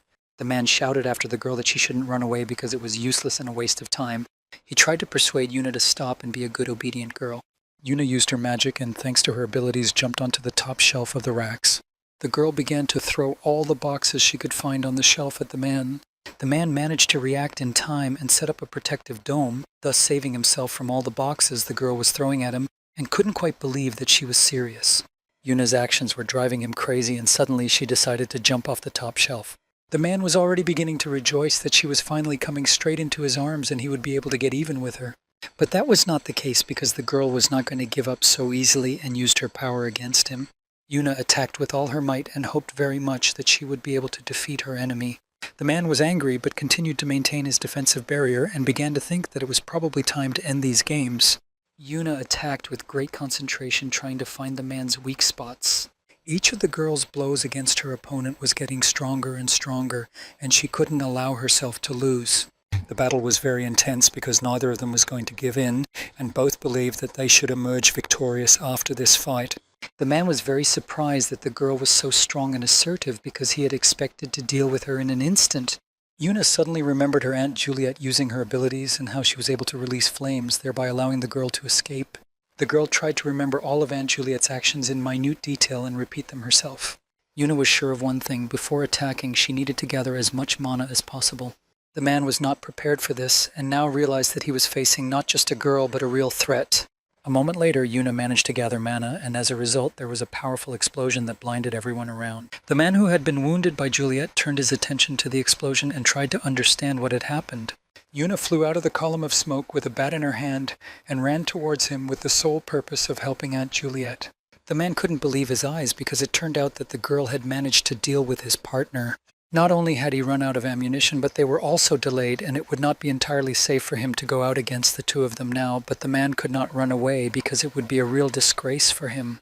Juliet screamed at the top of her lungs for Yuna not to dare come near her and to stay where she was. Julie was distracted for just a second, but that was enough for her opponent to chain her legs with strong chains, preventing her from moving. The man was no longer going to underestimate the girls, so he went after them with full force. While Juliet was trying to get rid of the chains, the man quietly approached her from behind and grabbed her in a strong hold. Juliet did not expect this, and the man understood this perfectly well, so he could not hold back his malicious smile. Yuna saw all this and was horrified, not knowing what to do, but she certainly had no intention of abandoning her Aunt Julie. The man advised the girl not to come closer, otherwise if she disobeyed, her Aunt Julie would suffer. Yuna continued to run towards Julie to help her, when suddenly the man knocked her to the floor, held her tightly, and said angrily that someone like her could never defeat a real player. The girl lay on the floor, unable to move, and this helplessness frightened her even more. Juliet was very worried that if things continued like this, she simply wouldn't be able to switch off. At the last moment, Yuna surrounded herself with a protective barrier, giving herself a little time to recover. The man was again surprised to see that the girl's mana had increased even more. He understood perfectly well that if he left her like this, she would simply explode, but the girl herself could not think about anything because all her thoughts were occupied with worries about Aunt Julie. Juliet tried with all her might to break free to protect Yuna, and so she bit her enemy's hand with all her anger. The man decided that he had had enough and attacked Juliet with his weapon, knocking her unconscious. He shouted to his partner that there was no more time for games and that they should finish as soon as possible. The man decided that it was now a matter of principle and tried to reach Yuna to get even with her. He succeeded and was able to deliver a blow that was quite strong and hit the target directly. Yuna was completely disoriented by the attack and tried with all her might to stay on her feet. The girl couldn't do it, and through the fog she could hear the men talking, one insisting that she should be left alone, and the other regretting it because Yuna was quite attractive to him and had plenty of mana. Yuna had already passed out, but her consciousness continued to think that if she had been a little stronger, everything could have turned out differently. The girl suddenly heard a voice, but she didn't know where it was coming from, asking if she wanted to gain more strength. The girl couldn't believe what she heard. Could someone really give her more power? These thoughts were interrupted by a memory in which her younger brother, Yoon-ha, urged her not to listen to anyone or ask for anything. Yuna had told the girl last time that it was very dangerous. And even though everything had turned out well then, it didn't mean that it would be the same next time. The boy then told his sister Yuna that he could teach her whatever she wanted, but in return she had to live a normal life. Yuna then held out his little finger to seal their agreement and promised that Yuna would never listen to that voice again. The girl agreed without hesitation and promised her brother that she would keep her word. Yuna mentally apologized to Yoon-ha and, returning to the present, was certain that she wanted to be able to protect others. The girl thought about her family and friends and wanted to be able to provide them with safety with her own hands. Yuna was determined that she simply needed strength because she had to protect her Aunt Julie, and the man was surprised that the girl was getting up again. He no longer wanted to give Yuna the opportunity to come to her senses and decided at that very moment to send the girl to sleep, using his power. Yuna repeated and asked for only one thing. She asked to be given great strength. And in the next moment, something happened that no one could have expected. A precise and powerful attack in the form of a man's hand flew at the bully. The person who saved Yuna and punished her attacker turned out to be her uncle Bruno, who appeared at just the right moment. Bruno put his jacket on the girl and was now going to settle the score with the second bully. The man praised the girl, saying that she was very brave and had held her own so well. Bruno added that Yuna could now breathe a sigh of relief and relax, because now it was his turn to take care of them. The man with Juliet on his shoulder, who was still unconscious, was not very happy about the appearance of this protector.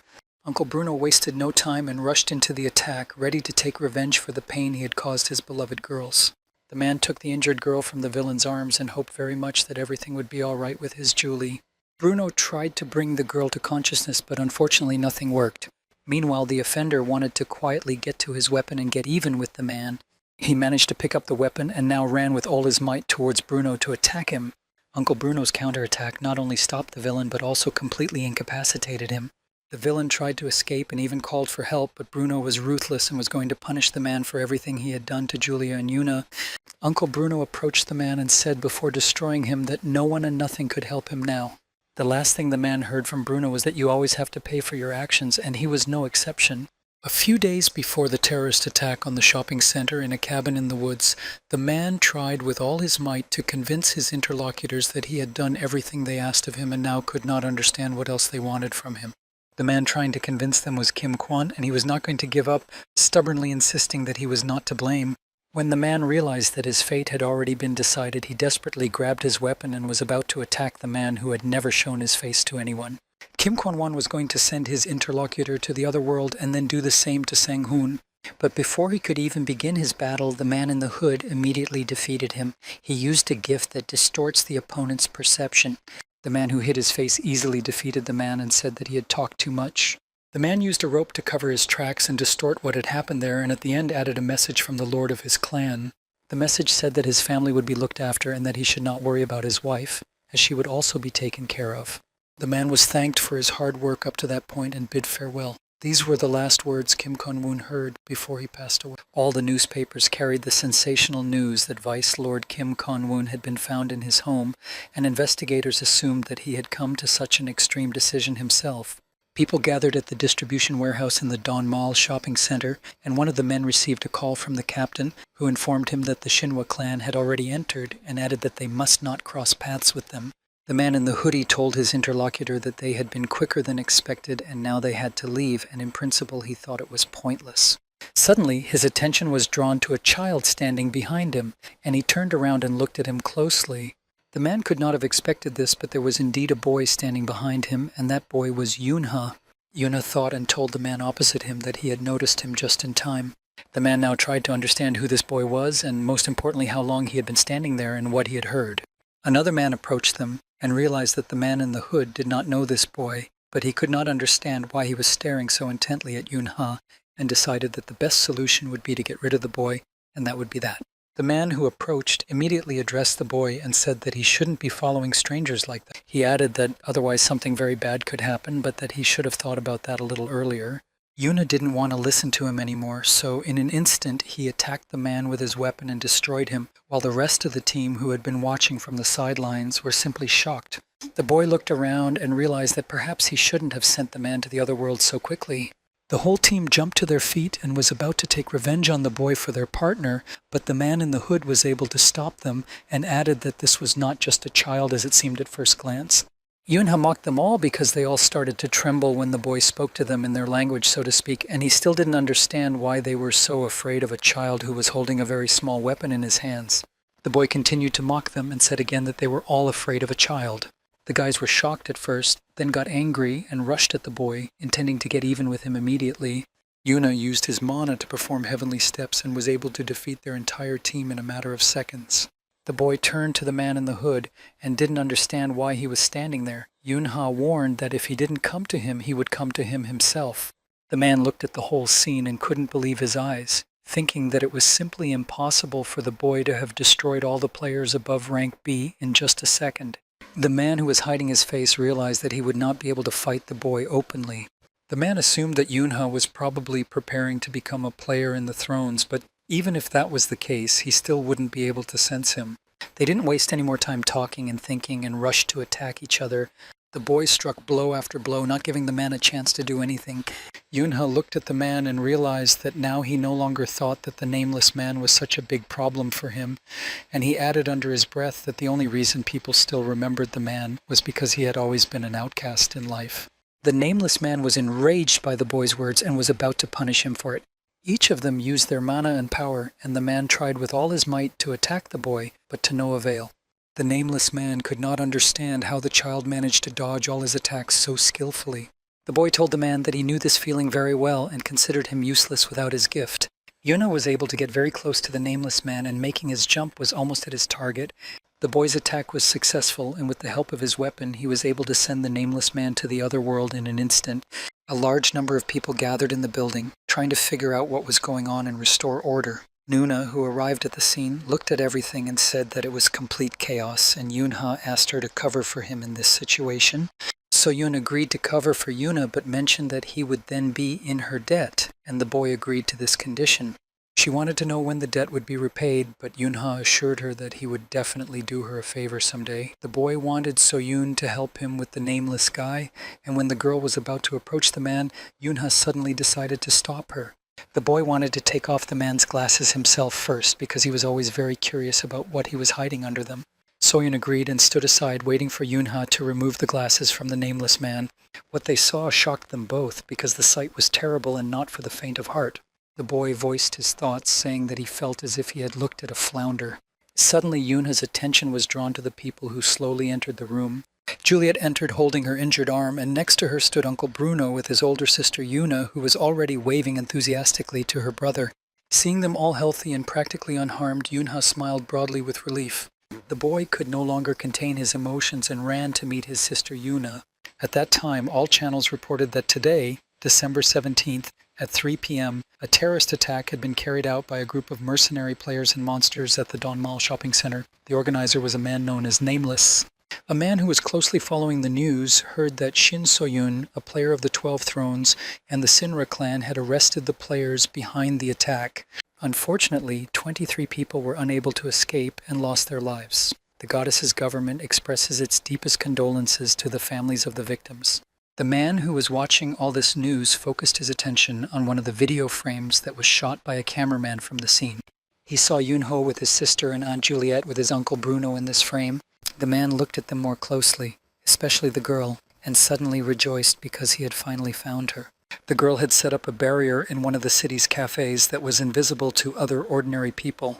It was all very similar to the greatest magician in Korea, So-young, who was sitting at a table with Yoonho at that moment. The girl emphasized that this was the first time the boy had decided to meet with her. Yoonho wanted to start by thanking the girl for her help, and he had something else for her. So-yoon was intrigued and wanted to know what had happened that made the boy decide to meet her in person. While the girl was drinking her lemonade, Yoonha said that he was interested in the fact that this was the first time the government had announced the execution of an unnamed person.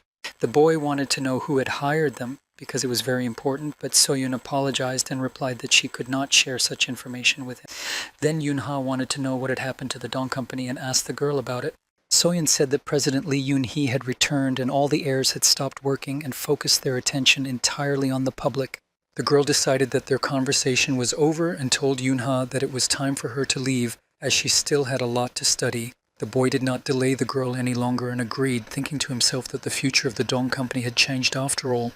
Left alone, a man carrying drinks approached Yoon-hae and said that other children would soon arrive and suggested that he stay and play with them. The boy did not object to this suggestion.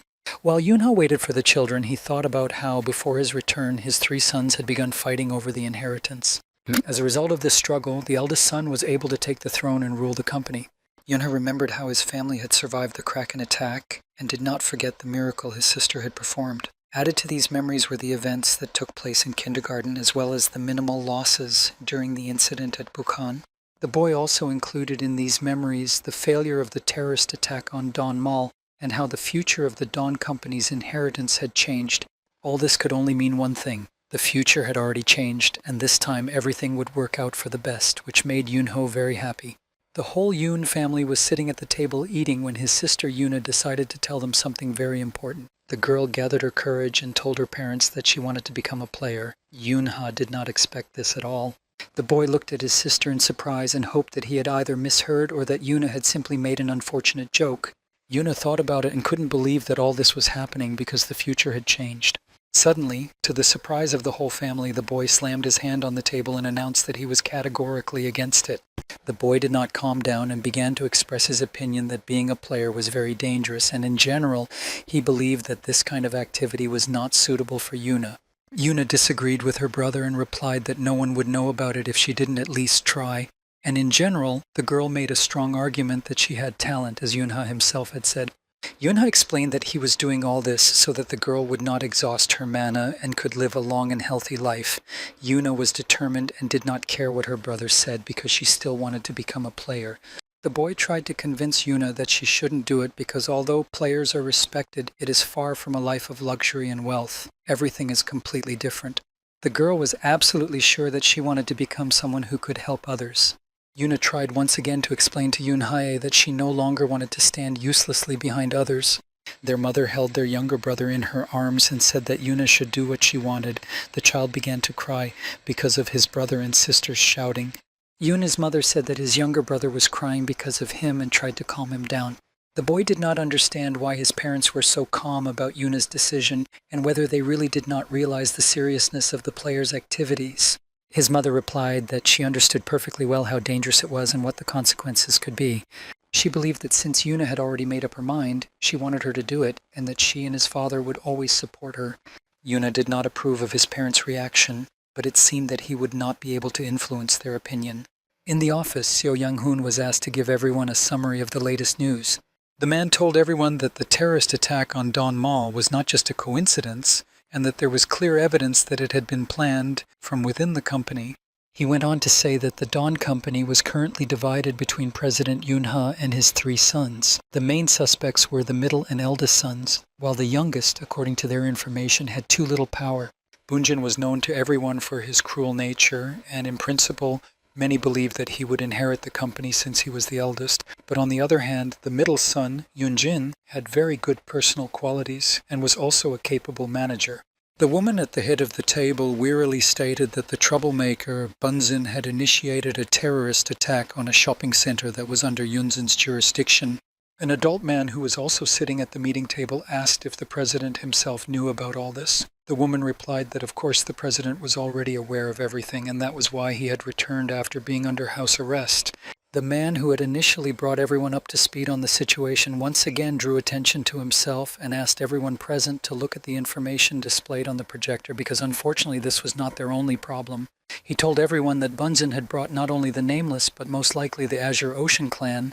Some of the men, upon hearing this information, could not contain their emotions and felt that this was too much. He explained that 92 hounds had been neutralized on Mount Bukhan. The Azure Ocean clan had taken 7 mana stones, but they had only put 3 up for sale, and the terrorist attack had been caused by summoning the hounds with the stones. There was a suggestion that perhaps the Azure Ocean clan was simply waiting for the demand for mana stones to increase, but the man found a contradiction here, as 7th class mana stones were easy to find. The woman was very curious to know what the chances were that the Azure Ocean had used mana stones for the attack. The man reported that he had previously carefully researched all the information on the number of mana stones allowed by the Sinra clan on the market, and the probability of their involvement was 0. The elderly man emphasized that this was just a theory and that there was no evidence to support it. But everyone should understand that this version has a right to exist and must be taken into account.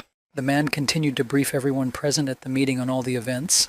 The woman suddenly decided to report that in April it had become clear that Jil San-hoon had a relationship with the heiress of Dangung, and when So-yoon found out about it, she was furious.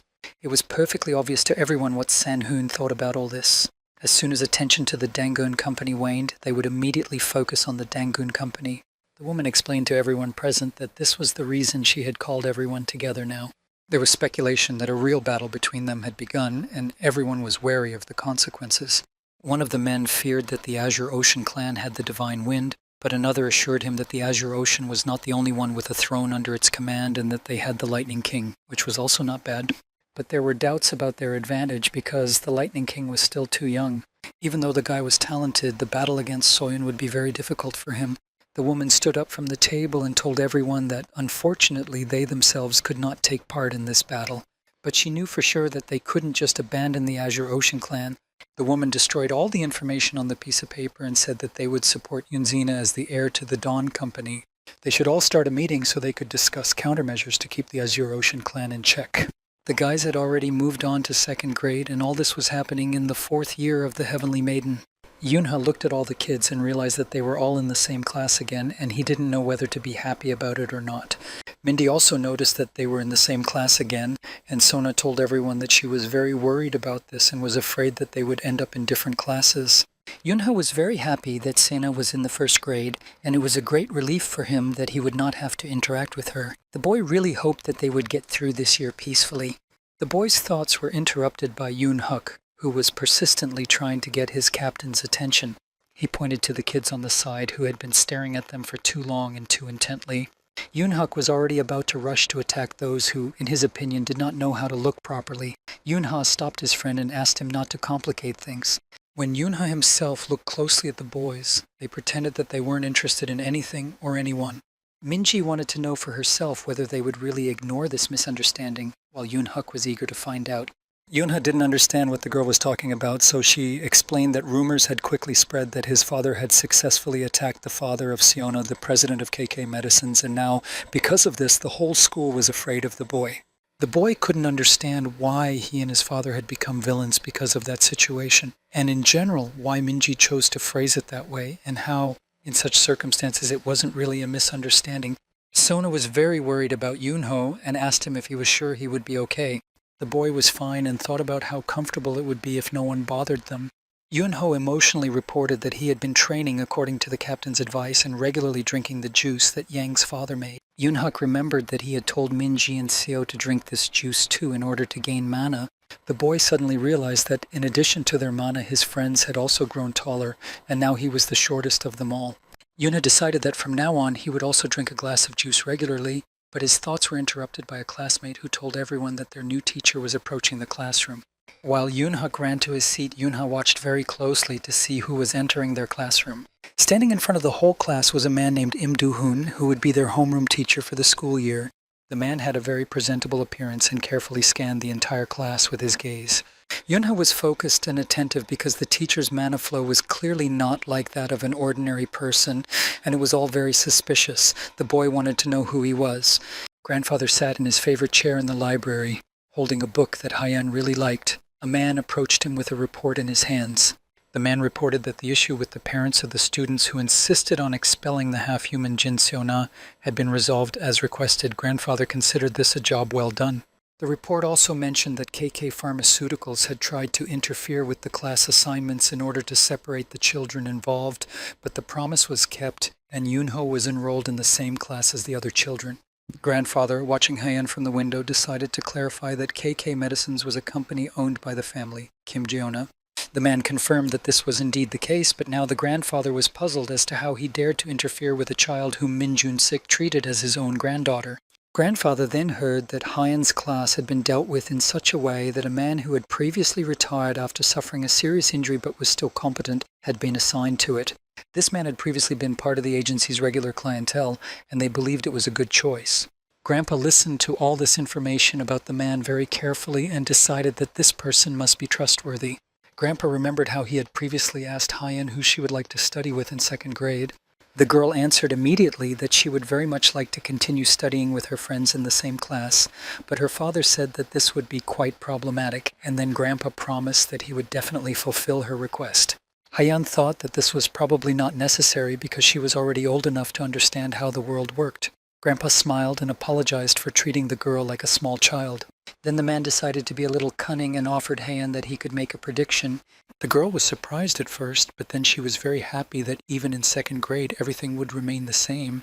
The prediction was that Hyeon would continue to study with all her friends in the same class. Her grandfather treated this book with great care because Hyeon liked it so much. In fact, he found everything related to this girl very interesting and amazing. The man himself could not believe that after so much time a child would appear whom he would treat as his own granddaughter.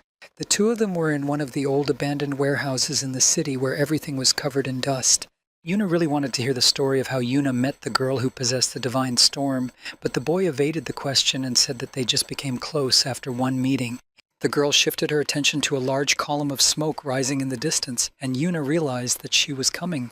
Funnels of wind and dust formed in front of the children, and it became very difficult to see anything around them. Yuna watched the scene before her with admiration, and still couldn't believe that all this was really happening. A girl with a fan in her hands descended in front of the kids and apologized for making them wait so long. Yunha was a little picky and said that they had to wait for her after all. The girl just smiled and said that other people usually get nervous because they can't meet her at all. Yuna greeted the girl and bowed low to her, showing how she felt about her. The girl asked not to be called the 12th Lord or Divine Storm, but simply to be addressed as Seo Young's sister. Sister Young looked at the girl and saw that Yuna had an incredible amount of mana, and that was most likely all she could control. The girl understood perfectly well that as soon as others found out about her, she would be in high demand. Yunha, tired of listening to these pleasantries, did not ask if the girl had brought what she had promised. She answered in the affirmative and showed him what she had brought. The girl handed the boy a device and a magic stone that was completely enveloped in a bright blue glow. Yuna took the magic stone in his hands and began to examine it very carefully. After examining it carefully, he came to the conclusion that the magic stone was in good condition. Yuna decided to make sure once more and asked his older sister Yuna if she was sure it would be okay. The girl replied convincingly that yes, she was sure it would be perfectly fine. Hearing his sister's answer, the boy decided that he would stop resisting it. Yunha warned Yuna that she would still have to take the exam, and showing her the device, warned her again that she had to be very careful with it. The girl confidently said that she had already figured everything out a long time ago. The boy didn't quite understand what his sister meant, but decided not to dwell on it. Yuna didn't delay any longer, and deciding it was time to begin, threw the magic stone aside. Yuna gripped her sword more tightly, preparing to pass this exam with flying colors, but what she saw next surprised her greatly. A creature appeared before them, but it did not look like a monster at all. On the contrary, it had a cute appearance. The girl saw before her a Porori creature that belonged to the 8th rank. Yuna couldn't believe that this was the monster she had to deal with, but her brother was convincing, saying that it was indeed a real 8th rank monster in front of her. Yuna told his sister not to delay and to send this monster to the other world, thereby confirming that she was ready. The boy understood that even after everything that had happened and everything he had said to her, he still hadn't managed to change her way of thinking. But now Yunha was trying to make his older sister Yuna understand and realize everything. Yunha tried to use this test to explain how cruel and difficult the path of a player can really be. Yuna looked closely at the creature in front of her and was sure that it was not dangerous and posed no threat. At the last moment, the boy managed to warn his sister not to get distracted and to be more careful. Yuna couldn't understand what her brother was talking about because the monster looked like some kind of children's toy. But in a moment, something incredible happened to the monster, and it began to grow and become covered with spikes. When the monster was already approaching the girl, preparing to attack, Yuna managed to kick it away with her foot. The monster fell to the ground and did not move, and part of its head already resembled a real monster rather than a cute toy. Yunha was strict and told the girl that if she hesitated or judged the monster by its appearance, she would end up dead. The boy looked closely at his sister and tried to understand if she was ready to continue. Yuna was very pensive at that moment, and she remembered a fragment from the past when Yuna tried to protect her from the kraken. Then the girl remembered the moment when her Aunt Juliet tried with all her might to save her from danger. Yuna clutched her weapon tightly and decided that she no longer wanted others to protect her. Instead, she wanted to protect those who were dear to her. Yuna was sure that she couldn't leave this burden on Yuna alone, so she had to deal with it herself. The girl did not hesitate any longer and attacked the monster, destroying it once and for all. All that remained was a stone that continued to glow brightly. After everything that had happened, Yuna was overcome with panic and fear, and the girl could not even move. She threw her weapon on the ground and tried to move as far away as possible from the place where the monster had been just a few minutes earlier. The girl who had been watching from the sidelines decided that it was good that Yuna had managed to cope after at least 15 attempts. Yuna could no longer contain her emotions and cried bitterly on her brother's shoulder, while he tried to calm her down as best he could and kept repeating that she was doing great. Young's sister watched and remembered that it had also been difficult for her to become who she is now. Players must be strong. While Yuna continued to cry incessantly, the girl thought about how she had not expected the boy to so unexpectedly force his sister to destroy the monster. The girl considered Young to be far from a simple child, and it was very difficult to predict his thoughts. A few days later, in the school classroom, the teacher asked the leader to come out and take milk for everyone, and also reminded all the students not to forget to return the empty milk cartons to the box. The boy came out and stood in front of the whole class, then loudly asked all the students to line up and take milk one by one. Yunha didn't want to and offered to drink his milk too, but he refused. Yunha remembered how the girl Beklen also didn't like to drink milk, but she was constantly told that she had to drink it so she could grow up big. Yunha's thoughts were interrupted by Yunhuk, who asked him to take what he was offering as quickly as possible.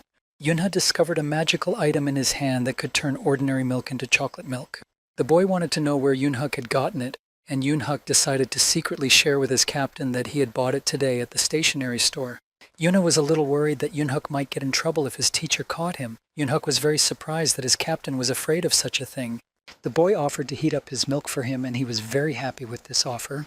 Yunhuk, holding the milk carton in his hands, asked his captain if he knew what was written on the box. Yunha saw that the milk carton said that they believed and hoped that their compatriots who were suffering in Italy would be able to return home safe and sound. During recess, the boy climbed the stairs and wondered if he remembered correctly that his older sister Yuga was in the 4th grade of 6th year. Yunha understood perfectly well that the lesson with the monster was for her own good, but the image of her crying tore the boy apart inside. The boy walked toward his sister, hoping only that she wasn't too upset after everything that had happened. In the hallway, Yunha accidentally bumped into a student who, judging by his appearance, was older than him. The boy began to get emotionally upset along with his friends and tried to find out who had allowed him to come here since he was not in 6th grade. Yunha replied that apparently he had once again had the good fortune to run into some strange kids. The boys demanded an immediate apology from Yunha for his words and tried to understand why he was so insolent and bold. Yunha looked closely at his interlocutor because he seemed very familiar to him.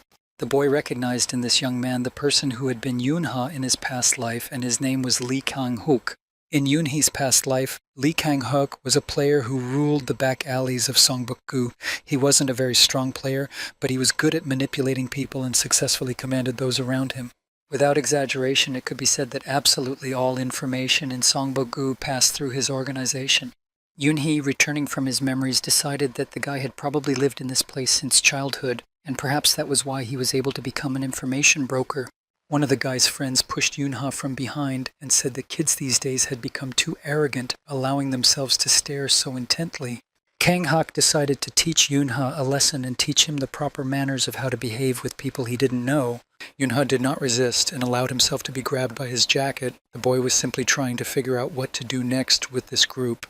The boy did not look nervous and was completely calm because he had already used his mana and was about to use his abilities.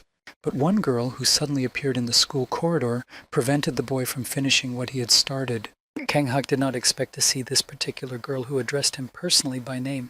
Standing in front of the guys was Yoon-hee's older sister, and the expression on her face made it clear to everyone that she was not happy with what she had seen. Yunha had told this guy many times not to dare to bully anyone anymore, and now he was trying to justify himself, saying that it wasn't what she thought. Yunha was very surprised to notice that he liked her sister. The boy was very angry that Kang had dared to show attention to his sister, Yunha. One of the boys tried to justify his friend's actions and told Yuna that Yunha had bumped into Kang-hak himself and didn't apologize, so they just decided to teach him a lesson for his behavior. Hearing this ridiculous explanation, Yuna said loudly and clearly that no one should ever dare to hurt her younger brother Yunha. The girl moved closer to her brother and decided to make sure that he was all right.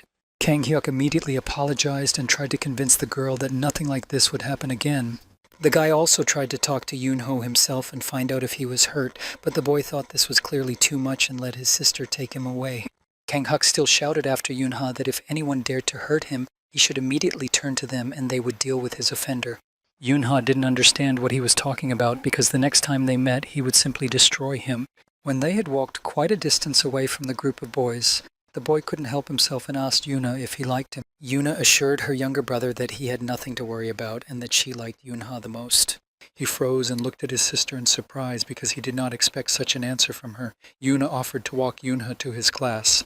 Yuna accepted Yuna's offer and thought that her words were pleasant to him. A few days earlier, a woman was returning home late at night, and at that moment it was raining heavily outside. The woman was carrying her groceries and suddenly thought about how it had been quite a while since her children had visited her. The grandmother talked to her family on a video call on her phone and realized how much her grandchildren had grown. The woman loved her family very much and missed them greatly, but she hoped that she would be able to see them again soon. Walking down a dark alley, the woman suddenly heard strange sounds and tried to figure out where they were coming from. The grandmother stopped and listened, but the sounds did not repeat themselves, so she decided that perhaps she had just imagined them. As she was about to continue on her way, the woman heard a rustling sound coming from the trash can standing in the dark alley. The grandmother was not afraid and decided to look inside the trash can, but she did not expect to see what was inside. Sitting in the trash can was a half-human child who was cowering in fear and cold and was too afraid to even lift his eyes. The woman was shocked that he was so small and had already had to go through such a difficult journey. The grandmother hoped that he was all right. She touched the half-human child with her hand and realized how cold he was, which meant that he had been sitting there for quite some time and was therefore completely frozen. After the woman touched him, the half-human remembered all the moments from his past, and there was nothing good in those memories. People would touch him at first, and then they would want to sell him or use him as a punching bag and throw him away when they no longer needed him, because no one cared if one half-human disappeared. So when he remembered all this, he couldn't take it anymore and screamed loudly, trying to curl up even more into a ball so that no one would touch him. The half-human jumped out of his hiding place and shouted for her to leave immediately and not touch him. The woman took a closer look at his appearance and realized that no one had been caring for him at all, and it was rainy weather, and he was wounded. No matter how much the half-human yelled at the old woman to go away, the woman almost immediately realized that she couldn't leave him there. The woman covered the half-human with her umbrella from the rain and said that if he had nowhere to go, he could go to her house. The grandmother went out to meet her children and grandchildren, who had finally decided to visit her. The woman hugged Yoon and Yoonho first and noticed how much the children had grown since they last saw each other. Dad quietly told Yoonha that his mother was a little upset that the boy behaved like a child with his grandmother, but completely differently with her. The woman smiled and looked at her daughter and said that even though she had given birth to 3 children, she still behaved like a child. The grandmother decided to tease her daughter and sympathize with her son-in-law, saying that it must not be easy for him to live with her daughter. The woman turned her attention to the youngest member of their family, a girl named Ine. They had met before, but that was last year, and the girl probably didn't remember her grandmother. The grandmother asked her granddaughter how old she was, and she happily ran out from behind her mother, held up 3 fingers, and shouted that she was 3 years old. The woman hugged her granddaughter with great love because she had missed them all very much. The grandmother assumed that they must all be very hungry, so she invited them into the house for dinner and added that she had ordered chicken for everyone. The whole family took their things out of the car, went into the yard, and looked forward to a delicious dinner. As soon as Yoonha entered the yard, he immediately sensed something, or more precisely felt the presence of someone else. The boy managed to warn his older sister Yoona not to rush into the house. Yoonha scanned the house with his mana and noticed that it was not a monster, as his sister had assumed, because whoever was inside was too calm. The kids figured it might be a burglar, but even if that was the case, Yoonha couldn't just leave it at that because he wouldn't let anyone break into his grandma's house and get away with it. Inside the room they saw a half-human who was watching some program on TV at that moment. Yoona decided not to wait, and before the rest of his family entered the house, rushed to attack the person inside. His grandmother was waiting for her children to gather their belongings and enter the house when she suddenly heard a noise. At that moment, Yoonha had already managed to scare the half-human and scattered some of the furniture around the room with his attack. The boy looked more closely at the uninvited guest and recognized him as Jin Parang, only at a young age.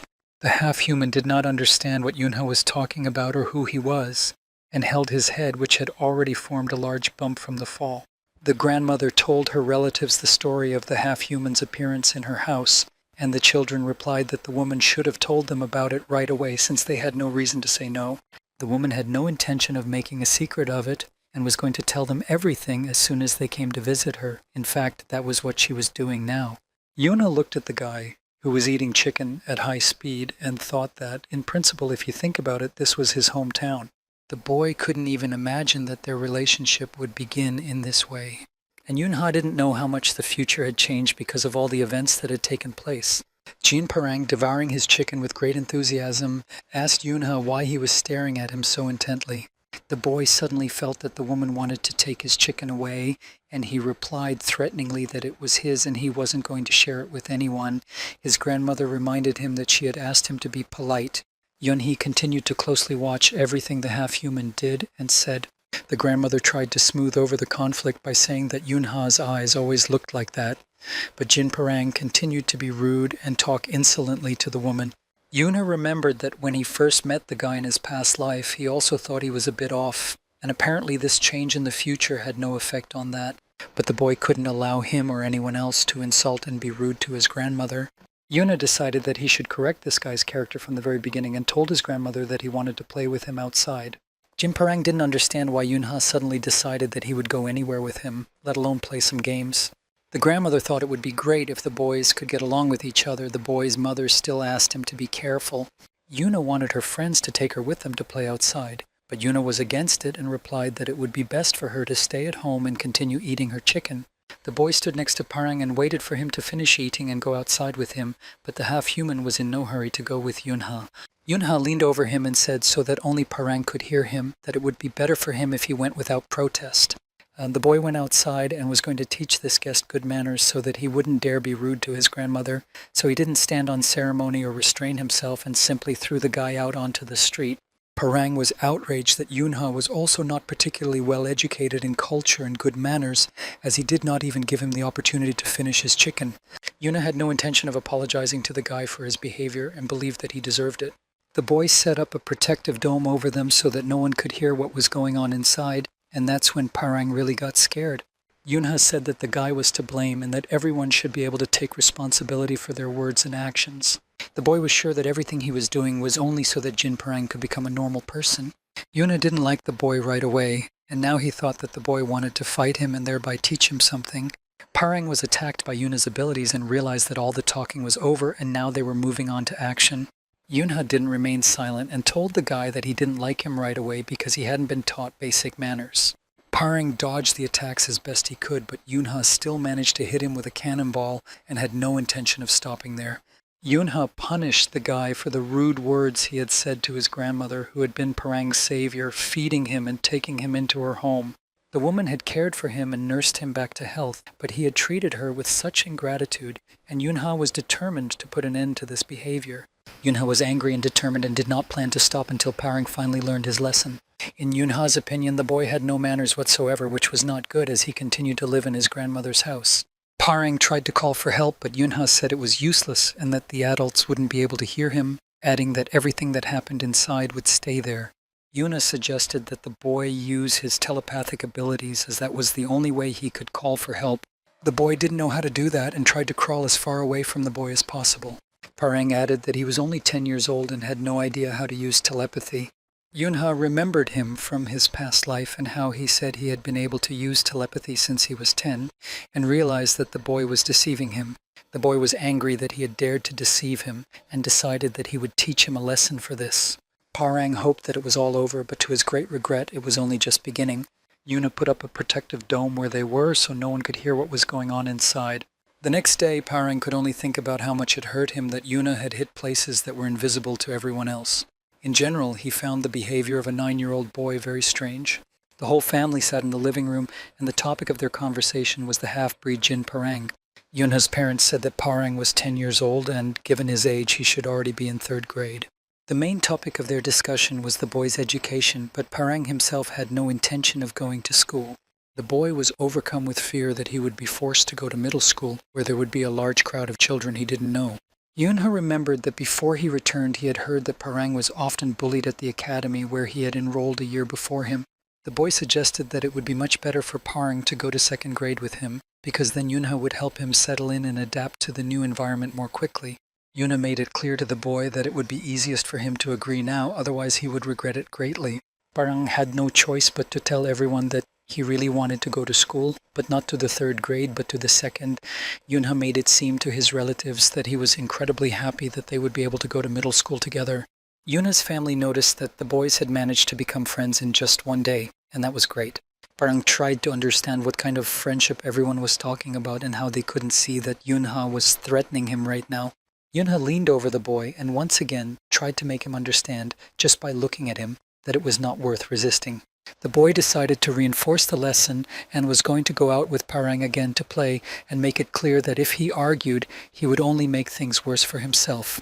As soon as Parang heard that they were talking about their walk together again, he was horrified. A closed meeting was held among a small circle of people attended by the goddess Lim Kayul.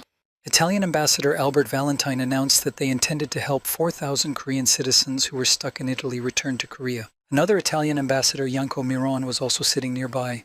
The ambassadors announced that they would do all this on one condition, that they would help them deal with the monster in the North Atlantic. Theoretically, it was the strongest monster, but not even first class. In the worst case, this monster could cause a catastrophe that would doom the entire country. The monster's class was Leviathan. For them, this was partly expected, but it could lead to very bad consequences. The goddess replied that it would not be very convenient to send Korean players to an unfamiliar place, so she suggested supplying them with potions. Albert Valentine believed that this was simply advanced technology that did not require direct injection into the body. The Italian ambassador also suggested that they could exchange it for Mediterranean mana alloys. The goddess knew perfectly well that this was also something Italy desperately needed. Ambassador Yanko Miron suddenly used his mana and directed his abilities toward the girl. The man was thus able to destroy the table, turning it into small splinters. With a single wave of her hand, the goddess stopped her guards who were about to attack Yanko, but the men did not understand why the girl would not allow them to do so. The ambassadors repeated that they were simply asking for a little help in exchange for the return of their people. Yakin Miran believed that the Korean players were weak, and for this reason they could not leave their goddess. Albert Valentine told Yanko that he was going a little too far and should not speak so harshly.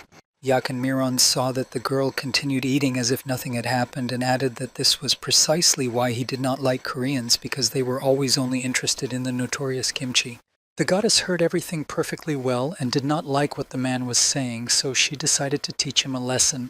With a strength unknown to men, she knocked one of them off his chair, which was something they certainly did not expect. When the ambassadors were feeling more than aggressive, the girl announced to everyone that they would give their full support only for the Koreans who were stuck in Italy. The goddess continued, saying that in addition to the divine spear Namgung Seonwon, who was the strongest in their country, they were ready to send 2 more players from the 12 thrones. The girl believed that this would be enough to bring their citizens back. Goddess Lee Ka-yul snapped her fingers and decided to show the ambassadors that before saying anything it was worth thinking carefully about the consequences. Force was used against the men, and it suddenly became very difficult for them to breathe, which might have frightened them a little. Albert Valentine could barely stand, but when he saw the girl about to leave, he decided to shout one last thing, that her actions would not go unpunished. The goddess replied that if the men wished to speak out against her decision, then let them act, because then the right people would find out that Big Mama had sent some unknown individuals posing as ambassadors to the Mana Control Bureau. The ambassadors were furious at what they had heard. Yanko could no longer contain his emotions after the girl's words and was about to rush into attack, but his comrade managed to stop him in time. The man whose eyes burned with a bright blue glow used his power on him again. At that moment, Yanko realized that if he moved even slightly, he would immediately be sent to the other world. The goddess saw that the men were no longer trying to rush into battle and was pleasantly surprised that they were at least capable of reasoning adequately. Before closing the door behind her, the girl informed the envoys that their meeting was over and that they should leave the building immediately. Yanko was furious that he had been unable to respond and attack, and now he was trying to control his emotions. The man in the blue house said that such an act was reckless and that he should definitely control himself in the future. He explained to the girl the things that were obvious to him, that she was no longer a people's artist of Korea but a goddess. The goddess did not understand whether he was saying all this as her bodyguard or as the manager of actress Lim Ka-yul. Lee Yeon-hoon, who was also with them in the office, wanted to know if he was so sure of his words and actions and how a man could know for sure what this woman was thinking. The woman said that he shouldn't say such things and that the report had been delayed because of him. Yeon-hoon asked the girl to consider that Italy had imported a Maserati Gran Turismo as a gift, and that this was not without reason. The man had heard that the Big Mama had sent this car as a sign of friendship, and he suggested that perhaps it was better than the ambassadors they had. The goddess was sure that this gift should be sent back and that she did not need it. The girl had never met Big Mama before, but she had heard many times that she was not as friendly as she might seem at first. But the way she sent those men as ambassadors could mean that she had something in mind or was just arrogant. The girl ordered Yeon-hoon to find trusted people to keep an eye on the Italian ambassadors and report any problems immediately. Park Sang-jin believed that, fortunately for them, the deal had ended better than they had expected. The girl agreed with this, but it was all thanks to the potion from Alice Pharmaceuticals, and they were very grateful to engineer Yang Seok-hoon and Alice. The goddess believed that they must express their gratitude, but only after they had completed the deal with Italy. Sanjin repeated that one way or another it was extremely dangerous to provoke the Italian ambassadors. The girl knew that the man was speaking as her bodyguard, but she was calm because at that moment of their negotiations there was a person in the next room who possessed the divine spear, and therefore nothing threatened them. The goddess understood perfectly well and was sure that if any problems arose, they would only be for the ambassadors. The girl walked through the streets of the city in a very elevated mood because she was simply happy. A little earlier, the doctor had given her the happy news that she was already 6 weeks pregnant. This girl was Juliet, and she was overwhelmed with emotion at such joyful news. She decided to call her husband Bruno because he was the one who made her so happy. Juliet really wanted to tell her husband everything right away, but she decided it would be better to wait until they saw each other in person. Her husband asked how her hospital visit had gone and if everything was okay. She reassured him that everything was fine, but asked Bruno not to stay late at work and to come home early today because she wanted to tell him something. Juliet ended the conversation and was already looking forward to their meeting, so she could see the happy look on her husband's face after she told him everything. The girl's happy thoughts were suddenly interrupted by the voice of someone she never expected to hear, let alone meet. Juliet saw Yanko standing in front of her, and the horror of this encounter was written all over her face. The man told the girl that she had become much prettier since their last meeting, but now the girl was not doing well at all, and she realized that she would not be able to escape. Yanko grabbed the girl by the face, preventing her from screaming and calling for help. The man told Juliet that the games were over, and it was time for her to return to her golden cage. Bruno was at work when his cell phone rang, and he saw that it was Juliet calling. The man immediately thought that something had happened because they had just been talking. During their phone conversation, the girl was very brief and only told the man that she was very grateful to him for what he had done and asked Bruno not to look for her. Bruno was very upset and even a little scared and tried to understand what had happened to the girl, but their conversation had already ended. Yanko, who had been listening to the entire conversation, said that the princess had made the right choice and the right decision. The man believed that Juliet should allow the man she loved to live a normal life.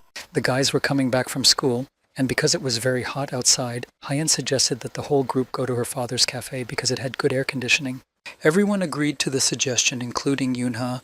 The boy told everyone that he would first go home to drop off his bag and would join them a little later. Mindy warned Yunha not to play with Yuna, otherwise he would completely forget about the time and be late. The girl reminded him that last time she had to wait for him for a very long time, but the boy tried to block out her words by covering his ears. Suddenly the boy's attention was drawn to a car on the next street into which Juliet was getting. Yunha looked more closely and saw the men accompanying the girl, which seemed suspicious to him. The boy recognized Genko Muron among the men and tried to understand what the Italians were doing there. Yunha remembered that negotiations between Italy and Korea were currently underway. The milk carton stated that Korea believed that its compatriots who were currently suffering in Italy would be able to return home safe and sound. Yuna remembered a moment from his past life when a Leviathan was conquered that was many times stronger than the second rank. And in order to save the Koreans who were stuck in Italy at that moment, the necessary measures were taken. The divine government at that time sent 3 of the 12 thrones, and because of this, Korea suffered serious combat losses. At that moment, the divine spear Namgung Songun lost his left arm in battle. And the player Railstron, under the name Shin Mengwan, became more incapacitated due to Berserk's mana, and Flores Bang Yonji went to the other world during that mission, and that's what people thought. However, Bang Yunji was not destroyed. She was held captive in Italy, and Genko Muron was responsible for all of this. This man was one of the ambassadors visiting Korea at the time. At that time, many countries, including Korea itself, staged protests, and in the end, Big Mama ordered him to be publicly sent to the other world. Yunha returned to reality and realized the seriousness of the situation because that very man was now standing next to Juliet. The boy asked Minji to wait for him here and not to follow him, no matter what happened. Minji couldn't understand what was going on, but Yunha repeated that she should not follow him under any circumstances. The boy planned to determine where they were going and then contact Shin Seo-yun or Bruno. Yuna sat down, tied his shoelaces tighter, and used his mana. The boy used his abilities to keep up with the car and ran as fast as he could. The car stopped and people got out, and Yunha arrived just in time. The men were curious to know who was watching them so intently, but it turned out to be just a child. Yunha realized that there was no point in hiding anymore because they had already noticed him. Miran approached the boy and asked him what questions he had for them and what he wanted in general. The man did not stand on ceremony and asked his questions with a casual pat on Yunha's shoulder. However, he had no intention of holding back. Yuna felt very uncomfortable about this and therefore did not put up with it and jumped away from the man a long distance thanks to his abilities. Miran, watching all this, came to the conclusion that even children in this country could handle their mana well. Another advisor thought that this child was very strange and that something was wrong with him. The man decided that he had no choice and that he should get rid of this child immediately. Miran wanted to destroy Yunha and attacked him, but the boy managed to duck in time. Yunha already understood perfectly well that the man was not joking and was trying to kill him, so the boy actively used his mana to survive. The boy used his abilities not only for his own defense but also to attack the man, and he succeeded several times. Because Yunha was doing all this in the air, which was very difficult, he decided to gather his mana in his foot and use it to strike. Neither of them gave way to the other, and their battle continued. Yunha formed a small sphere in his hand. The boy threw this sphere at Miran, but at the last moment, Miran was able to block it. Yunha jumped back and now planned his next moves regarding attacks. The man now looked at the boy differently because his mana distribution was at a serious level. But even despite all this, to Miran, he was still just a child. The man managed to get close to the boy and grabbed him tightly by the throat, blocking all his movements. Yuna tried to break free, but he couldn't, and then the man looked at him and said that he wasn't the only one here who could use mana. The boy understood perfectly well that at this rate he would soon be dead, so he had to quickly figure out how to free himself. Help for Yunha suddenly came from where he least expected it, and it was Juliet. Juliet turned to Genko and reminded him that he had promised not to harm her friends. Miran heard the girl and was surprised that she knew this boy. Juliet tried to convince the man to let him go because he was just a normal child. Miran, however, did not consider Yunho normal, and in his experience such people should be sent to the other world immediately upon first meeting.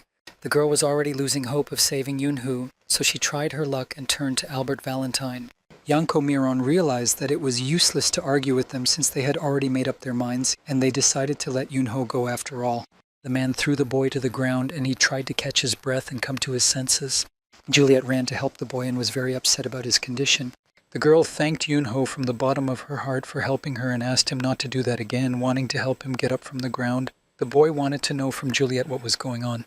Juliet suddenly took the ring off her finger and asked Yunho to be sure to give it to Bruno and tell him that she was very sorry.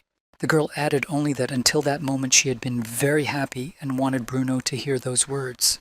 Juliet did not answer any of the boy's questions and simply turned around and walked towards the car. Yunho didn't want to let Juliet go like that because he understood perfectly well that she was unhappy, so he tried to catch up with her and stop her, but he was prevented from doing so. Yanko Miron pushed Yunha away with all his strength and did not give him the slightest opportunity to approach the girl. The man warned the boy that he should get out of there while he was still being nice. The car with Juliet had already left, but Yunha was still lying near the trash cans trying to come to his senses. Until that moment he had been almost certain that his second life would be different. The boy remembered that he had managed to save his entire family who were supposed to have died. Yunha also thought about his friends whom he had also managed to save, and that was no small thing. The boy was also able to minimize the damage during the incident on Mount Bakan, and all these changed moments gave the boy confidence. He did not understand why and with whose permission the girl was so attached to the past that she could not let it go. Yunha tried to pull himself together and realized that Juliet should not follow the past when he himself was so stubbornly trying to change the future. After all, the boy's happiness included the girl's happiness as well. The boy was completely convinced that Juliet should not exclude herself so arrogant. In the cafe, Heian's father worked hard and was already very tired, but he still had a lot of work to do. The man had received an order to deliver 100 potions by next week. In order to fulfill this order for potions from the state, he would have to minimize his sleep. The man thanked him for the glass of water and said that everything was fine and there was no need to worry because he was happy. A phone call caught the man's attention. It was his daughter Yunha's friend, who apologized for calling so unexpectedly but said he had urgent business. Yuna said on the phone that something had happened and he had a small request for the man. The boy's request was that he needed his uncle's potions for a very important matter. In a deserted area among the trees, a girl was training Yunha's older sister. Soyun used her mana and employed the roots of the trees in this training. All these roots were now aimed at Yun, intending to attack the girl. Yuna dodged as best she could and tried to get away and not fall into the trap set by her sister. The girl stood aside and watched Yuna and saw that the girl's reflexes were simply incredible. Soyun decided to complicate the task a little and see what would happen if she used her whirlwind ability. In a matter of minutes, a large tornado formed and instantly engulfed Yuna. Now the girl was not so sure that Yuna's reaction was as good as she had thought just a moment ago. But then Soyun saw something that surprised her, namely how Yuna deftly managed to get out of the whirlwind and bypass it quite well. The girl thought that it was better to warn about such things in advance, but Soyun was sure that practice was more useful if it resembled reality. Soyun was pleasantly surprised and convinced that Yuna was very good and that she had not been mistaken about her after all. The girl decided not to stop, but on the contrary to make the task even more difficult for Yuna.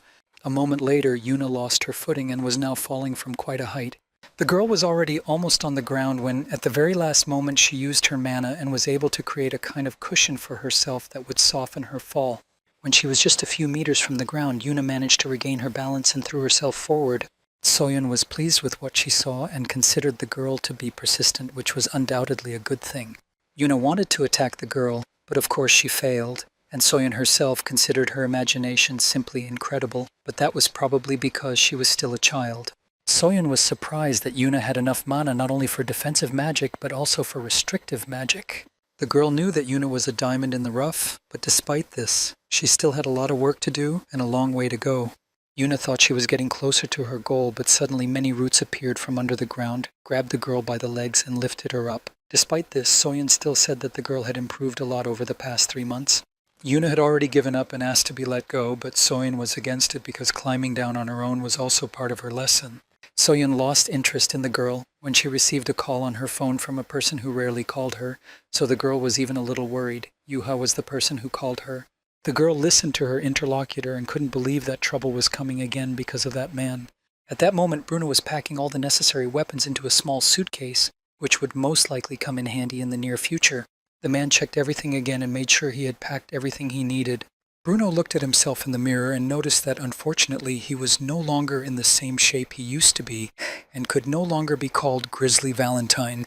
The man recalled a moment from his past when men were terrified just by his appearance. The girl pointed at the man and complained to Bruno that he had touched her, and the stranger tried to justify himself by saying that he simply did not recognize Princess Valentine and that he fully admitted that he was wrong, but the princess herself did not consider this explanation to be an excuse.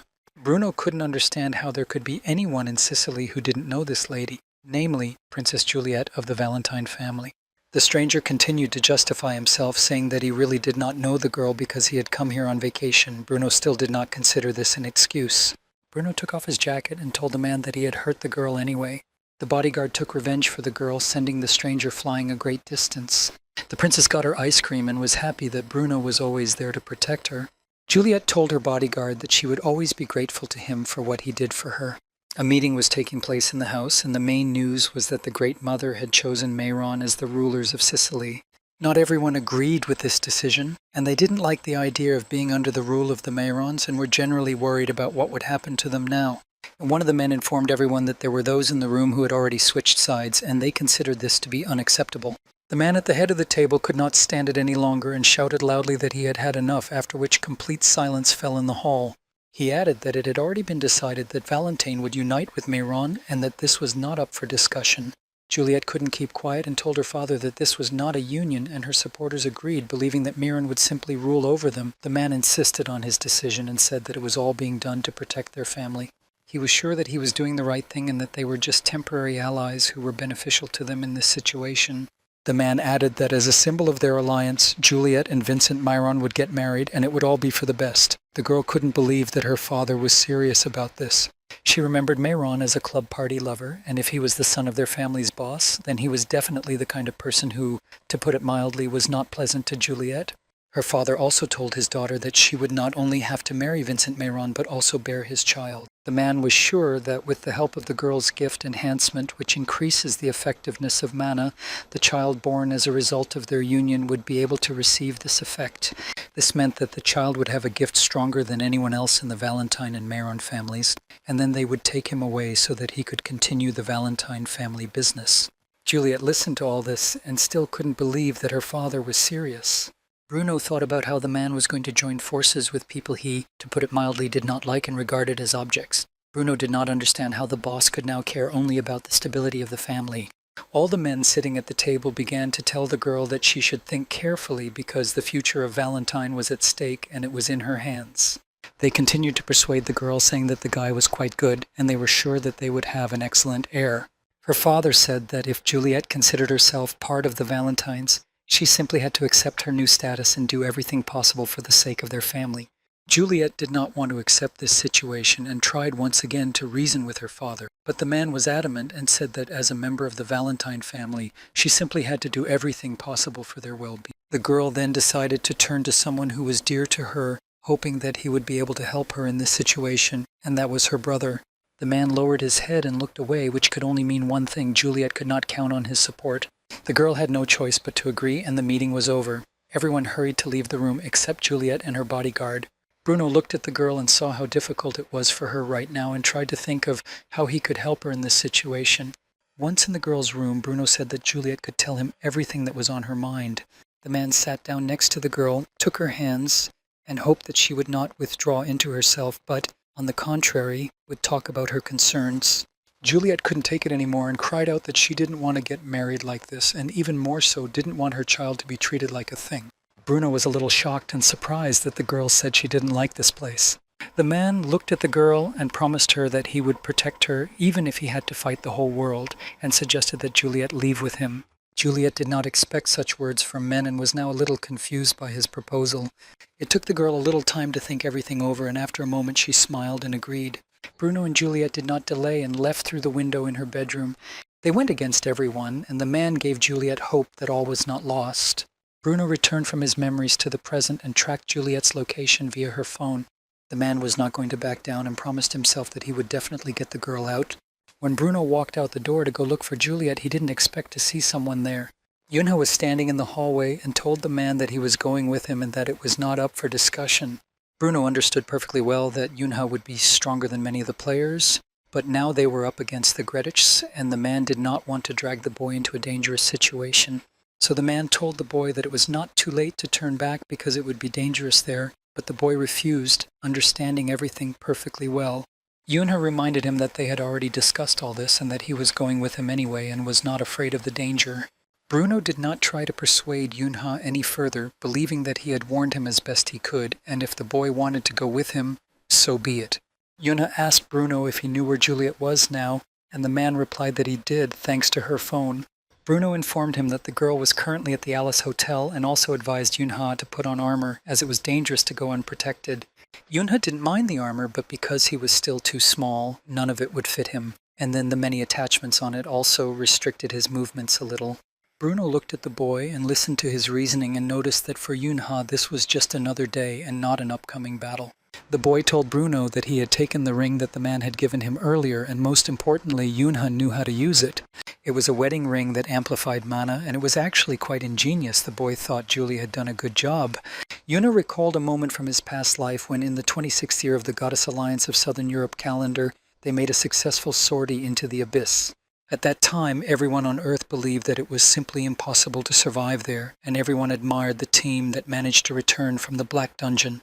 The joy after the successful sortie overwhelmed absolutely everyone because previously it was considered simply impossible to do so. The players were excited and studied the mission report very carefully, noting every little detail. The truth that was recorded there was disgusting. The Italian players who had been in the vanguard now bore the surname Myron, and the woman who had been used only for the sake of propagating strong DNA was then called their mother. Yunha thought that most likely, before his regression, Bruno was unable to save Juliet and had passed away.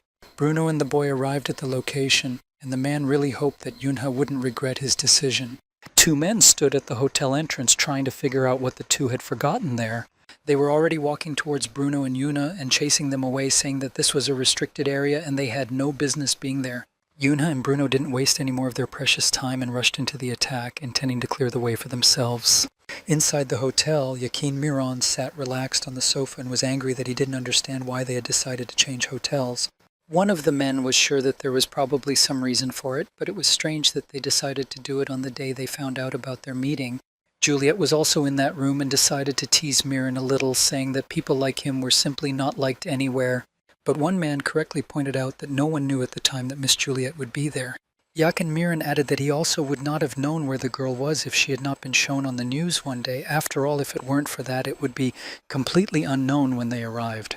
When Miron saw Juliet on the news, he didn't believe it, but when the girl's brother confirmed it, he had no more doubts.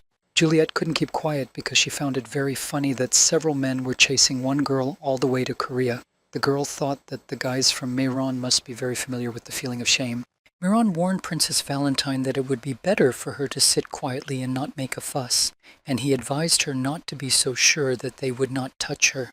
The man said that they were not touching her not because they felt sorry for her, and that Juliet should still watch her tongue. Yakin Miron loomed over the girl and said that if he wanted to, he would have had his way with her long ago. Juliet was very angry at the man's words, and unable to control her emotions, spat right in his face. The man couldn't believe that the girl had dared to do such a thing, and apparently she was ready to go to the other world right now. The girl's brother suddenly stopped the fight between them, thereby stopping Myron and preventing him from striking her. Yakin Miron smiled and joked that it was brotherly love that had played such a role in the man. He could no longer listen to all this nonsense and told Juliet's brother that it would be better for him to leave for a while and get some fresh air. Juliet suddenly decided to ask her brother Albert Valentine to go to the 24-hour kiosk and get her some bento because she was very hungry. The girl added that she would also like some bread and dessert. Albert forwarded this request to Tom Marin, but the man thought it would be much easier to just call the servants for this. Juliet's brother reminded him that his sister wanted food from the 24-hour kiosk. When Tom left to fulfill the girl's request, he suddenly decided to remind Albert that he was no longer Valentine but Marin. Albert looked at the man intently and advised him not to worry about it. Juliet got up from the sofa, and before she could take a step, Albert informed her that she had been ordered not to leave the room. Looking at the man, the girl realized that he still hadn't learned tact after all this time. Juliet shouted that she just wanted to use the bathroom and slammed the door behind her. Only in the bathroom did the girl give free rein to her true emotions, not knowing what to do with all of this now. She remembered Bruno's words promising to always protect her, even if he had to fight the whole world, and after these words, he suggested that Juliet leave with him. Juliet missed Bruno very much, but she realized that his safety was much more important to her than herself. Yakin Miron also visited the restroom and thought about calling the servants on his way back. Suddenly, thanks to his abilities, the man sensed that someone very close to him intended to destroy him. Yunha himself rushed to attack the man with his weapon in hand and was very determined. Yakin Miron did not expect this attack and therefore could not react to it in time. The man lost his footing and hit his head painfully as he fell. But when Miron looked closely and saw who had attacked him, pure surprise froze on his face. Yuna was more focused than ever and decided to give the man a chance to pull up his pants. The boy gave the man a couple of seconds to do so and then was going to continue fighting him no matter what. An hour before entering the hotel, Soyun gave Yunha some crash lessons. The girl explained the magic spell. The rush was good because it increased speed incredibly, and the magic spell strengthening could increase muscle mass and strength. The girl talked about many things, namely about restoring mana, restoring defense, and also about resisting magic. Yuna thanked the girl for her help, but did not understand what to do with the hotel guests if they were somehow drawn into the battle.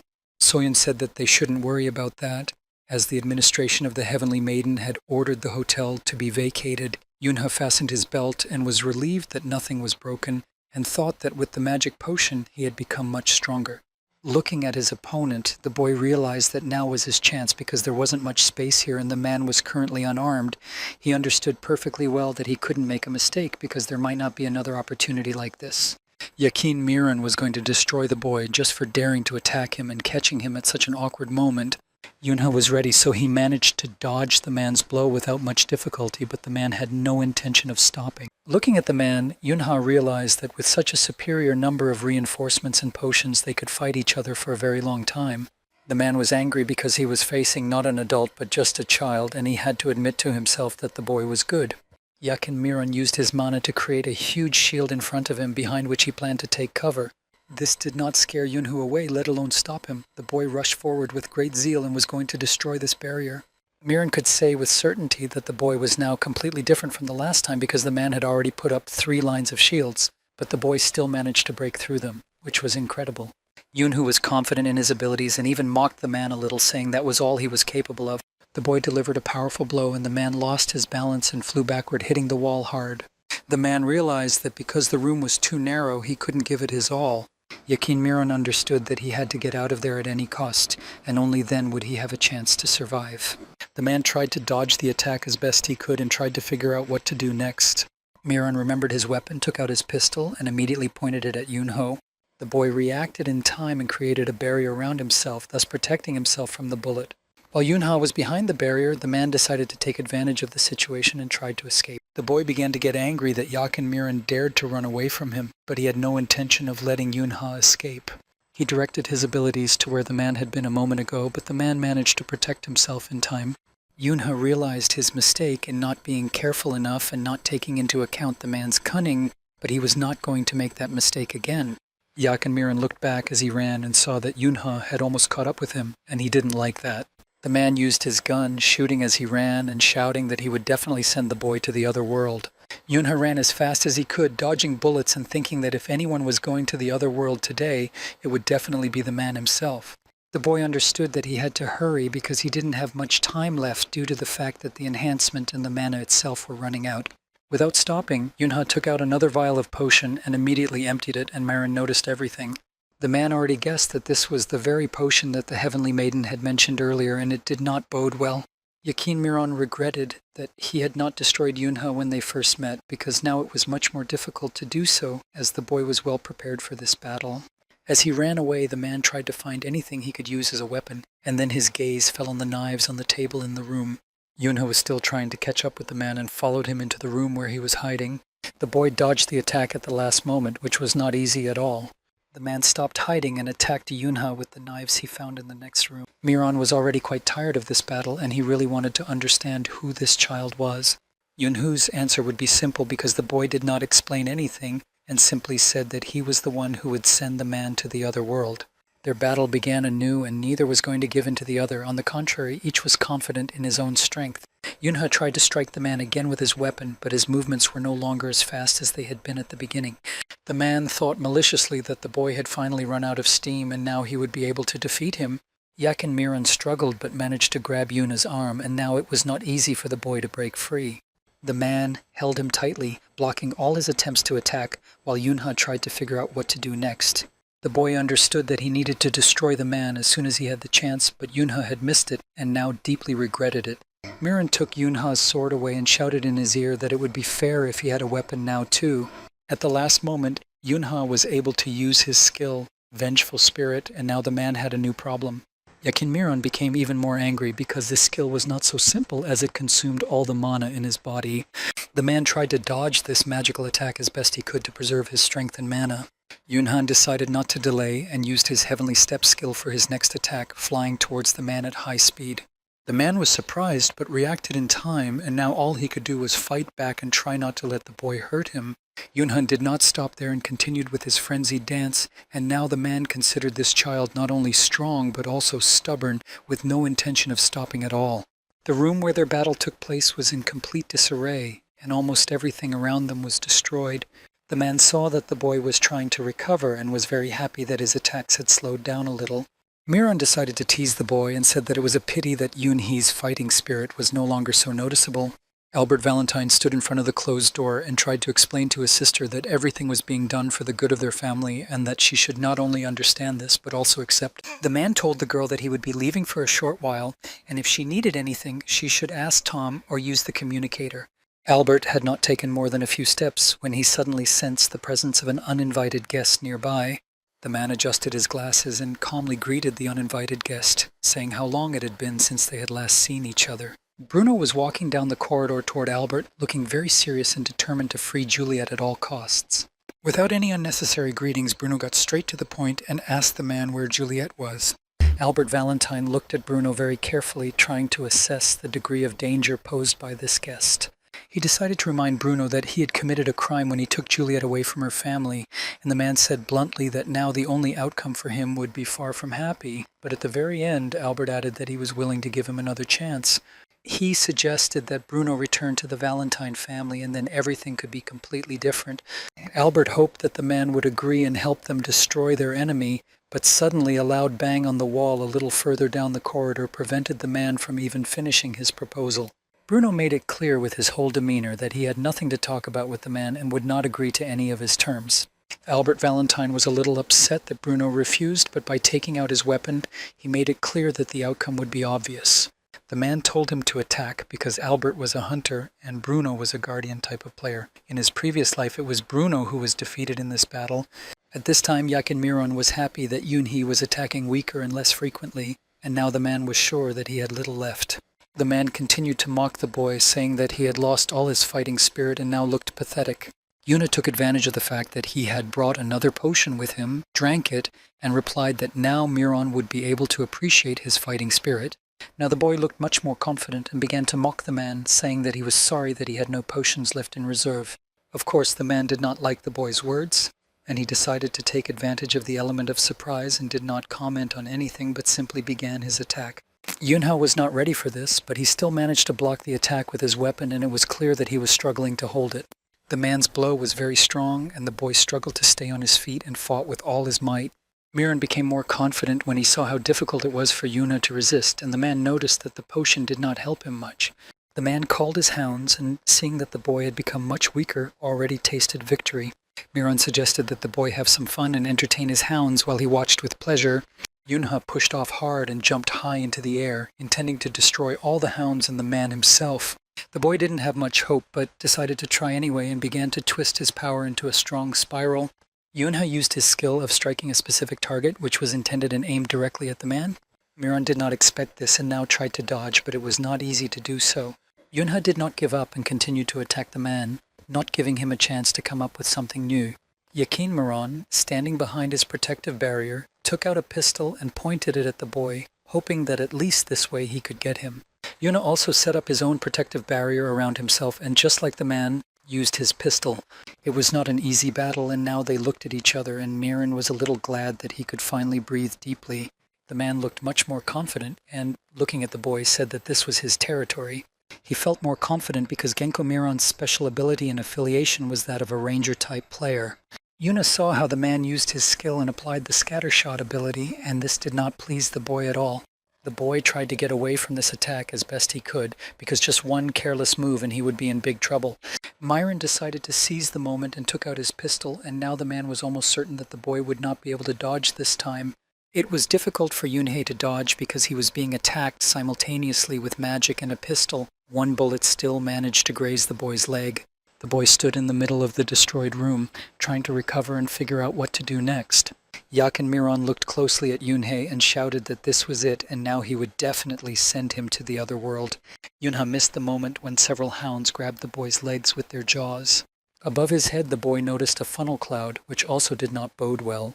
Yunha assessed his speed and strength and realized that he simply would not be able to dodge, so he decided to use a precise breakthrough strike at the target. The boy also took out his pistol and planned to use it to get rid of the hounds. He succeeded, and his legs were finally free from the jaws of these creatures. His next target was the man, and he flew towards him, attacking him with his sword. The man was able to withstand the blow, although it was not easy for him because he was very strong. Miran noticed the boy's crazy gaze in the reflection of his sword blade, which made his whole body tremble. But the man was no pushover either and managed to push the boy away while simultaneously using another skill. Yuna remained standing, but then he saw magical symbols under his feet. The place where the boy landed and what he was standing on was very dangerous for him, and in a matter of seconds he had to come up with something. They were magic mines that were activated in an instant and turned everything around into small fragments. The explosion was very powerful, and now the entire room resembled ruins because practically nothing had survived. Yunhu miraculously managed to escape and now lay on the floor, trying to catch his breath, realizing that in this state he would definitely not be able to run away. The boy took a vial of potion from his supplies and realized that this was most likely his last chance. The man appeared next to Yunho, and the boy was completely unprepared for this and froze in surprise. He grabbed the boy's hand with the potion and was not going to let go, believing that Yunho should share it with him and not be so greedy. Yunha jumped to his feet and deeply regretted not being more attentive and allowing the man to take the vial of potion from him. The man had no doubt that the potions in Korea were effectively restore mana and strength. Yunha tried to leave while the man was busy examining the bottle. Yuna used his heavenly steps, but unfortunately it didn't help because the man had already attacked him. The man had no intention of letting the boy go until he had finished what he had started. After they lost their swords, Yak and Miran struck the boy hard, causing Yunha to lose his balance. The man had already changed his mind and was not going to send the boy to the other world just like that. He did not want to do it so easily. Because the shockwave threw Yunha a distance, he caught the magic mines that had been set earlier. Upon contact with the magic mines, they were activated and a powerful explosion occurred at that spot. Watching all this, the man thought that it was all over and that he would have no one left to fight. He was completely sure that the boy got what he deserved for daring to attack him. A huge column of smoke rose after the explosion and it was impossible to see anything. The man could not see Yunho in the smoke and began to think that he had gone to the other world even though he did not expect it.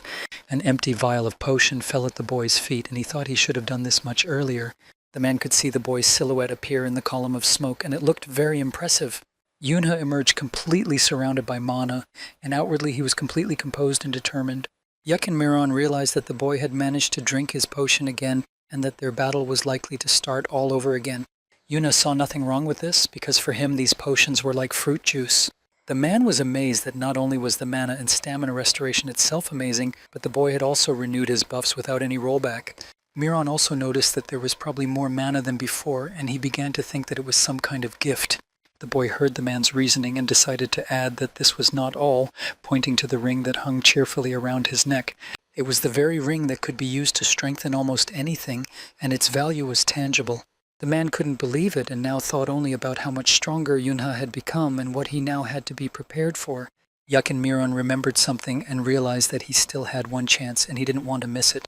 The man looked at the sword lying on the floor and thought that Yunha was not a very accurate shot and he was going to take advantage of this weakness. Miran was completely confident that he was definitely much better at this than the boy. Yunha decided to use his weapon, namely his pistol, and pointed it at the man. The man thought that this was Yunha's mistake because the boy pulled the trigger too quickly.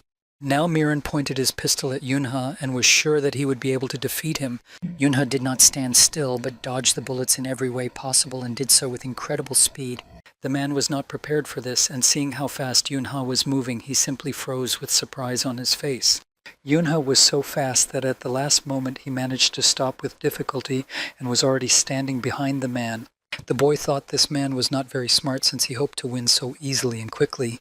Thanks to his speed and agility, Yunha managed to wound the man in the arm, and now he was mocking him, saying that this was only the beginning. The boy decided to use the man's own methods and had no intention of showing sympathy because the man did not deserve it. The man was angry because he had underestimated the boy and lost his arm, but he was going to fix that quickly. He stood in front of the boy and realized that this had gone on too long and it was time to finally end it all. Yunha did not look frightened. On the contrary, he was ready for any further actions the man might take because he had no doubt in his own strength. At that moment, an equally important battle between two men was taking place in the hotel corridors, and one of them was thrown back by the shockwave. Bruno put all his strength into the blow, which was intended for Albert Valentine. The man had not earned the nickname the Ferocious Beast for nothing, and now he was clearly demonstrating his abilities. Albert Valentine decided to use his weapon, a pistol with which he intended to send Bruno to the other world.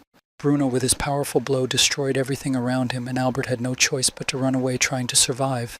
The man thought only of how to save and free his Juliet as quickly as possible, so he attacked Albert Valentine again. Albert was only able to dodge the blow at the last moment thanks to his skill, but he managed to notice that Bruno's level had remained the same all this time. Valentine was able to block his attack and was even a little disappointed because he still wanted to see what the man was capable of. Bruno was now in a bad position because Valentine's gun was pointed directly at him. Albert Valentine took advantage of this situation and did not hesitate to pull the trigger of his pistol. The men froze facing each other, and Albert wanted to know what Bruno was planning to do next. At the last moment, Bruno managed to surround himself with mana and set up a protective barrier that allowed him to survive. The man had already aimed his fist at the other man, but Albert was surprisingly calm and had no doubt that Bruno would lose today. Albert Valentine believed this because Bruno's movements had not changed at all during all this time, and the most important reason was that Bruno's mana and buffs were also running out. The man also noticed that Bruno continued to use defensive magic regardless, but this greatly affected his mobility. Albert Valentine believed that the man had brought this defeat upon himself and that he alone was to blame for it. Bruno, meanwhile, had already realized and understood all this and was now trying to figure out what to do next. Valentine did not wait any longer and immediately pointed his gun at Bruno, planning to finish him off as quickly as possible. But his sister Juliet, who suddenly appeared in the corridor, prevented him from pulling the trigger. Juliet was outraged that Albert had promised her he would not harm the people around her, and she was angry that he had broken his word. Albert Valentine listened to the girl and didn't see it as a big deal and didn't understand why Juliet was there at all, unless it was just to tell him all this again. The man threatened the girl with his weapon and told her to stand still and preferably remain silent, adding that it would all be over soon. Juliet moved so close to her brother that the barrel of his gun was now pressed against her forehead. Without any unnecessary emotion, the girl told her brother that he could pull the trigger if he could do it, of course. Juliet also asked Bruno to leave immediately. The girl was most afraid that he might get hurt. She told him that not only her brother was there, but also Tom Myron and Genko. Juliet believed that, given all this, Bruno's actions were pointless, and that did not make her happy at all. Bruno didn't even let the girl finish and said that he didn't care because he had already promised to protect her at any cost. The man needed only one word from Juliet, and that would be enough. Albert threatened him with his weapon and ordered the man not to move. Bruno was not afraid and was not going to listen to anyone. Only Juliet's words mattered to him. Albert Valentine saw that Bruno had already started moving toward them, so he didn't hesitate and pulled the trigger. With a single movement of his hand, Bruno used his mana to prevent the bullet from hitting its target and thus remained unharmed.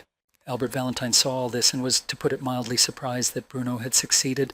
Bruno clenched his fist, which was wearing brass knuckles, and repeated once again that he would only need one word from Juliet. He reminded the girl of the words he had said to her earlier, that even if the whole world was against Juliet, it would not change anything. The man would still only need the girl herself, and he said all this with the utmost seriousness. Bruno was almost ready to attack Albert, but he was also waiting for Juliet's answer to his question. The man used his magical powers, and a large jet of fire was directed at Albert. Albert wasn't exactly unprepared, but he still didn't expect such agility and such a blow from Bruno. With difficulty, he managed to jump aside, while Juliet remained in place but was surrounded by a protective barrier, so the fire could not harm her. Albert Valentine looked closely at this protective dome and even tried to hide behind it himself. Bruno's appearance was already quite battered, and the man was holding his wounded arm, but none of that mattered. He was waiting for Juliet to speak. Juliet looked at the man and did not know what to do because her feelings and common sense gave her different answers. But after a short time, the girl, after thinking and weighing all the nuances, reached out her hand to the man. For the first time in all this time, a smile appeared on Juliet's face, and the girl gave her answer because in fact she really wanted Bruno to save her. At that moment, the girl used her magical power to enhance her abilities. In another room, the battle between the man and the boy was still going on, and neither of them was going to give up.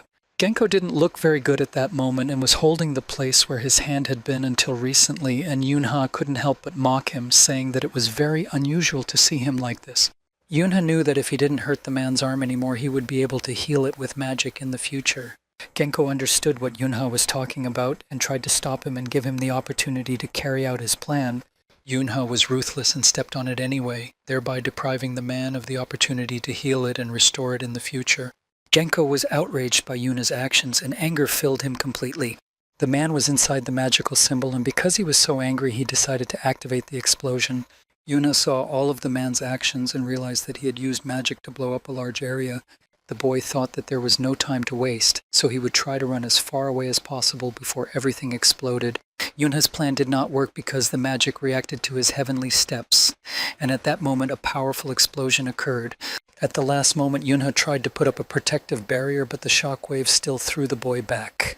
The boy used his sword and tried to use it to grab onto something on the floor and slow down his movement. Yuna had not yet recovered from the explosion when the man fired a scattered shot, and now the boy had even more problems. The boy tried to block this attack because it would be unpleasant for him to come such a long way and now lose. Yuna tried to quickly come up with a new plan of action for himself, not only to defend himself, but also to be able to attack. So the boy made a decision and used his precision strike ability, hoping that it would help him. It wasn't easy for Yunha, and he kept telling himself that he just needed to push a little harder and everything would work out. Genko was in almost the same position and encouraged himself, telling himself that he needed to be a little faster. It was as if two complete opposites were fighting each other, and each of them thought that with a little more effort he would succeed. The man managed to carry out his attack, luring Yunhei into his trap, and he was very happy about that. Yunha was paralyzed and very angry that this had happened right now, and the reason for this was the limitations of his still childish body. Genko himself did not fully understand how he had managed to do it, but he knew for sure that he had to take advantage of this opportunity. In a moment, Yunha was surrounded by bars on all sides and tried to figure out how to get out of there. The man was able to cast a magic spell on the boy, and now Yunha was in a very vulnerable state. The boy set himself a goal and stubbornly pursued it, wanting to finish off the man as quickly as possible before his child's body gave up completely. Yuna tried to break through the bars with his sword and free himself from these shackles. The boy was able to break through the cage, but unfortunately his sword was not, and he could no longer fight. Yuna was free, but it was clearly not the time to relax, as the man was not going to stop there and was preparing a new attack. Genko attacked immediately, and the shockwave was so strong that it knocked Yunha off his feet, and he barely managed to cover himself. Yuna, though with difficulty, was able to slow down, aided by his pistol, which he used for this purpose. The boy decided to use the man's own methods and immediately began to use magic, applying the skill of the vengeful soul. The man did not immediately understand what the boy was doing, but he was already surrounded by this magic on all sides. Genko tried to fight and not get caught in these nets, because he still couldn't get over the loss of his hand. After a few minutes of attacking and resisting each other, a shockwave threw them both back. Yuna got up and now tried to gather his strength and thoughts, clutching his gun tightly in his hands. The man threw himself at the boy with his last ounce of strength, hoping that this time he would be able to send Yunha to the other world.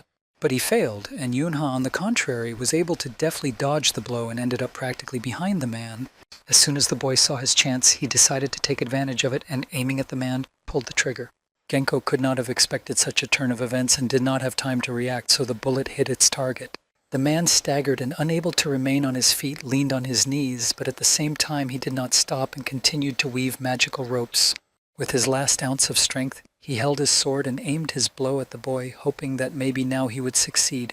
Genko finally achieved his goal, and the magical ropes were tightly wrapped around the boy's legs, preventing him from moving. The man swung his sword to the side, knocking the boy to the floor, where he hit his head painfully. Unfortunately, when he fell, Yunha dropped his gun and was now completely unarmed in front of his opponent. A huge wave of force passed through the boy, and it was not the most pleasant sensation. The man was ready to strike again at any moment, but apparently it was no longer necessary. Yunha was unable to dodge it and now lay motionless with no particular signs that he would be all right. The man was so angry about everything that had happened, and especially furious about his loss, that he couldn't restrain himself and launched another attack on Yunha, even though he was no longer putting up any resistance. The boy was still motionless and showed no signs that he might be all right. The man stood over Yunho and continued to wait, ready for any further action from the boy, but there was still complete silence in response. And then Genko finally felt satisfied that it was all over and he had won. The man had already learned from bitter experience and therefore decided to play it safe and use his rapid-fire skill on the spot where Yunho had been. The man stared at the column of smoke that had not yet settled completely but did not notice anything strange. Genko smiled with relief because he had managed to defeat and send the boy to the other world, and that was the best news he had received in a long time.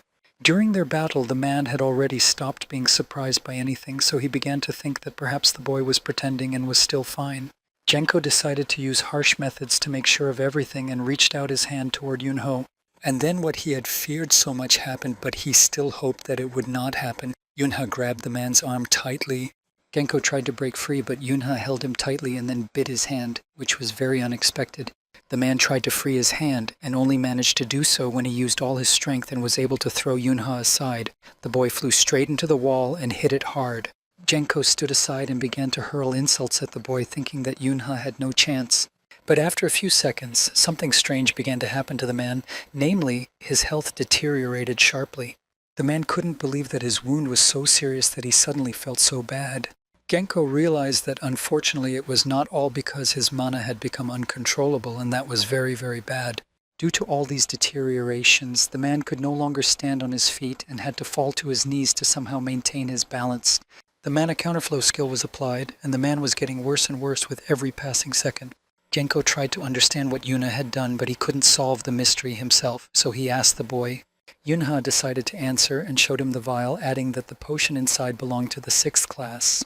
In the boy's hands, the test tube contained shadow spider venom, which, if it entered the body, immediately disrupted the flow of mana and caused it to explode. All this ultimately had a sad outcome, and it was impossible to save him.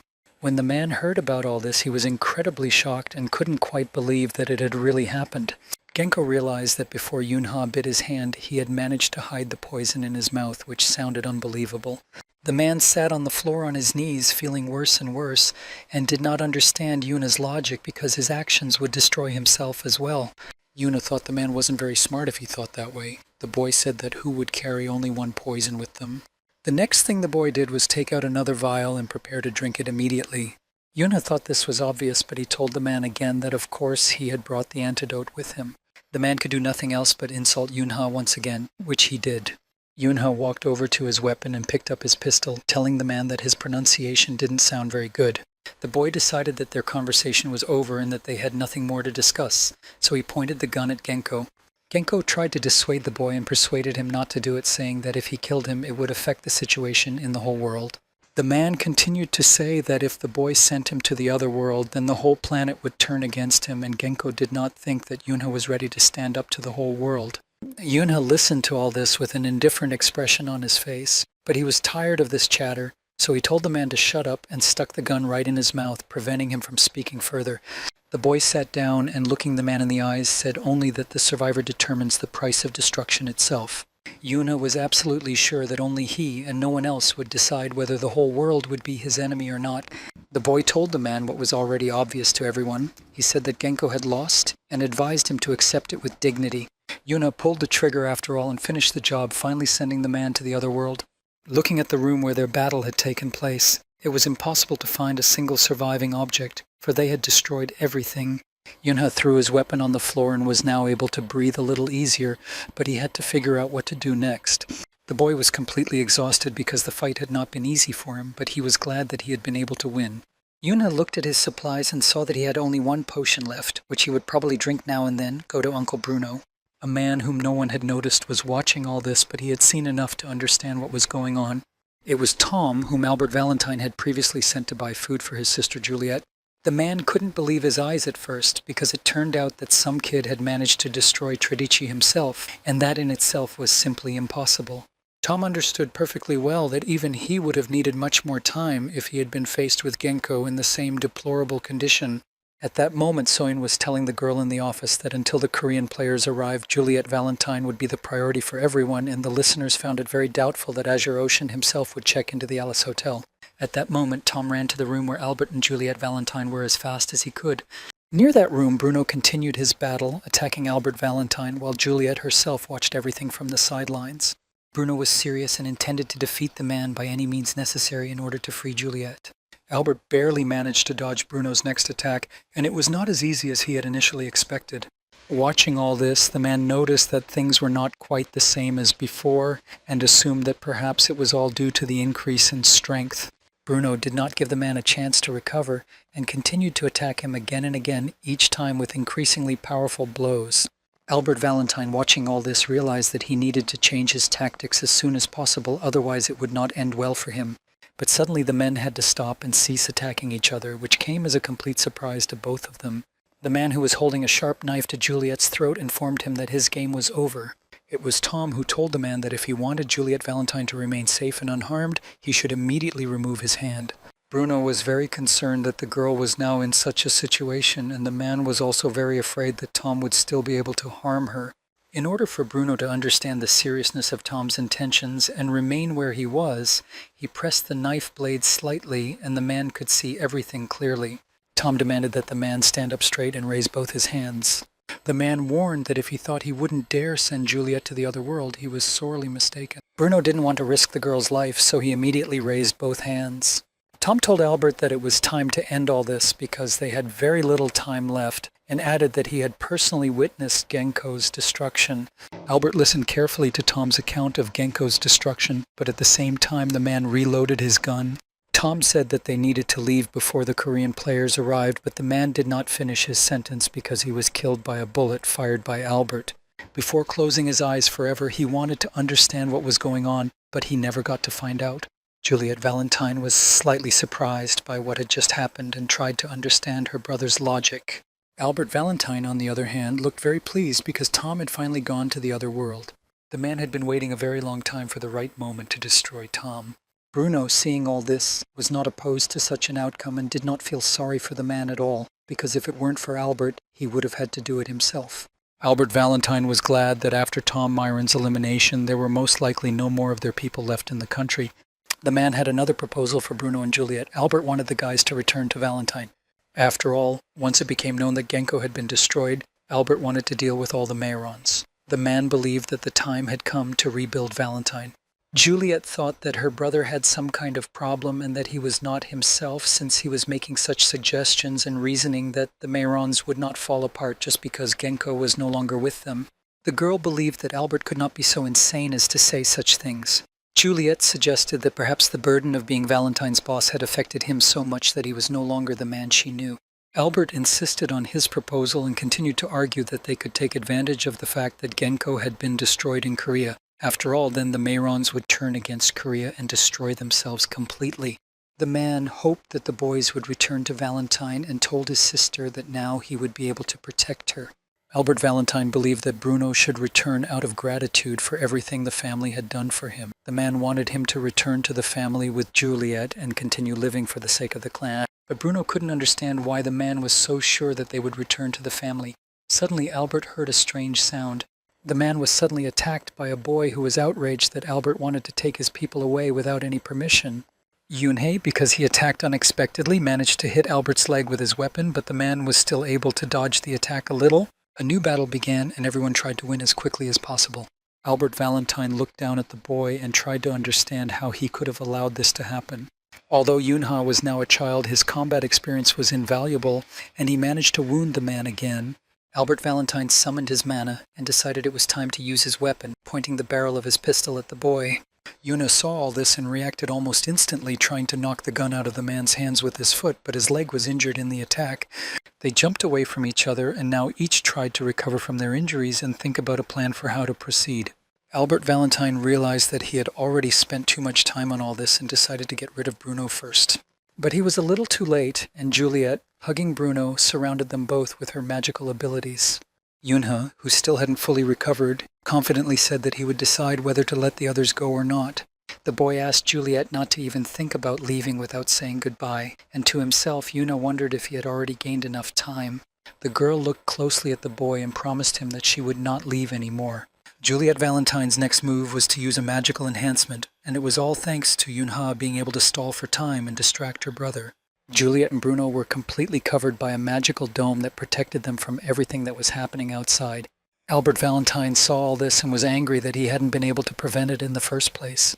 Bruno, who was completely enveloped in Juliet's magical enhancement, decided that he would no longer hide and was going to attack the man. At that moment, the girl made him promise that he would return to her safe and sound.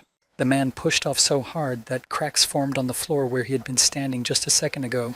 Bruno was almost at his target and was ready to attack Albert Valentine. Albert used his mana and wanted to dodge as quickly as possible, but because Yuna had previously injured his legs, it was very difficult to do so. Therefore, the man had no choice but to take Bruno's blows, which followed one after another. The shockwave was very strong, throwing the man back and almost hitting Yunha. The boy tried to dodge as best he could and hoped that Bruno would not forget about him. Albert Valentine was only able to slow down his movement when he hit the wall opposite him, and it was a powerful blow. Bruno didn't stop for a second and didn't give the man any chance to recover. He was already trying to attack Albert again. Albert, though with difficulty, managed to get to his feet and decided that he could use his weapon, and perhaps that would give him at least a small chance of winning. The man applied mana to his two pistols and planned to use the magical power of a continuous shot. Albert Valentine gathered all his strength, pointed both barrels in Bruno's direction, and pulled the trigger. Despite all this, Bruno did not move away but instead approached Albert and blocked all his shots. The man swung his arm and now nothing mattered to him. Bruno thought only of the promise he had made to Juliet to protect her. Bruno managed to get very close to Albert and attacked the man as hard as he could. The blow was so powerful that after Albert was thrown back by the shockwave, he was able to completely break through the wall behind him. Albert Valentine was thrown very far, and as he flew through the air, the man thought only that he could not just die like this. The man remembered all the humiliations he had to endure. He promised the Valentines that he would be able to destroy the Mayrons.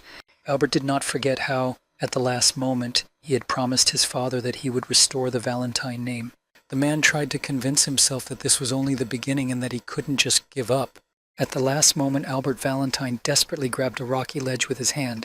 Despite his pitiful condition, the man managed to get out and told himself that he still had every chance and had no right to give up. Albert couldn't see anything because of the pillar of smoke surrounding him, and he decided that he had to get out of there as soon as possible, but suddenly he felt that the wind had changed direction. When the man was finally able to see something, the first thing he saw was a pair of women's shoes. Soyan, who was standing in front of the man, informed him that he was Albert Valentine, the Italian ambassador arrested for planning a terrorist attack on the Alice Hotel. In the Blue House, on the ground floor in the reception area, a girl reported that the situation had changed and that it would now be problematic if the man went on a rampage in their country. All this was said to Albert Valentine, who was handcuffed and in custody because he was the instigator of the terrorist attack. Albert insisted that he had not carried out any terrorist act and that they were now slandering the Italian ambassador and holding an innocent man in custody. The girl was calm and confident in her words because she had a video of Albert destroying Tom Myron and therefore understood that the man would not do anything to them. They also had another video of Albert and Genko Myron kidnapping the girl. Albert Valentine was very angry after hearing these words and told everyone that Genko had actually been killed by their elementary school student. The girl laughed at this statement because everyone understood perfectly well that no one would believe it and that it sounded unrealistic that a middle school student could have done such a thing. Albert Valentine himself understood very well how this sounded to others, and this made him even angrier. The goddess said that she had analyzed information about the political situation in Italy. From all this, it appeared that Albert and Big Mama themselves had destroyed Genko Myron. This conclusion was made because they had tried to exterminate the entire Myron clan. But the girl added that apparently their previously conceived plan had not been as successful as they had hoped. She also mentioned that she had heard rumors that other Italian players had been spotted besides them. Hearing all this, Albert realized that it wasn't just Tom Mayron who had been sent to follow him. Only now did the man realize that he was not alone and that their henchmen were hiding somewhere nearby the whole time. The girl did not hide anything and said that all these people were already with them, so she was ready to offer Albert something. Albert Valentine realized that he no longer had a choice, so he asked what they wanted from him. The girl said she wanted from him as much as she had been able to turn lies into truth. She approached Albert and, leaning over him, whispered that she wanted a lot from him. In one of the wards of the university hospital lay Yunha, whose mother angrily asked him why he never listened to her. The woman grabbed her son by the ear and reminded him that he had already suffered last time and now it would take 3 whole months to recover. The boy tried to calm his mother down a little and said that he was wrong. When Yunha's mother was able to calm down a little, she told the boy that she just didn't want her son to overwork himself and that these things were obvious to her. The boy looked at his mother, who was simply concerned about his health and therefore very worried. The woman looked at her son carefully once more and hoped that Yunho would get better soon and that there would never be a situation like this again. His mother left Yunha alone in the ward, but promised that she would definitely come back later and told the boy to get well as soon as possible. The boy remembered that the rest of his family, namely his father and Yuna, who were also very worried about him, would soon come to see him. Yuna decided that since he had nothing else to do, he would watch the news on TV. The boy picked up the remote and turned on the news channel. Yunha decided to find out what the news was saying about all this. The news reported that loud noises had been heard coming from the Alice Hotel last night. This suspicious noise had frightened the residents, but thanks to the help of Italian players, the situation had been resolved somehow. The news said that due to unstable mana in the building, a red dungeon had opened, and Italian players went on a raid, but unfortunately, apart from Ambassador Albert Valentine, no one else survived. The boy listened to the news and decided that if he didn't know the truth, it wasn't difficult to believe this version of events. Perhaps Korea and Italy had concluded some kind of agreement. New guests came to his room, namely Bruno and Juliet, who came to visit Yunha, and the girl now called the boy only boss and nothing else. Yuna asked the girl not to call him that, but Juliet was insistent and said that Yunha was indeed the boss and that he was a person to be proud of.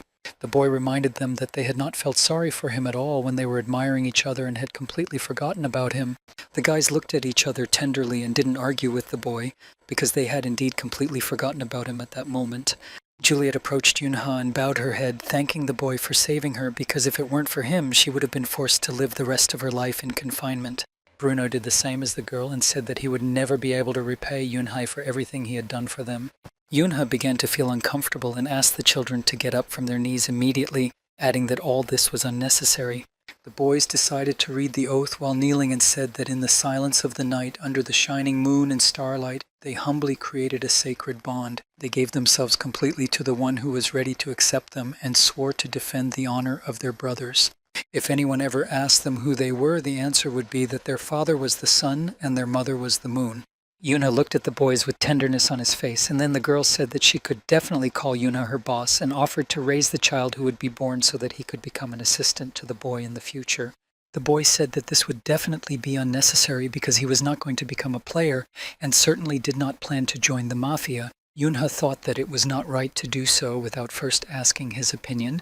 Yuna recalled everything Juliet had just said and now tried to understand what child she was talking about. Juliet began to smile and told the boy that he had understood correctly and that she and Bruno were expecting a new addition to their family. The couple decided to show the boy something else, which surprised him no less than the news that they were expecting a child. They gave the boy 2 documents to look at more closely, and these were Juliet and Bruno's new documents. Yunha looked at them carefully but couldn't understand anything, so Juliet gave the boy a hint and told him to pay attention to the surname written on the documents. Yuna finally understood what was going on, but he didn't understand why they had done it.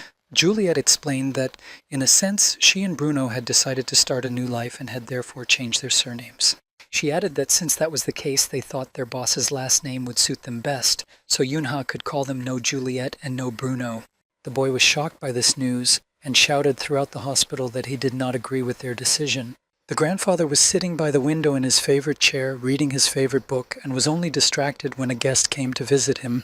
The man who came began to talk about how he had heard that it was this man who had helped ensure that no information about them leaked out.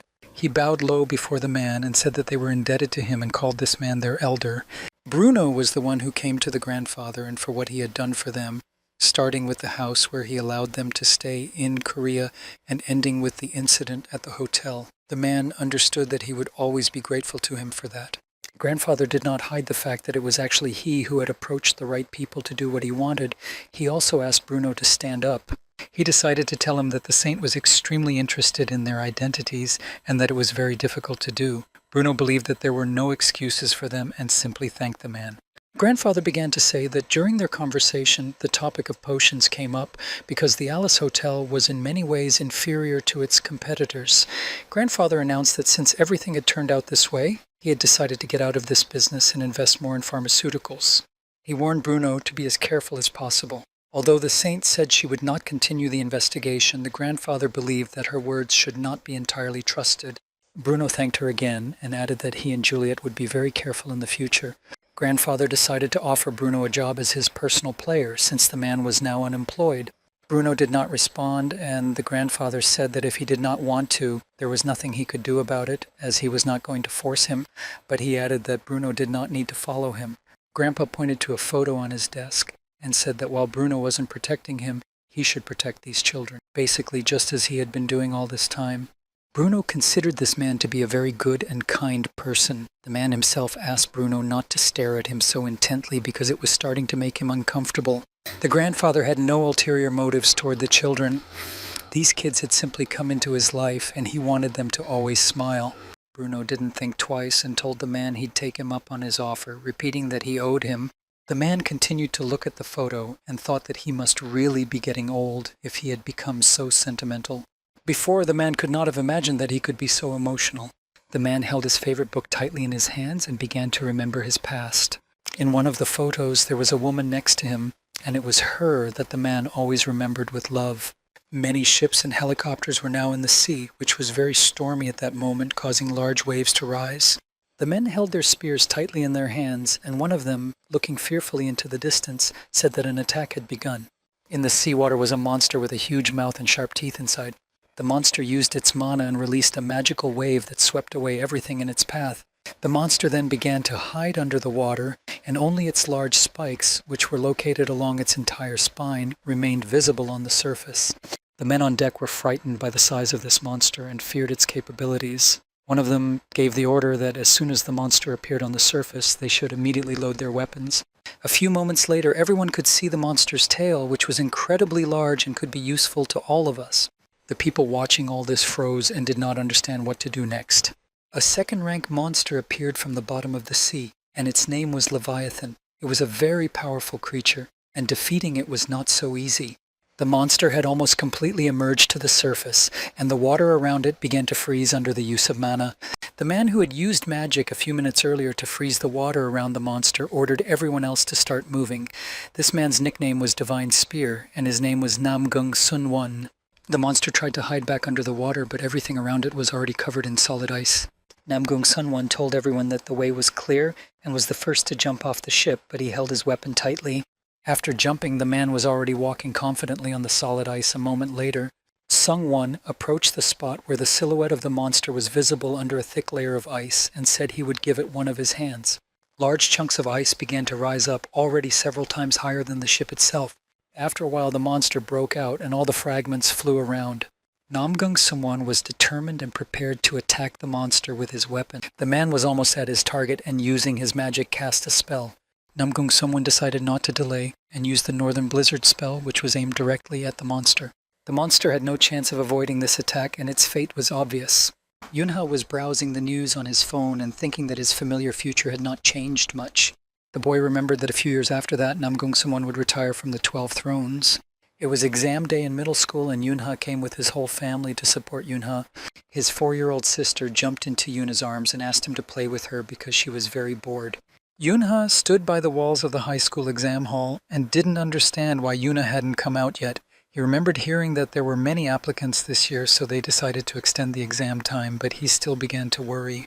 A few hours earlier, on the sports field, the kids were demonstrating various exercises for the exam. It was the high school entrance exam, and this exam was not conducted to see the talents of the applicants, but to understand which of these kids could become players in the future. In a separate room, people gathered to watch the boys' actions on monitors. The chief supervisor ordered all cameras to be switched to numbers 249 and 40. When one of the men heard that the general supervisor wanted to take a closer look at number 40, he said that he didn't see the point, since it was Ryo Yunhua who had the highest level of internal mana of all the applicants. The man was absolutely certain that there was no reason to doubt the girl's abilities even before she enrolled. She was the child who had been recognized as the seed. It was the girl whose name was Ryu Yunhua, and her data was at the highest level. The general supervisor decided to take a closer look at number 39, and that number was now performing one of the assigned exercises.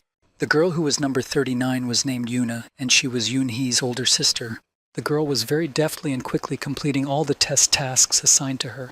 The supervisor watched the screen closely, observing Yuna, and began to think that she too was recognized as a seed, but this was not the case, and this was confirmed to him. The man heard all this and realized that they had another talented newcomer besides Yonhua. The general concluded from all this that after what he had seen, they would all be seeds and newcomers. One of the men suggested that they could reserve the throne in this round. The man noted another very important fact, that none of the girls used their mana at all. This meant only one thing. They had passed the exam using only their physical abilities. The girl with number 40, Yeonhwa, came in first, and Yuna with number 39 came in second just 3 seconds later. Yuna did not forget the words of Soyun, who said shortly before the exam that the girls should not use mana during the test. Soyun said that if Yuna couldn't do without mana, there was nothing she could do about it, but she should try not to use it anyway. Yuna didn't understand that if she wanted to become a player, she had to be able to control her mana well. She explained her words by saying that players always find themselves at a disadvantage, so Yuna should learn how to deal with this in advance. The girl realized that Soyun was completely right because she would be inclined to use mana. Yuna had no idea that there would be another person who would not use mana during the exams, and that this person would be faster than her. The girl approached her and told her that she was a very fast runner and was impressed by this. Yuna told the girl that she didn't think she would run as fast and not use her mana like Yuna herself. The girl listened attentively and did not react in any way, but simply turned around and went about her business. Yuna didn't know how to react to this and decided that the girl was simply unsociable. The man in the hall gathered all the children to tell them about the details of the final exam. Pointing to the door, he said that behind it was a large maze that they would have to go through. The man explained that the structure of the maze would change at a set time and that all the children would enter it from random positions. He also added that there would be assistance with food and drinks in specially equipped areas of the maze so the students could take a break. The man said that mana and weapons were allowed in this exam. The man also said that during this exam, it would be possible to work in teams with other applicants. One of the girls suddenly asked Yuna if it was true that they had taken first and second place in the previous exam. The girl introduced herself and said her name was Choi Hiji, and Yuna was very pleased to meet her. Hiji said that she was from Jonggak Junior High School, which was located near Kokon, and that she was good at using mana at school. Yuna thought the girl seemed very confident. The girl Yoon suggested that they join forces with them, but Yuna herself thought that once they entered the maze, they would be separated immediately. Hiji clarified that after they entered the labyrinth, if they managed to meet, they would promise each other not to do anything bad. Yuna was not opposed to such a union. Yuna suggested that Yeonhui join them too, but the girl refused and said that she didn't see any need for it because she was doing fine on her own. The girl was not upset by this response at all and wished Yeonhui good luck on the exam. The kids who were with Yuna asked the girl how she felt about it because they thought it wasn't nice to ignore someone like that, and Yeonhui had clearly gone too far and they were sure she had no friends at school. Yuna convinced everyone that she was fine and that they didn't need to cheer her up because the girl hadn't done anything wrong to her, but the kids still kept saying that it wasn't right to behave that way. She began to think that it would probably be very difficult for her to become friends with these girls. Instead, Yuna thought that for some reason it would be easy to become friends with Yeonhui. The kids suddenly stopped their discussion because the man approached them again. He informed everyone that the final exam was about to begin and the door to the maze was being opened. All the kids were led into the room where the maze was located, and its size was amazing. Yuna did not rush anywhere, but decided to think everything through and weigh her options first. First, the girl tried to figure out which direction she should go, and it wasn't as easy as she had initially thought. Yuna tried to remember the advice Soyun had given her the last time they met. Soyun told her that if she didn't know what to do, Yuna should first try to feel the flow of mana. Yuna did as Soyun advised and used her mana to figure out which way she should go. After using her abilities, the girl immediately saw a path illuminated by a bright blue glow. Yuna noticed that the flow of mana led to the exit and decided that she should simply follow it. The girl followed the path strictly until she heard a man's voice greeting her. The man was standing near a table with food and drinks and told Yuna that she was the first to arrive. He offered the girl some water, removing the cap from the bottle first, and asked Yuna if it had been difficult for her to get there. Yuna was actually very thirsty from all this, so she drank the water with great pleasure.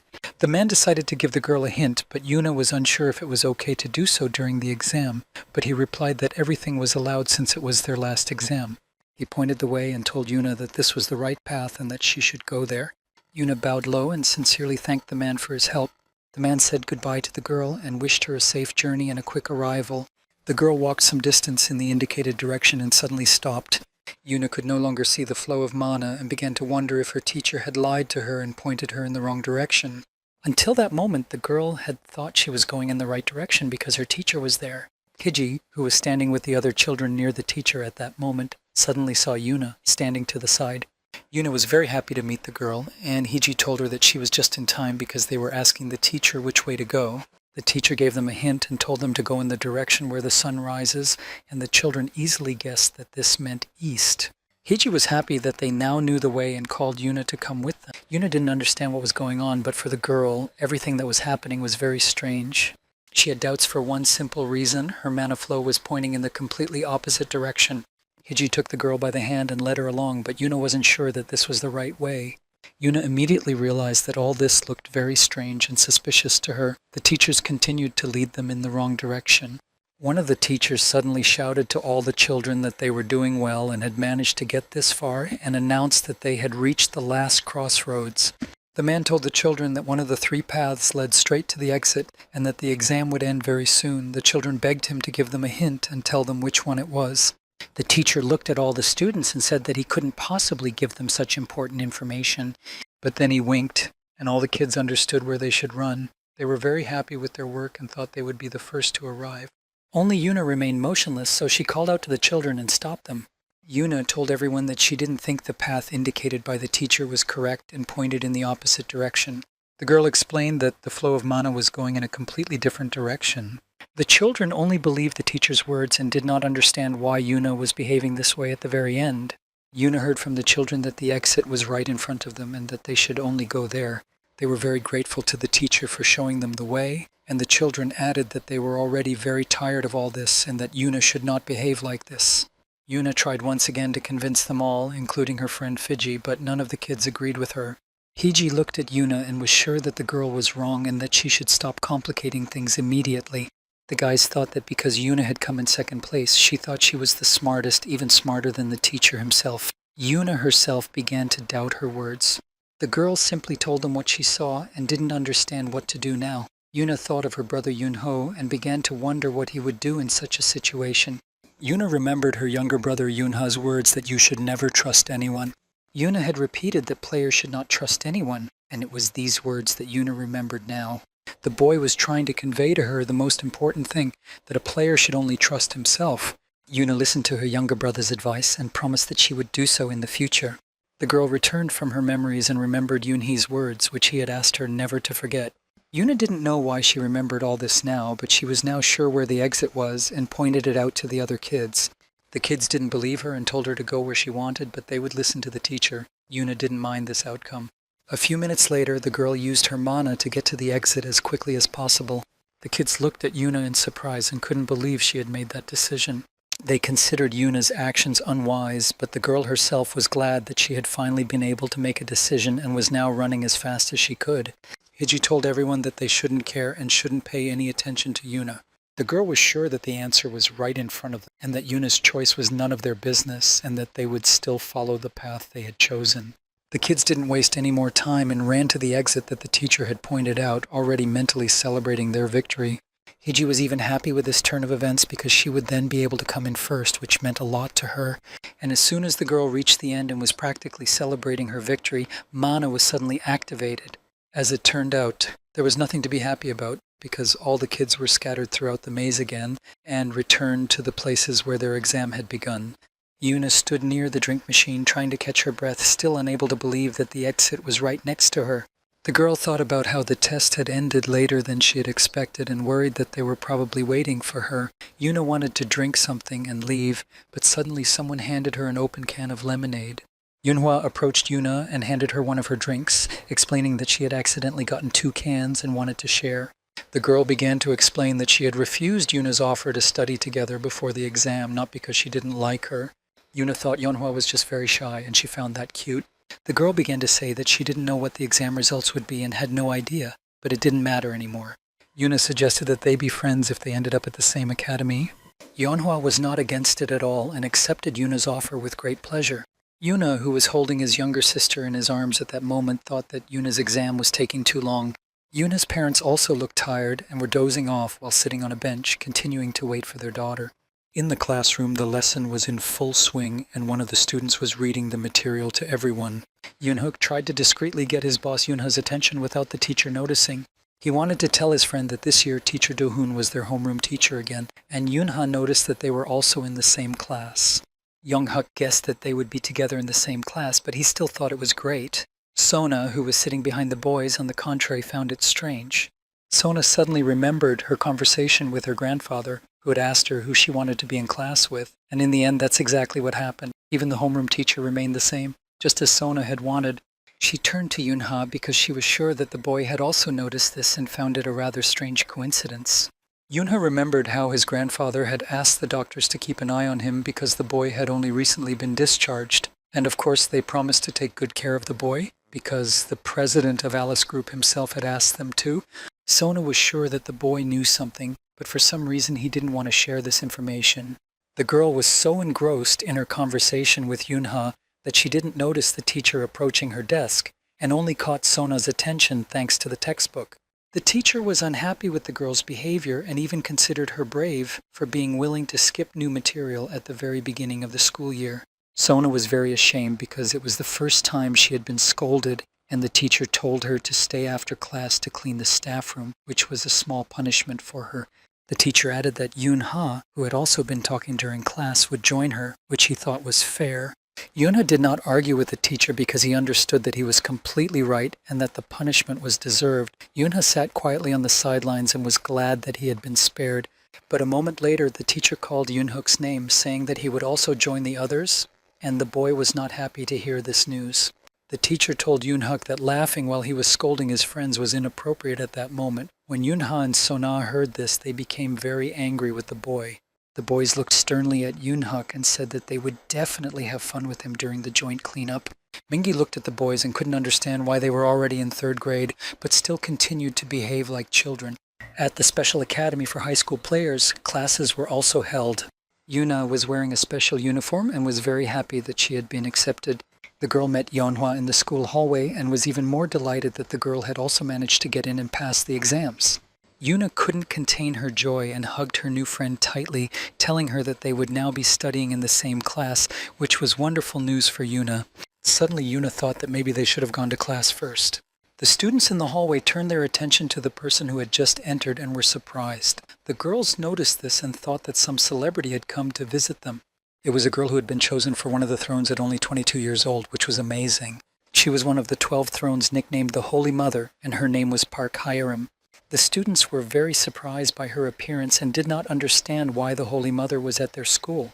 Harem stood there smiling sweetly and listened to all the enthusiastic words addressed to her, but to herself the girl thought that she was no Holy Mother. She didn't like being called that when she was only 20 years old. Looking at the girl, she realized that 4 years had passed since she had seen her after the incident with the Kraken. Harem knew that it would be very difficult for her to determine how much mana the girl had because she had grown so much. Yuna began to suspect that Harem wanted something from her if she was staring at her so intently. Yuna began to think that this girl was very strange. And at that moment, Harem shifted her attention to Yeonhwa because she seemed familiar to her. Harem recognized the girl as the daughter of the elder Namgun Semya, and the girl suspected that it was because she had so much mana that she had such an effect on Yeonhwa's physiology, which was amazing. The girl was most interested in Yuna herself, and she was sure that the girl knew who was standing in front of her. Harem did not delay and immediately approached Yuna and offered to become the girl's seed. The girl thought that if Yuna was not a celebrity or a witch of time or similar to Soyun, it could only mean one thing. She understood well that no one else could teach her to control such a large reserve.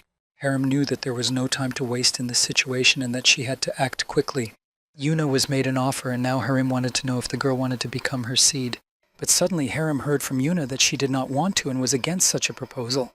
Yuna politely declined and replied that she already had a wonderful teacher and that she didn't know the girl at all. The girl politely declined, said goodbye to the girl, and went on with her business. Kareem was very surprised by Yuna's response and looked after the girl in bewilderment. What surprised the girl most was that Yuna said she didn't know her, and that was strange to Harem. Harem received a call on her phone from Lord Guyensu of the clan, and the girl did not know what had happened or why she was being called. The girl received a new assignment stating that she had to deal with a horde of monsters. The main news in all the newspapers was about the missing people in Guangchon. When the first person disappeared, everyone ignored it, thinking he was just missing. But soon, people were found with traces suggesting that a beast had attacked them, and only then did everything become clearer. Only after these facts did the authorities finally realize that this was the work of a monster. The people who found out about this and heard the rumors were very frightened. They protested against the goddess's government. In order to dispel all this fear, the clans of the city of Gwacheon, namely the kings of Ragul and Blades, were called in to investigate the case. At one point, the Gwacheon reservoir was completely engulfed in flames. The 6th class monster Sharptail was merciless, and there were many such monsters. At that moment, the man fought these monsters with his weapon using mana. He used his abilities to spray fire everywhere, and the monsters had a hard time. One by one, the monsters burst into bright flames and were instantly sent to the other world. The man fighting the monsters was the Lord of the 12 Thrones clan, nicknamed the Fire Demon, whose name was Kang Henchul. The man was puzzled at that moment as to how the monsters had managed to hide so well. One of the men was sure that these monsters possessed intelligence and were therefore not as simple as they seemed.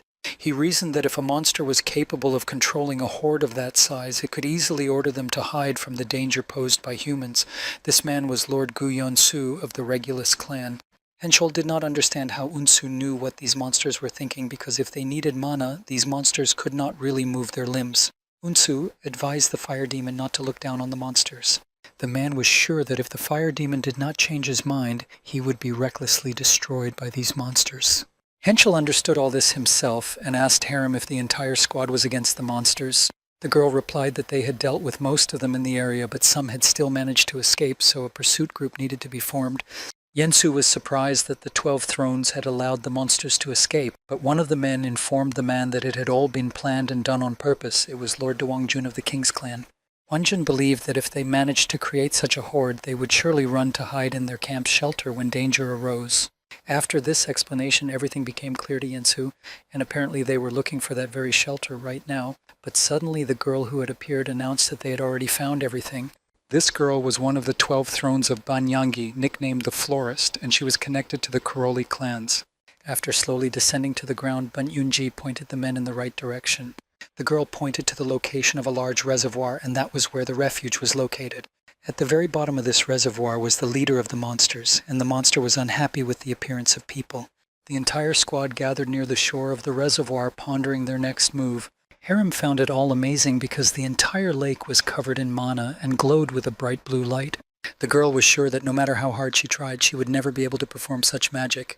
Harem understood that their talents were very different, but she still found it all amazing, without any doubt. However, the girl was brought out of her thoughts by a man who caught her attention. The fire demon caught the girl's attention by snapping his fingers on his forehead, and he did so because he wanted to know what Harem was thinking about. Harem was angry that the man had allowed himself to do this, but he said that the girl knew perfectly well why she was here. The girl tried to convince the fire demon that she was there for support and treatment. Ensu told the guys to stop flirting and look at something more important. Harem blushed at these words because she had no intention of playing games with any of them, and Henchel looked in the direction indicated. Right next to the reservoir was a pipe, and the kings decided that they would explore the area and take control. Ensu told Clinky and Regal to gather groups of people and then immediately go to the shelter one by one. The man asked Enji how long she could maintain her magic, and the girl replied that if she had enough mana, she could definitely last another 4 hours. Ensu informed Enji that he would leave a couple of players with her for protection and added that the girl would be responsible for protecting the reservoir. Henchel didn't waste any more time and immediately began to descend to the water along a very steep slope. At the very entrance to the pipe, he told the rest of the guys that he would go first. Harem thought this was very foolish and was unhappy, but the other guys thought that the fire demon acted this way because he was still very young. The other players also began to descend as quickly as they could and asked the fire demon to wait for them. All news channels reported that the goddess's government had announced that it would make every effort to deal with the monsters that inhabited the Guachin Reservoir. According to the Korean Mana Control Bureau, 12 Thrones were involved in the case, namely the players Ban Yeon-ji, Park Hae-rim, and Kang Hyun-cheol. All this news was on TV in the room where Yoon-ha and his whole family were sitting. The boy was having lunch, and when he heard everything on TV, he was sure that this task would have a negative impact on the future.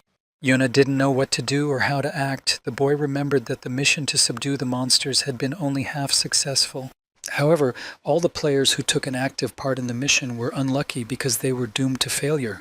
The fire demon did not expect what they would soon see before them, and it surprised him greatly. The monster did terrible things to those who fell into their trap, and it was even hard to watch. All the players witnessed this unpleasant spectacle as the monsters demonstrated their cruelty. Looking at this scene, Harem began to understand where all the missing people were. The monsters were so absorbed in their activities that they did not immediately notice that they had observers.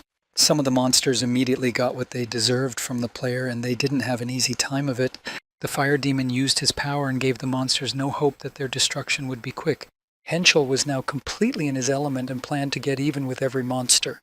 The other players decided not to stand on the sidelines anymore and joined the man in trying to show the monsters their place. Ensu ordered everyone to immediately stop the attack and search for the wounded and those who had survived. Henschel seemed not to hear or see anyone, but stubbornly pursued his goal of giving all the monsters their just desserts.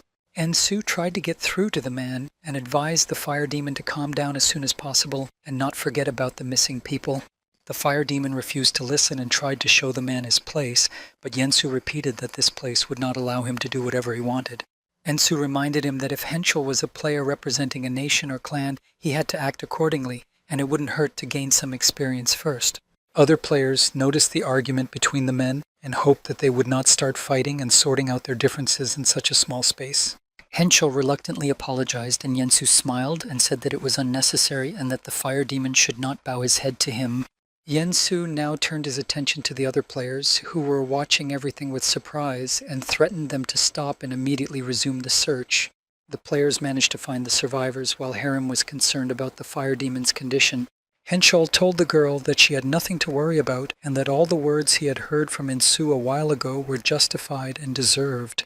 The fire demon could see and understand perfectly well that the other experienced players were secretly looking down on him. The man knew that Yensu had deliberately called him a fire demon instead of addressing him by name or by the title of clan lord. Henschel understood perfectly well that he still had a long way to go to catch up with some of the players, but that did not make him any less angry. The girl suddenly took Henschel by the hand and offered to teach him. Harem also understood that compared to experienced players, they essentially looked like beginners, and she wanted to change that. The girl thought it was right and commendable if they could learn when their mistakes were pointed out to them. The fire demon addressed the girl by name, which surprised Harem because Henschel hadn't done that in a long time. The man did not deny that he was not himself, but he was not going to repeat such a mistake again. The fire demon promised himself first and foremost that one day he would definitely be able to catch up with the others. After a while, the players apparently managed to find the leader and pointed to the door. They based their assumption on the fact that the mana wavelength was densest in this particular spot. Ensu gathered all the players and announced that the monster leader was in the next room. The man asked everyone for their attention and said that they would now form a squad to attack. Ensu suddenly asked the fire demon if he would mind if he were the leader, to which Henschel replied that he would not mind at all if they made him the leader. The man agreed to this condition and added that he would be there to help if necessary. Harem really hoped that everything was now in order with the fire demon. The girl was told that she would be responsible for support, and she was ready to use acceleration, protection, and blessing amulets. Ensu told the guys that as soon as they entered, everyone would need to keep formation. The man separately told the guides not to stray from the spellcasters and rangers under any circumstances. After giving everyone their instructions and making sure everyone had their weapons in hand, they moved forward. The fire demon rushed ahead, ready to fight and defeat the monster inside the room. The beast guarding the eggs suddenly heard a strange noise and realized that uninvited guests had arrived. The entire squad bypassed the eggs and rushed forward to deal with the monster first. Hinol immediately used his magical abilities and summoned fire. The fire demon attacked the monster without wasting a minute, but the monster immediately covered the egg with its body, trying to protect it. Hinol spared no effort, entering the battle with his weapon and striking a blow. The monster tried to throw the man away with one paw, while the other continued to protect and defend the egg so that no one could harm it. The monster managed to fight off the fire demon and strike him with an attack that threw Henschel to the side. Yensu came to the man's aid and used his magical abilities, holding his weapon tightly in his hand. The monster noticed that he was now being attacked from another side and tried to defend himself. Yensu, using his mana with his sword, was almost at his target and hoped that this attack would be successful. He used all his strength and thrust his sword, trying to stay on his feet and not fall. Ensu left the sword where he had thrust it a moment ago and now tried to run away from the monster as quickly as possible. Henschel was already ready to join in and used his fire abilities. The sword that Yensu had previously thrust caught fire and burst into flames, engulfing everything around it. The monster was completely engulfed in flames and had no way of escaping. Yensu realized that it was not Henschel's sword and believed that other people's things should be handled with care. But the fire demon replied that he had no choice because the most important thing was to defeat the monster. Harem told the men not to get distracted or relax because it wasn't over yet, so they had to focus and finish the job. Without wasting any time, the girl used her abilities and threw ropes at the monster, tying it up on all sides. Harem ordered all the other players to use all their strength and be ready for a wild shot. Following her command, the players used a catapult and a rain of arrows, and it all fell on the monster. The men stood behind all these actions and watched from the sidelines, hoping that this would be enough. But the monster managed to break all the ropes and now looked at them viciously and said that they would regret their decision to attack it. The fire demon was surprised that the monster could not only think but also try to taunt them. Immediately the command was given for all players to prepare for battle, and behind them those very eggs began to hatch. One of the monsters managed to hatch from its egg and was ready to join the battle. The men did not notice this immediately, and some were attacked by these monsters, so the command was given for the rangers to immediately attack the monsters that had hatched from the eggs. The fire demon was distracted by what was happening behind him and was surprised because no one expected anyone to hatch from the eggs. The monster took advantage of this moment and wanted to strike the man with its paw while he was distracted by other events. At the last moment, Yensu managed to warn the fire demon of the danger, and although it was difficult, they were able to jump out of the way.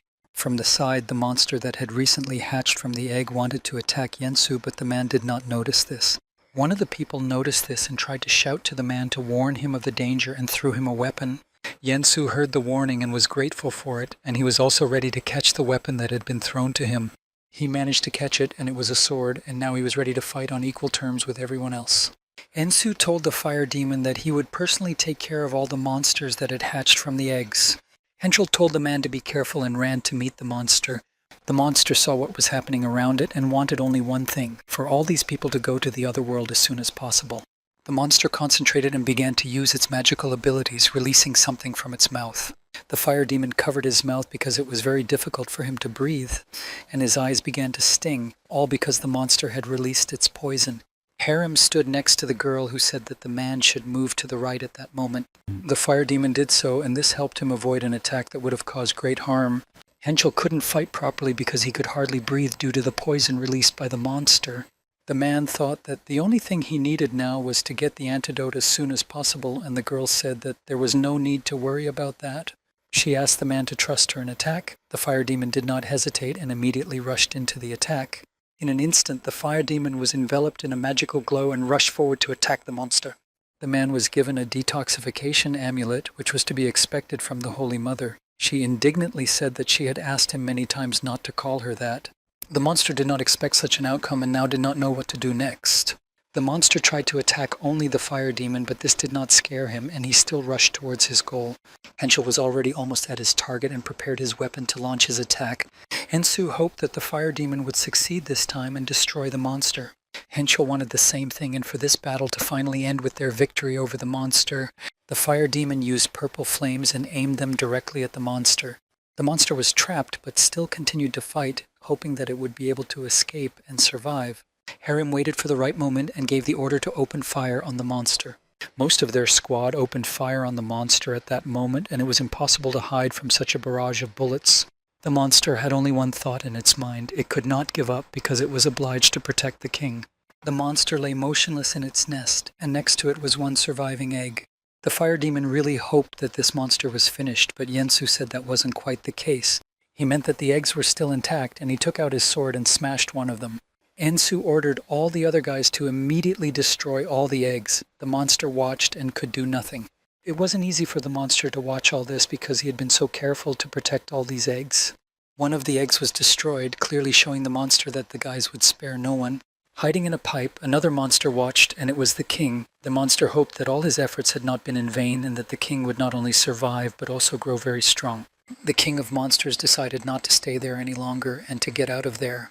In the middle of the night, a monster wandered through the park, looking lost and not knowing what to do next. A week had passed since the successful victory over the Guachion monster, and it was only thanks to the active participation of the 12 thrones that many were saved. At that moment, Yunhee's friends were actively and carefree playing in the street.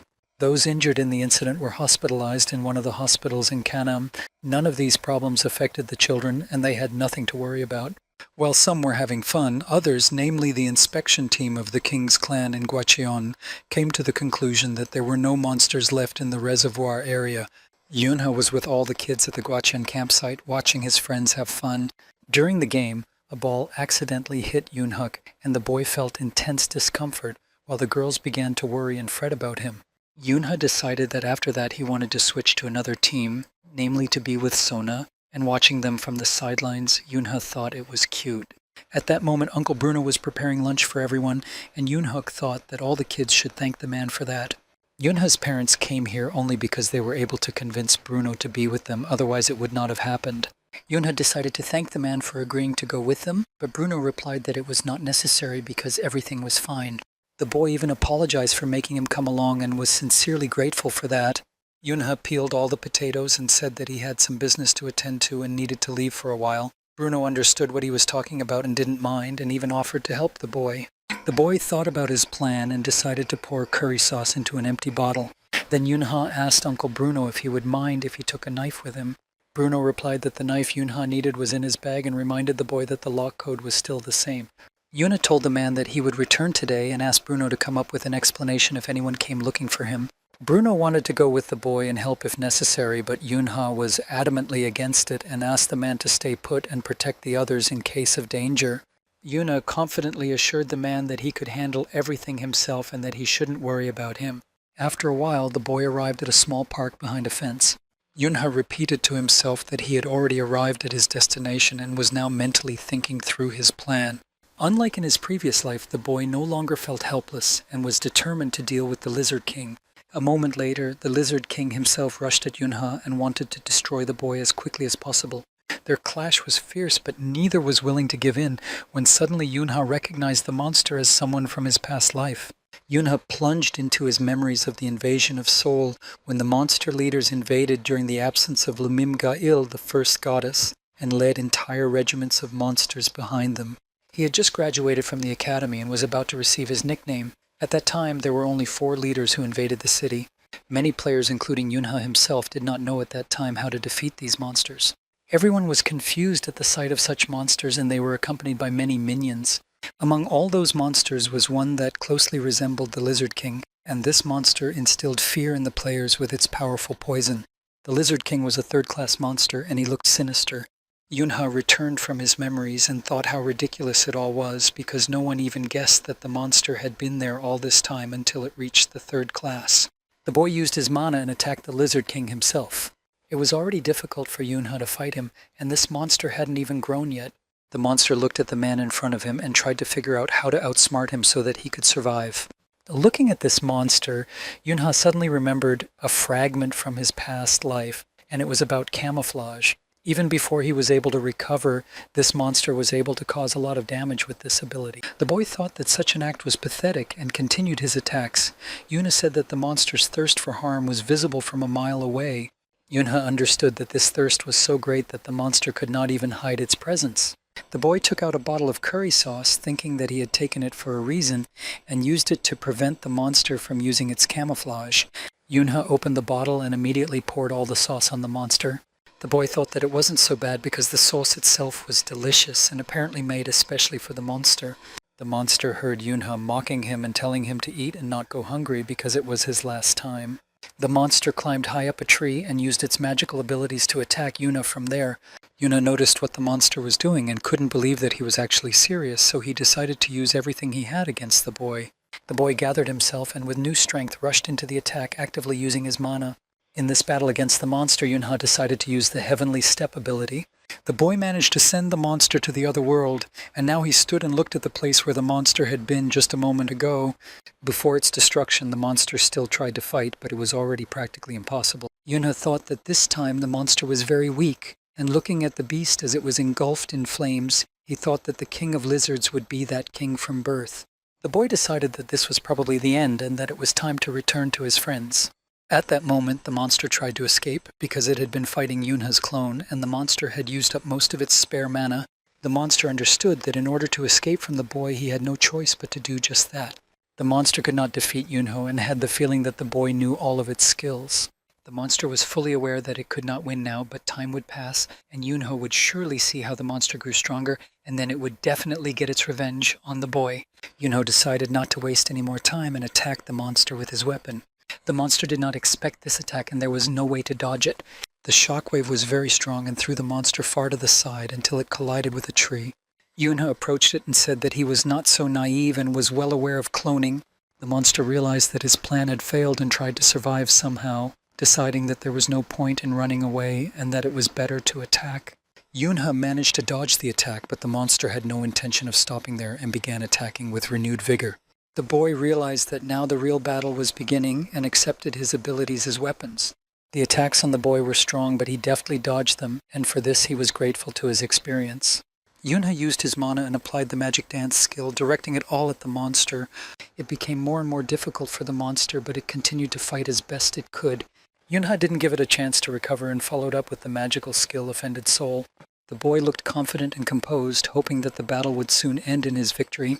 Yuna had a lot of experience and many skills in his arsenal, so the next thing he used was the spike needle. The monster was already in despair and did not understand why the boy wanted to destroy him so badly. Yunha did not consider this question relevant at all because no special reason was needed to deal with a monster, and the fact that it was a monster was enough.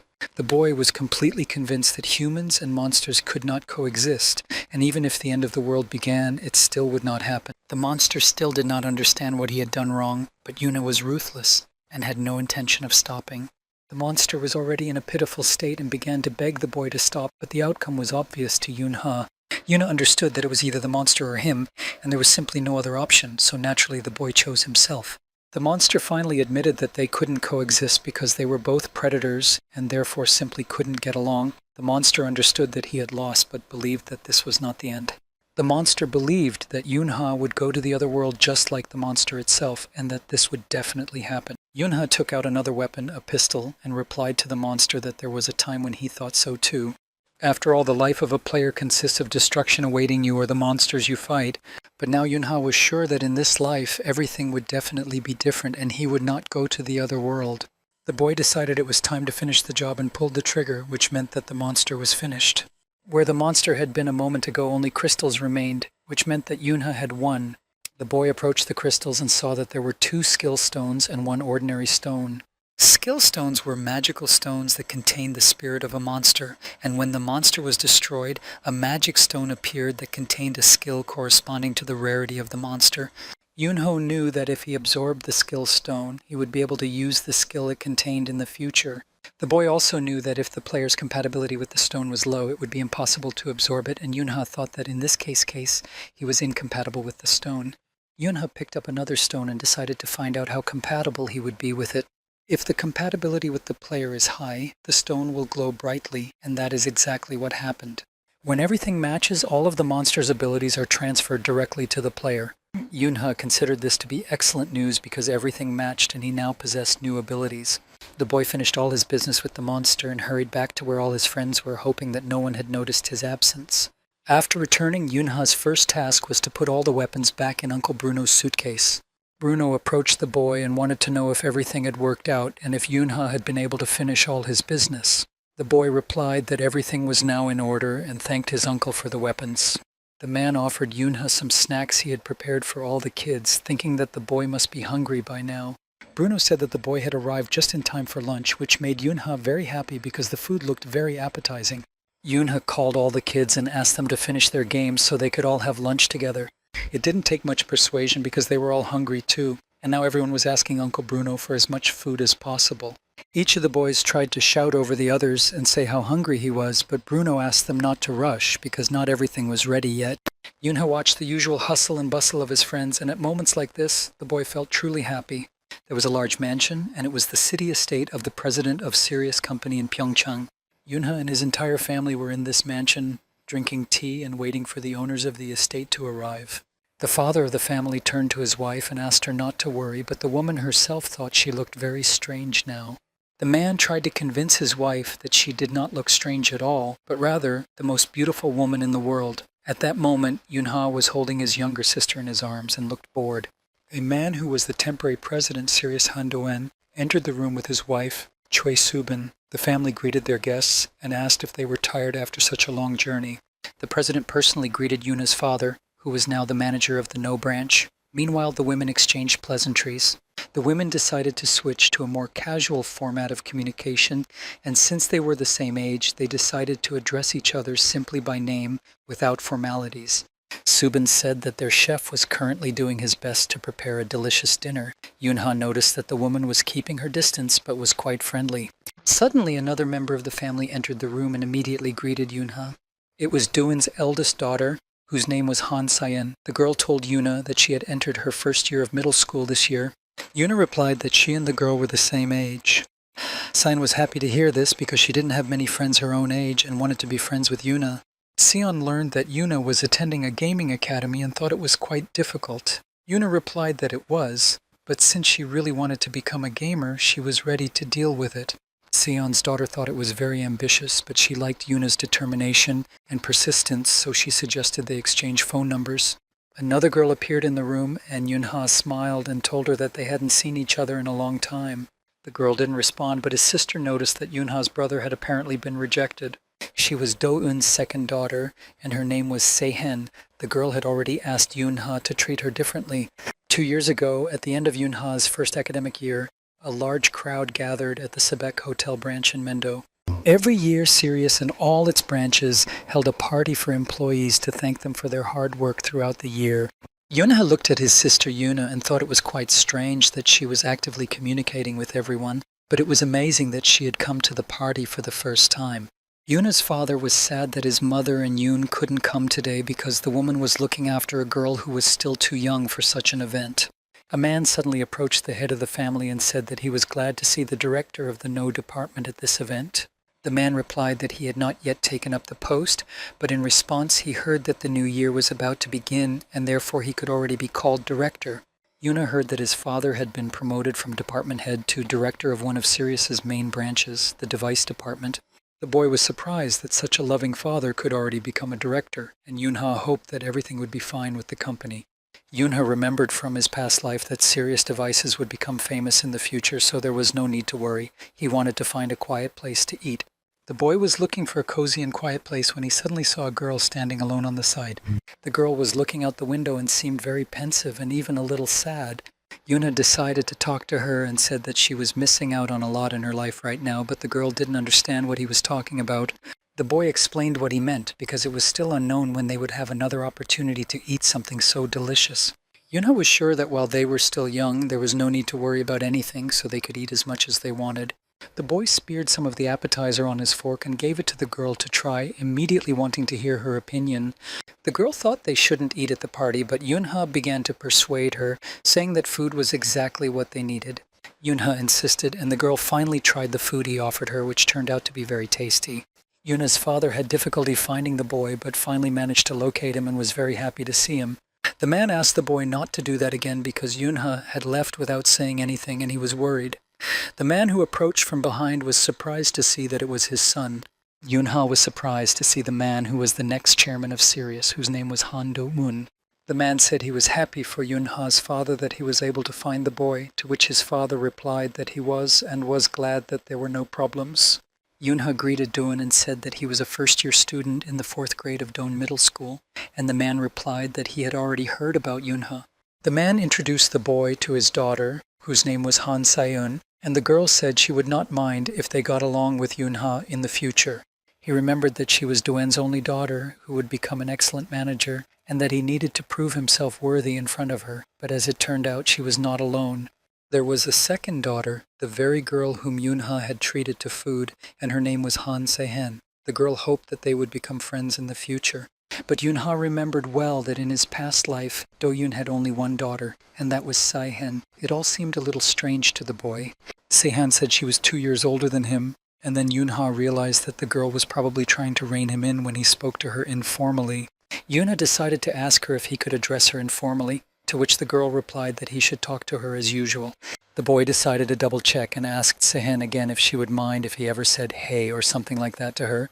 When Sehen heard Yunha say hey, she immediately flew into a rage, and the boy didn't understand what was wrong since she had just given him permission. Yunha didn't understand why she was angry, and the girl advised him to just call her by her name, or more precisely just Sehen, and that would be best. Do-eun hoped that the children would get along and promised that next time he would definitely send an invitation so that they could play with his daughters. Yunha came back from his memories and thought that Do-eun had said that just to be polite, but the man had actually sent an invitation, and here they were. Do-eun's wife hoped that everyone enjoyed the snacks, and Yunha's younger sister responded on behalf of everyone, shouting loudly that everything was very, very delicious. Yuna was asked if the girl had actually managed to get into the academy, and she confirmed it, adding only that it would be her first year. Suddenly, Doan decided to tell Yuna something, saying that it should have been done much earlier, but apparently the right moment was needed. The man explained that since the girl had become a student at the academy, she needed to have a way to contact them under any circumstances. Yuna's father expressed his gratitude but said that it was unnecessary and that there was no need to give his children any gifts, especially such expensive ones. Doyen said that he thought it was right to help them so that in the future he could count on them, and therefore it was worth accepting the gift. The man asked Yuna to open the gift, and as soon as the girl saw what was inside, she emotionally told everyone that she already had a phone. Doyen explained with a smile that this model was much better and more practical. Most importantly, it was a product made by Sirius himself, which meant a lot. Yuna looked around suspiciously and couldn't quite believe that she could accept this gift after all. While the girl was thanking him for the gift, Yuna thought everything was too strange and tried to understand what was going on. Yuna tried to understand why Doan was suddenly so helpful because he not only invited them all to dinner but also shared his new products with them. While the boy was thinking about all this, his younger sister decided that Yunha needed to be fed cookies, but first asked him to open his mouth. The eldest daughter told Yuna that she would now call her as soon as there was a social event and hoped that the girl would find the time to come. Yuna didn't understand how Yuna had managed to get there and promised to come to the events. Suddenly Yuna heard that he would be coming too. Seon continued to drink her tea and looked closely at Yunha and personally repeated to him that it would be very good if the boy came too. She explained that Sehen wasn't getting along with her friends, so she rarely attended meetings, and Sayen would be happy if Yunha became friends with her. Sehen disagreed with the opinion that she had no friends, and then her older sister asked her to name at least one person with whom the girl got along well. Sehen hoped that Yuna would not mind joining them, and then Sehen would have a chance to talk to him. There was only one reason why children were invited to social events, namely to create a clique. A clique is when a group of people are united by political or economic interests as well as social ones, and that is what a clique is called. Yuna understood that, in other words, the girl wanted him to become part of her clique, and not long ago the boy would have refused such an offer. Sehan would be delighted if Yunha could come, and her father thought it would be useful for her to learn about such events at a young age. The boy understood how beautifully it was all presented, and it turned out that they had been easily led around by the nose. Yuna had assumed that the girl was indeed the successor who would eventually take Don's place in Sirius. The boy could already appreciate that the girl was quite good at conversation, even though she pretended to be someone who wasn't particularly interested in it. In any case, Yunha couldn't leave his sister Yuna there alone, and the boy had no reason not to trust the company his father worked for. He agreed, of course, and said he would definitely come when he had time, and Doan was glad to hear this because Sehen would have a reliable friend. The man was walking alone down the street in the dark and was resting when he suddenly heard someone tell him to stop behaving that way. He looked back but saw no one and decided that he must have imagined it. But then he heard the incomprehensible words again, and when he turned around once more, he froze because he did not expect to see something in front of him. An insect of astonishing size was staring at the man, and its appearance inspired only fear. A mosquito stood before the man, and it was a monster belonging to the 7th class. The monster did not hesitate, and in the next moment instantly attacked the man, who had no chance to dodge. The monster's eyes showed that it had achieved its goal, and now the man lay unconscious before it. The monster suddenly heard a large number of people running from the side and immediately realized that they were after him, so he needed to fly away from there as soon as possible. The monster did just that after glancing at the man once more and making sure that it had succeeded. The people who were rushing to get to the monster as quickly as possible saw that it was trying to escape and tried their best to prevent it. One of the people saw a man lying on the ground who was apparently feeling ill, but their commander replied that he had simply overdone it and should be left alone. One of the men insisted that they had to follow instructions, so it was decided to take him to the hospital anyway. On the day when the incredible heat was announced, the boys' summer vacation began in 3rd grade, and they decided to visit their friend in the hospital. Now, Juliet was lying in one of the hospital wards, and the boys were going to visit her that day. The whole group went to see the girl, and were very happy about the meeting. Juliet had recently given birth to a baby, and the kids also wanted to see him very much, but when they entered, the girl asked them not to make too much noise. They leaned over the crib where the baby was sleeping and were delighted with the child, finding him very cute. The girls repeated one after another that this child was really cute and that his little hands were beautiful. Yunha noticed that the baby liked being around people, and Juliet replied that it was because his mother was just as sociable.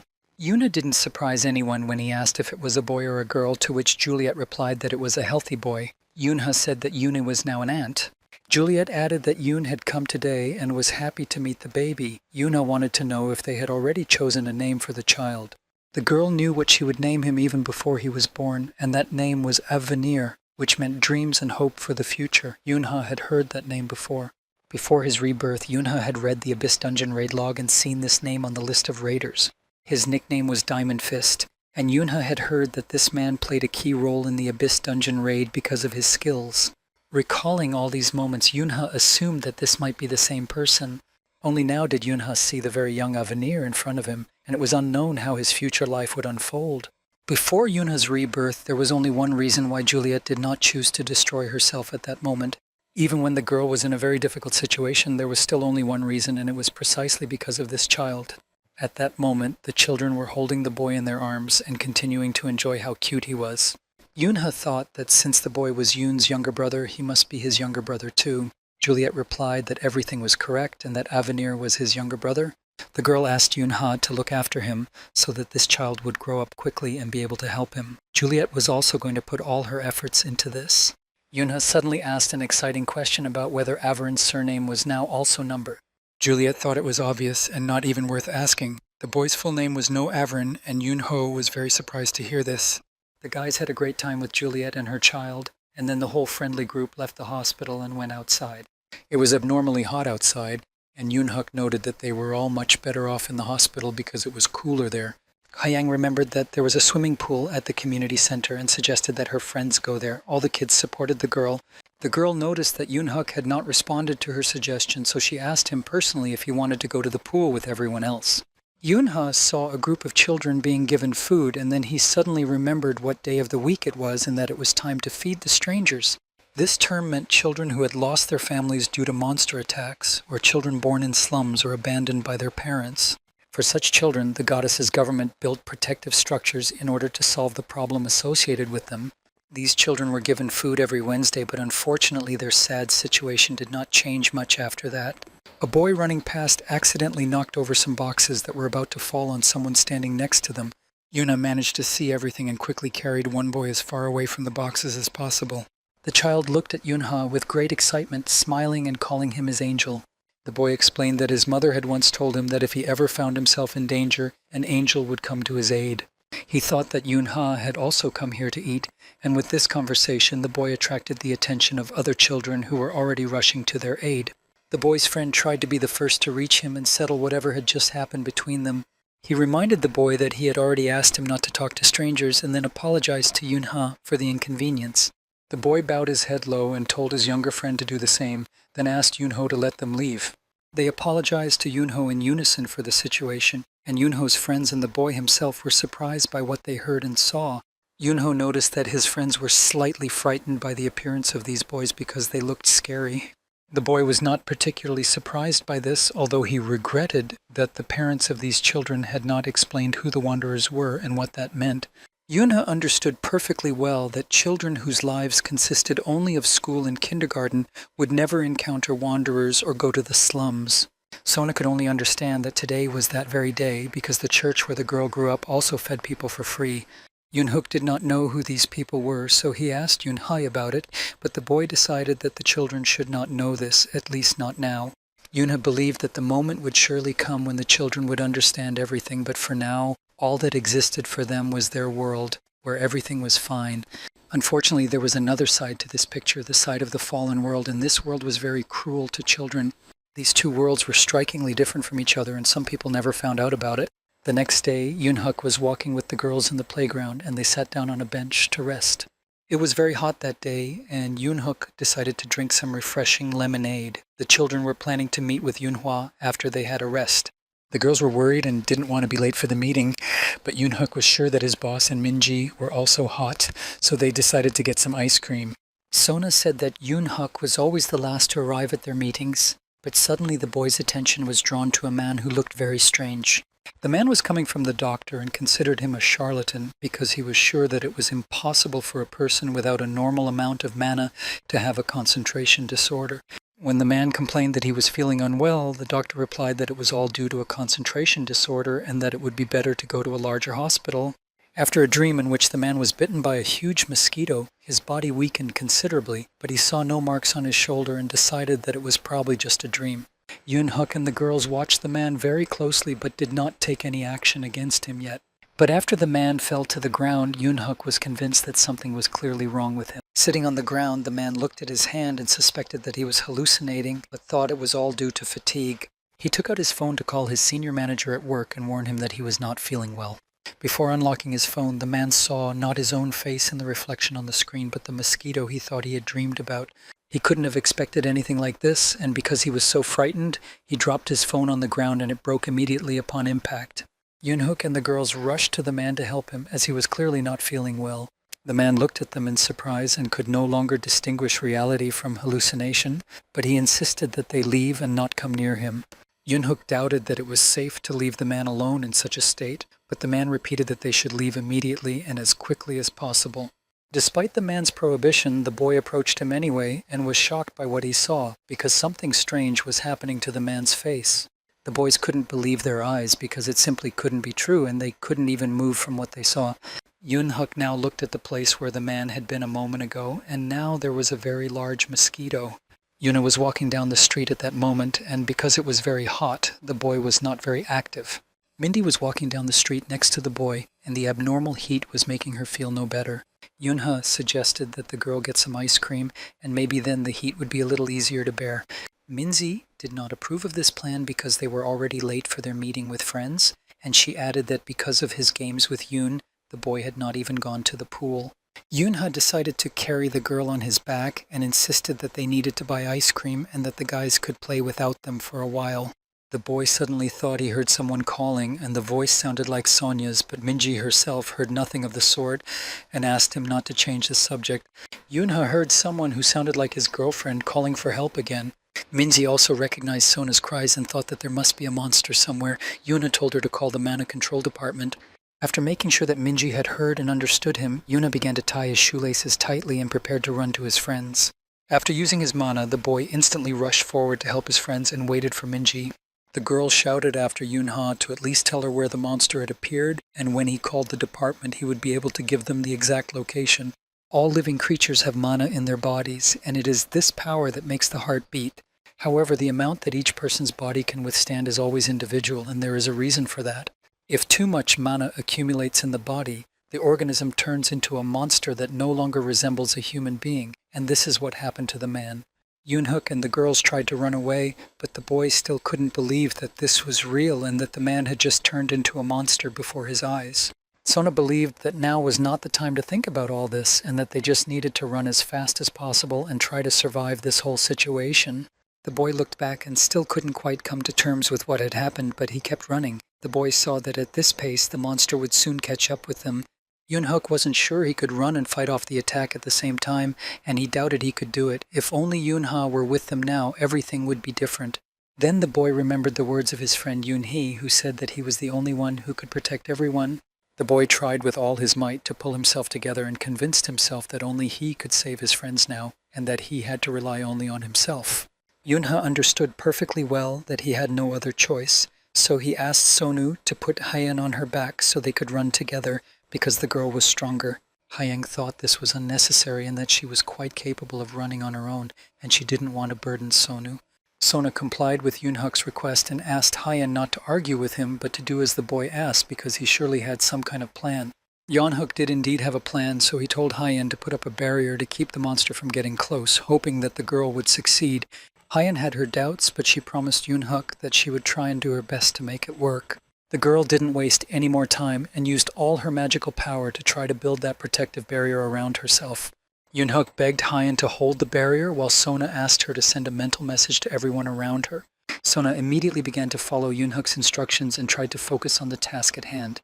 Using her magical abilities, the girl tried to send a message to people so that someone would come to their aid. Sona's message said that a monster was chasing them and she asked them to call the player. People started looking out the windows to see what was happening. Hayun saw that the monster had stuck to her barrier and immediately told her friend Yoon-huk about it. Yoon-huk turned around and fired his magic projectile at the monster, hoping that it would help. The projectile reached its target, giving the kids a little hope that they could make it and hold out until help arrived. Yoon-huk praised Hayan and said she was doing well. and the kids ran as fast as they could, leaving a large column of smoke behind them. The monster managed to survive, and suddenly it realized that it did not want to die and continued its pursuit of the kids. The kids saw that, unfortunately, it wasn't over yet, and thought it was very strange that the monster's mana was mixed with human mana. They couldn't believe that a human could turn into a monster. Yunhook shouted at Hyan to put up a protective barrier immediately. Hyang did not react in time, and when the monster was already practically hanging over her and Sona, the girl froze because she was so scared. The girl used her mana, but in doing so she pushed Sun away, who was not prepared for this and therefore could not stay on her feet and fell. Sona flew a long distance and landed painfully on the ground while Hyan hugged herself and closed herself off. Hyang finally came to her senses and ran to Sona to see if she was all right. Sona was covered in bruises, especially on her legs, but she insisted that she was fine and that there was no need to worry. The girl was sure that they now had a more important task to complete, and unfortunately none of them knew how to accomplish it. The children froze and watched as the monster approached them, wanting to deal with them as quickly as possible. Yunhook realized that because Sona's legs were injured in the fall, they would not be able to run away, so he asked Hyan to attack the monster. The boy understood that they had no other choice, and therefore if they wanted to survive, they had to put all their efforts into it and began their attack on the monster. The monster dodged the boys' attacks and with each passing moment came closer and closer to them. The boys were surrounded by a protective barrier and tried to hold it, but at the same time, they did not stop attacking the monster. Sona saw that Hyan and Yunhook were managing for now, but it couldn't go on like this for long. The girl saw that Hyan was giving it his all, probably because he felt guilty, and at this rate his strength would soon be completely depleted. Sona understood how it would all end, or rather that this monster would send them all to the other world without any resistance. So the girl asked them to leave her there and run away as quickly as possible so that they would at least have a chance to save themselves. Yunhook was calm and confident because he knew for sure that he would definitely appear, but Sona did not understand what the boy was talking about. But a moment later she realized who he was talking about, and now the hope for their salvation grew with every passing minute, and Sona's smile grew wider and wider. He hadn't even jumped to the ground yet, but he had already begun to attack the monster, thus protecting his friends. Hyang also believed until the very last moment that he would come, and Yunhook in his usual manner said that he could hurry up.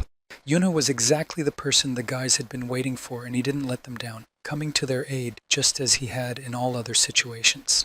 The boy thought that there was no point in complaining because he had made it in time, and Yunho said all this with a smile on his face simply because he was glad to see that his friends were unharmed. Yunho told his friends to stay where they were until the other players arrived and not to get involved in anything else. The guys began to explain that this monster had been an ordinary man until recently, and then suddenly turned into this monster. Yunho was surprised at first when he heard this, but then he realized that this mosquito was taking mana instead of devouring people. When these monsters absorb their mana, their ability to control it becomes useless, and in order to recover, they try to accumulate it excessively. As a result, their bodies either burst from an excess of mana or turn into monsters, and there was no other outcome for these creatures. Yunho didn't wait for anyone and struck the creature with his fist.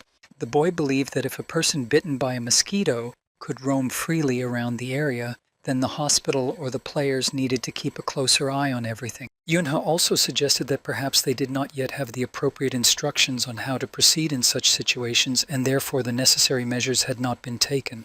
The boy did not focus on this at the moment because it was no longer important, and the problem had to be solved. He had no choice, since the people who were supposed to be watching him did nothing. It turned out that solving this problem fell on the boy's shoulders, and no matter how much he wanted to, he could no longer ignore it. Yunho was able to pin the monster to the ground with his fist, and the monster began to try to talk, asking to be saved. When the boy heard the monster's request, he was very surprised because he realized that it was still conscious and delivered his finishing blow. The boys thought that it was finally over, but Yunho was in no hurry to rejoice prematurely because he noticed something strange. The hands were unlike human hands or mosquito paws, and the boy guessed that demonization had begun to take place with this monster. The monster stood up to its full height and looked very scary, but continued to speak and ask to be saved. Yunho thought that before his rebirth, every member of the Kuma demonic organization was called a disaster, and among themselves, they referred to each other as neanthropods. The boy knew that the chance of becoming a demon was so small that it was close to zero. He asked Hyan if she was sure that when he turned into a monster, he was a human being. Hyang was completely sure of this, and Yunhook confirmed her words by saying that he also saw that he was originally an ordinary-looking man. Yoonhook then realized that it was not one of the members of Kuma, the woman nicknamed Beelzebub, because Kuma had not appeared for another 10 years. The boy missed the moment when the monster was able to fly away, but he continued to hear words of salvation from him. Yunha was angry that he had missed such a trivial opportunity to kill the monster, so he used his magical abilities to create a large pulsar. Without wasting any precious time, he immediately launched the pulsar at the monster, but it managed to dodge and avoid being hit. Yunha used his mana and jumped high above the monster, but then realized that his mana charge was insufficient and that he needed a weapon to catch it. The boy looked around for something useful that could be used as a weapon and stared at where the mosquito had flown and suddenly saw what he needed. In an abandoned house, a mother was holding her crying child close to her, and above them hung the very monster that had been lost. The woman and child were very frightened, and the monster planned to take advantage of this weakness and was about to attack them. Yunha suddenly appeared, breaking through the window of the room, and the monster did not expect to be found so quickly. The monster was thrown back when Yunha attacked it, but it still managed to jump aside. A few moments later, the monster flew high into the sky, and Yunha told her to go to the hospital to have her mana checked, just in case. A real chase began, and Yunha was almost able to catch up with the mosquito, but the mosquito in turn did not give up hope that he would be able to hide and survive. The boy used his magical abilities and applied the Mana Destroyer skill, directing it all at the monster. Yunha hit the target, and now the mosquito was a little disoriented, but it still stubbornly continued to fly forward.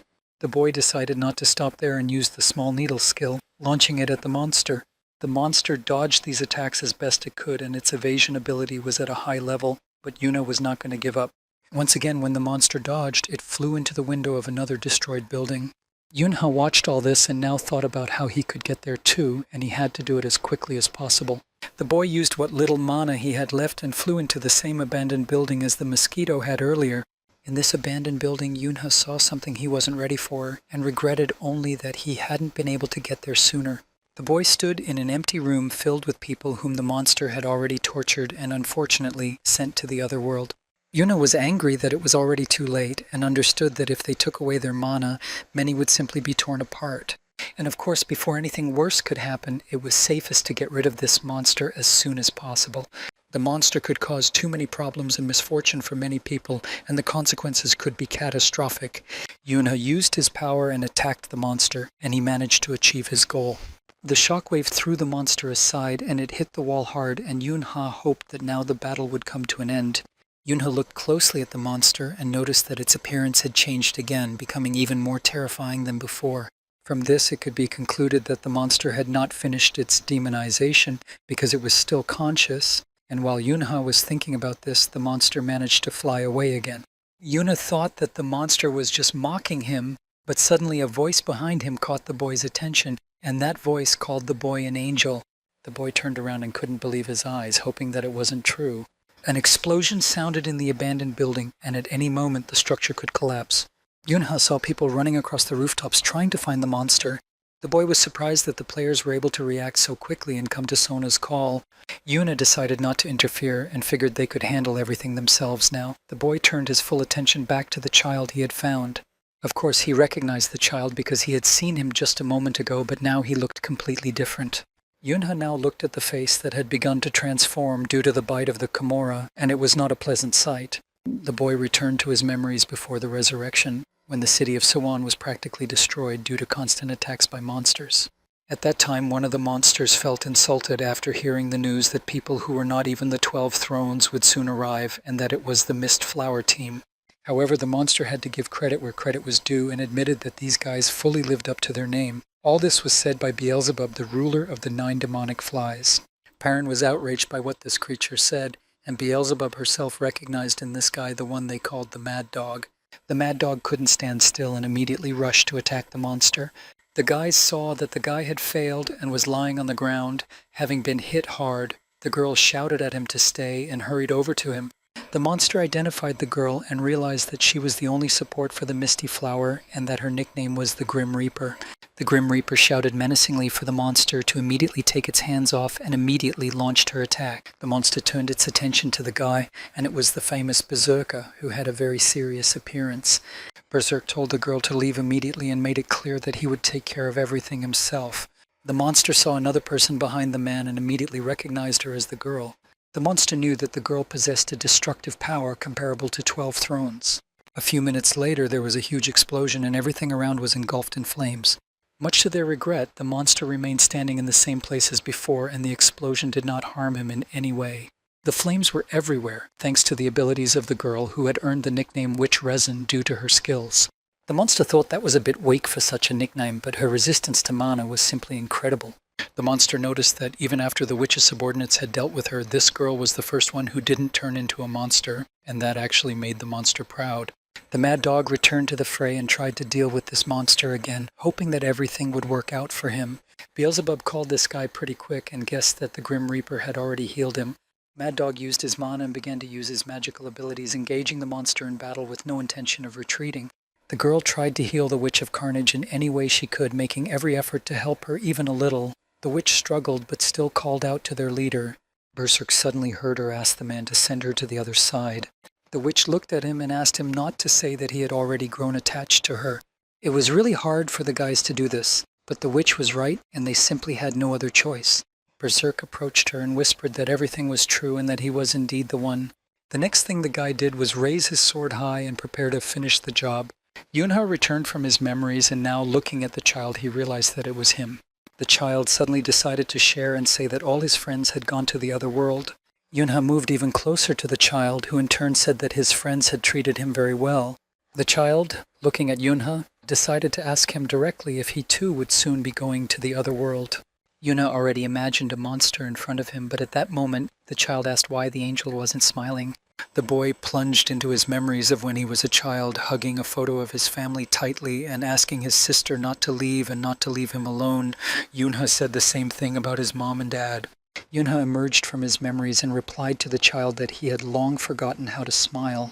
The child was sure that his angel should do it after all because he simply had to smile. Yunha didn't understand why he should do it. He replied that his friends had told him that if you smile, someday something will appear that will definitely make you smile. Yunha didn't know how to respond or how to react, so he just remained silent.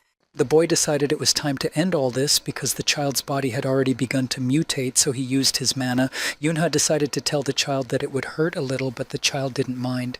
Before finishing the job, Yunha asked if the child had anything to say. Yunha heard only that the child missed his mother very much and how much he missed her. It was not easy for the boy to hear these words, and unfortunately in this situation there was nothing he could do. He looked at him again, but he couldn't think of anything to say because there was only one outcome. Yunha remembered that before his rebirth, after he lost his family, he didn't like small children at all. Sitting on the swing, he watched how these children behaved, and their behavior did not evoke any positive emotions in him. Yunha didn't like their selfish behavior, nor did he like their confidence that their parents would do anything if they just cried.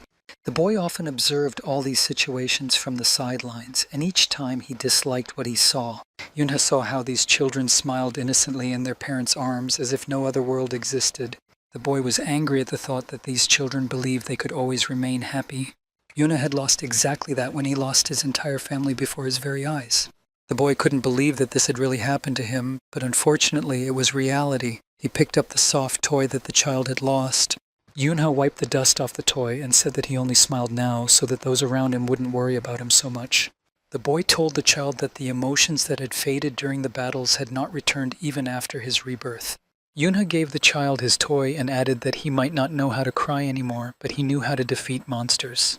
Outside, the players had already reported that the mosquito had finally been destroyed and the danger had passed. The man who had turned into a monster after being bitten was enveloped in a protective net and could not escape, and the players believed that since he had already become a monster, he should also be destroyed. Yunha looked at the child and knew that he could deal with him and all the monsters. All television channels broadcast the main news story, which said that thanks to the quick and accurate reaction of the werewolf girl, the mosquito had been defeated. Yunha watched the news at home and heard that the girl had received the Brave Child Award from Mayor Songbuk himself. Yuna's sister was watching her brother Yuna from the sidelines at that moment and did not understand what was happening to him. The girl noticed that her brother had recently stopped smiling altogether, and she didn't like her gloomy brother. Yun remembered how her mother had recently told her that if she noticed her brother suddenly becoming sad, she should comfort him. Her mother had explained to her that all she needed to do was give him a hug, and that would be enough to comfort him. The next moment, Yun was rushing to her brother Yunho. As her mother had said, Yun hugged her brother tightly so that he would not be sad and would stop being so gloomy. Yuna wanted to know why Yoon was in such a good mood, but the girl had nothing to say because there was no particular reason. Under the pretext of wanting to tell him something, Yoon asked Yoonhae to lean closer to her and then simply kissed the boy on the cheek. The girl shouted loudly to the whole room that she loved her older brother more than anything else in the world. Yoona blushed a little from embarrassment, but he thought his younger sister Yoon's actions and words were very sweet. The boy also responded to Yoon's feelings and said that he liked her very, very much too. That day there was a lot of laughter and smiles in their house. The students were participating in a general sports festival at Dawn Elementary School.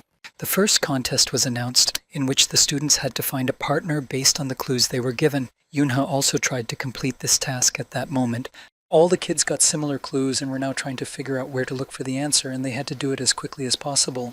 Sona was talking to her friend Minji at that moment when suddenly someone ran up to her and said that her presence was urgently required elsewhere. Yoonha was the one who ran up and grabbed Sona by the hand, asking her to hurry up and follow him. Minzy didn't understand what was going on, but she started shouting for them to hurry up because the girl really wanted to win in the end. The boy ran up to the teacher, who was supposed to check that he had completed the task correctly, and showed him a note with a hint and the task itself. The teacher took the note and began to read it. It said puppy, and he was slightly surprised by how Yoonha had solved the problem. When Sona heard all this, she realized that because she was a werewolf, she was, to put it mildly, indignant, and emotionally replied that she was actually a fox, not a dog. Yoona asked the girl to calm down and added that their team had to win. Sona remembered Minzy's words in which the girl said that no matter what, she would definitely win and become class president next time. After that, she added that they needed to come to an agreement. The girl finally agreed and, for the sake of her friend, ran after Yoonha, while the boy decided to joke and told Sona that she was a very obedient puppy. Yoon prepared a lunchbox for her older brother Yoonho and decorated it very nicely. Yoonha thanked Yoon for the gift and replied that everything looked very appetizing and beautiful. Minji and Sona watched this interaction from the sidelines and saw how happy their friend was at that moment. Minzy advised Yoonha to treat not only Yoon, but also his other loved ones in the same way. The girl was simply outraged and did not understand how he could have had the nerve to call Sona a dog. Yoonha didn't understand her complaints because Minzy herself had forced him to participate in this competition. The girl believed that she had done the right thing, otherwise Yoonha would have done nothing. Kim Min-ji was the class president in the second semester, and the girl thought it was right that as long as she held this position, their class should receive the highest marks. Yoonha thought that perhaps the reason was that the teacher had promised to treat them all to burgers if they won. Minji thought that none of this mattered and warned Yoonha not to dare leave for lunch quietly. The girl was not going to let him go just like that. The woman praised Haeyeon and said that her daughter had done an excellent job with this task and hoped that she was no longer in pain. This woman was young Haeyeon Min Soo-jin's new mother, and they discussed that Seth's mother also sounded very good, even if it was a little unusual. All this now seemed so because a few months ago Haeyeon's father had decided to marry Min Soo-jin. The grandfather, who was already well known to all the children, was the chairman of the Alice Group, and his name was Min Joo-sik, and Min Soo-jin was that grandfather's second child. Many of the kids were very surprised when they found out that the grandfather who played with them at the wedding was the chairman of the company, but to them he remained the same grandfather. Haeyeon felt a little awkward calling Min Soo-jin mom, but the girl promised that she would definitely get used to it. Yoona was walking along the path to elementary school, and the sun was shining brightly that day, and the boy was very hot. The boy was already a little tired and thought it would be nice to take a nap after lunch. Yoona was looking for a place and remembered that there was usually no one in the back of the garden, so he could take a nap there, when suddenly he saw his friend around the corner. The boy didn't know what Sona was doing there, and most importantly, he didn't understand why the girl was alone and looked so sad. Sona began to get upset and repeated that she was not a dog, but now everyone called her by that nickname. Yoonha saw nothing wrong with it and thought the nickname was cute. Yoonha asked again what she was doing there, wondering if something had happened and she needed help. Yoonha peeked around the corner and heard a heated conversation in which the girl was trying to convince her interlocutor that she would figure out what to do on her own. Minzy was arguing with her mother and didn't understand why she should care who her friends were, while the woman asked the girl to calm down and tried to talk to her calmly. The woman began to explain that she wasn't forbidding Minzy from communicating with Yoonha and Yoonhook, but thought it would be great if she also became friends with Haeyeon. Her mother simply wanted Minzy to stay as far away from Sona as possible. These words hurt the girl that her mother was telling her who she could and couldn't be friends with. The woman tried to speak calmly and continued her explanation that she did not approve of her daughter's friendship with Sona because the girl was half-breed. Yunha did not expect to become an unwitting listener to such a conversation and did not know how to react. The woman said that Minzy herself might not know it, but other people did not think very highly of Sona and those like her. Her mother emphasized that Minzy couldn't even imagine what people might say about her if they saw her with Sonia. Sonia heard everything perfectly well and looked very upset. Sona told Yunha that she was fine because she saw how the boy was worried about her. She added that she had long realized that someone like her would never have friends. Yunha disagreed with this opinion because he considered her his friend. Sona was very grateful to him for everything and asked him to forgive her for all the inconvenience. Sona began to explain that she had actually come here for Minji, but had overheard this conversation and now felt awkward about the whole thing. The girl asked Yunha to leave. Yunha stopped the girl and took her by the hand, asking Sona to look him in the eyes. The boy tried to convince Sona that she just needed to trust Minzy and then everything would be fine. The woman insisted on her point and began to say that other mothers were against Minzy communicating with their children and that it was all because of Sona, and she didn't understand if her daughter liked it when people said such things behind her back. Sona continued to listen to all this and it hurt the girl very much. She asked Yunho to leave again. Minzy stood in front of her mother with her head bowed low and looked very lost. The girl considered Sona her friend and didn't understand how she could abandon her just because someone didn't like it. Sona heard these words and was very pleased. No matter what she said, she didn't want the girl to lose her friends. The woman heard her daughter's words and tried to figure out what to do next. In the end, the woman decided that Minji should figure it all out for herself, but warned her that she shouldn't cry later and say that her mother was right. Minji hugged her mother tightly and said confidently that she would not regret it and that the woman should not worry about anything.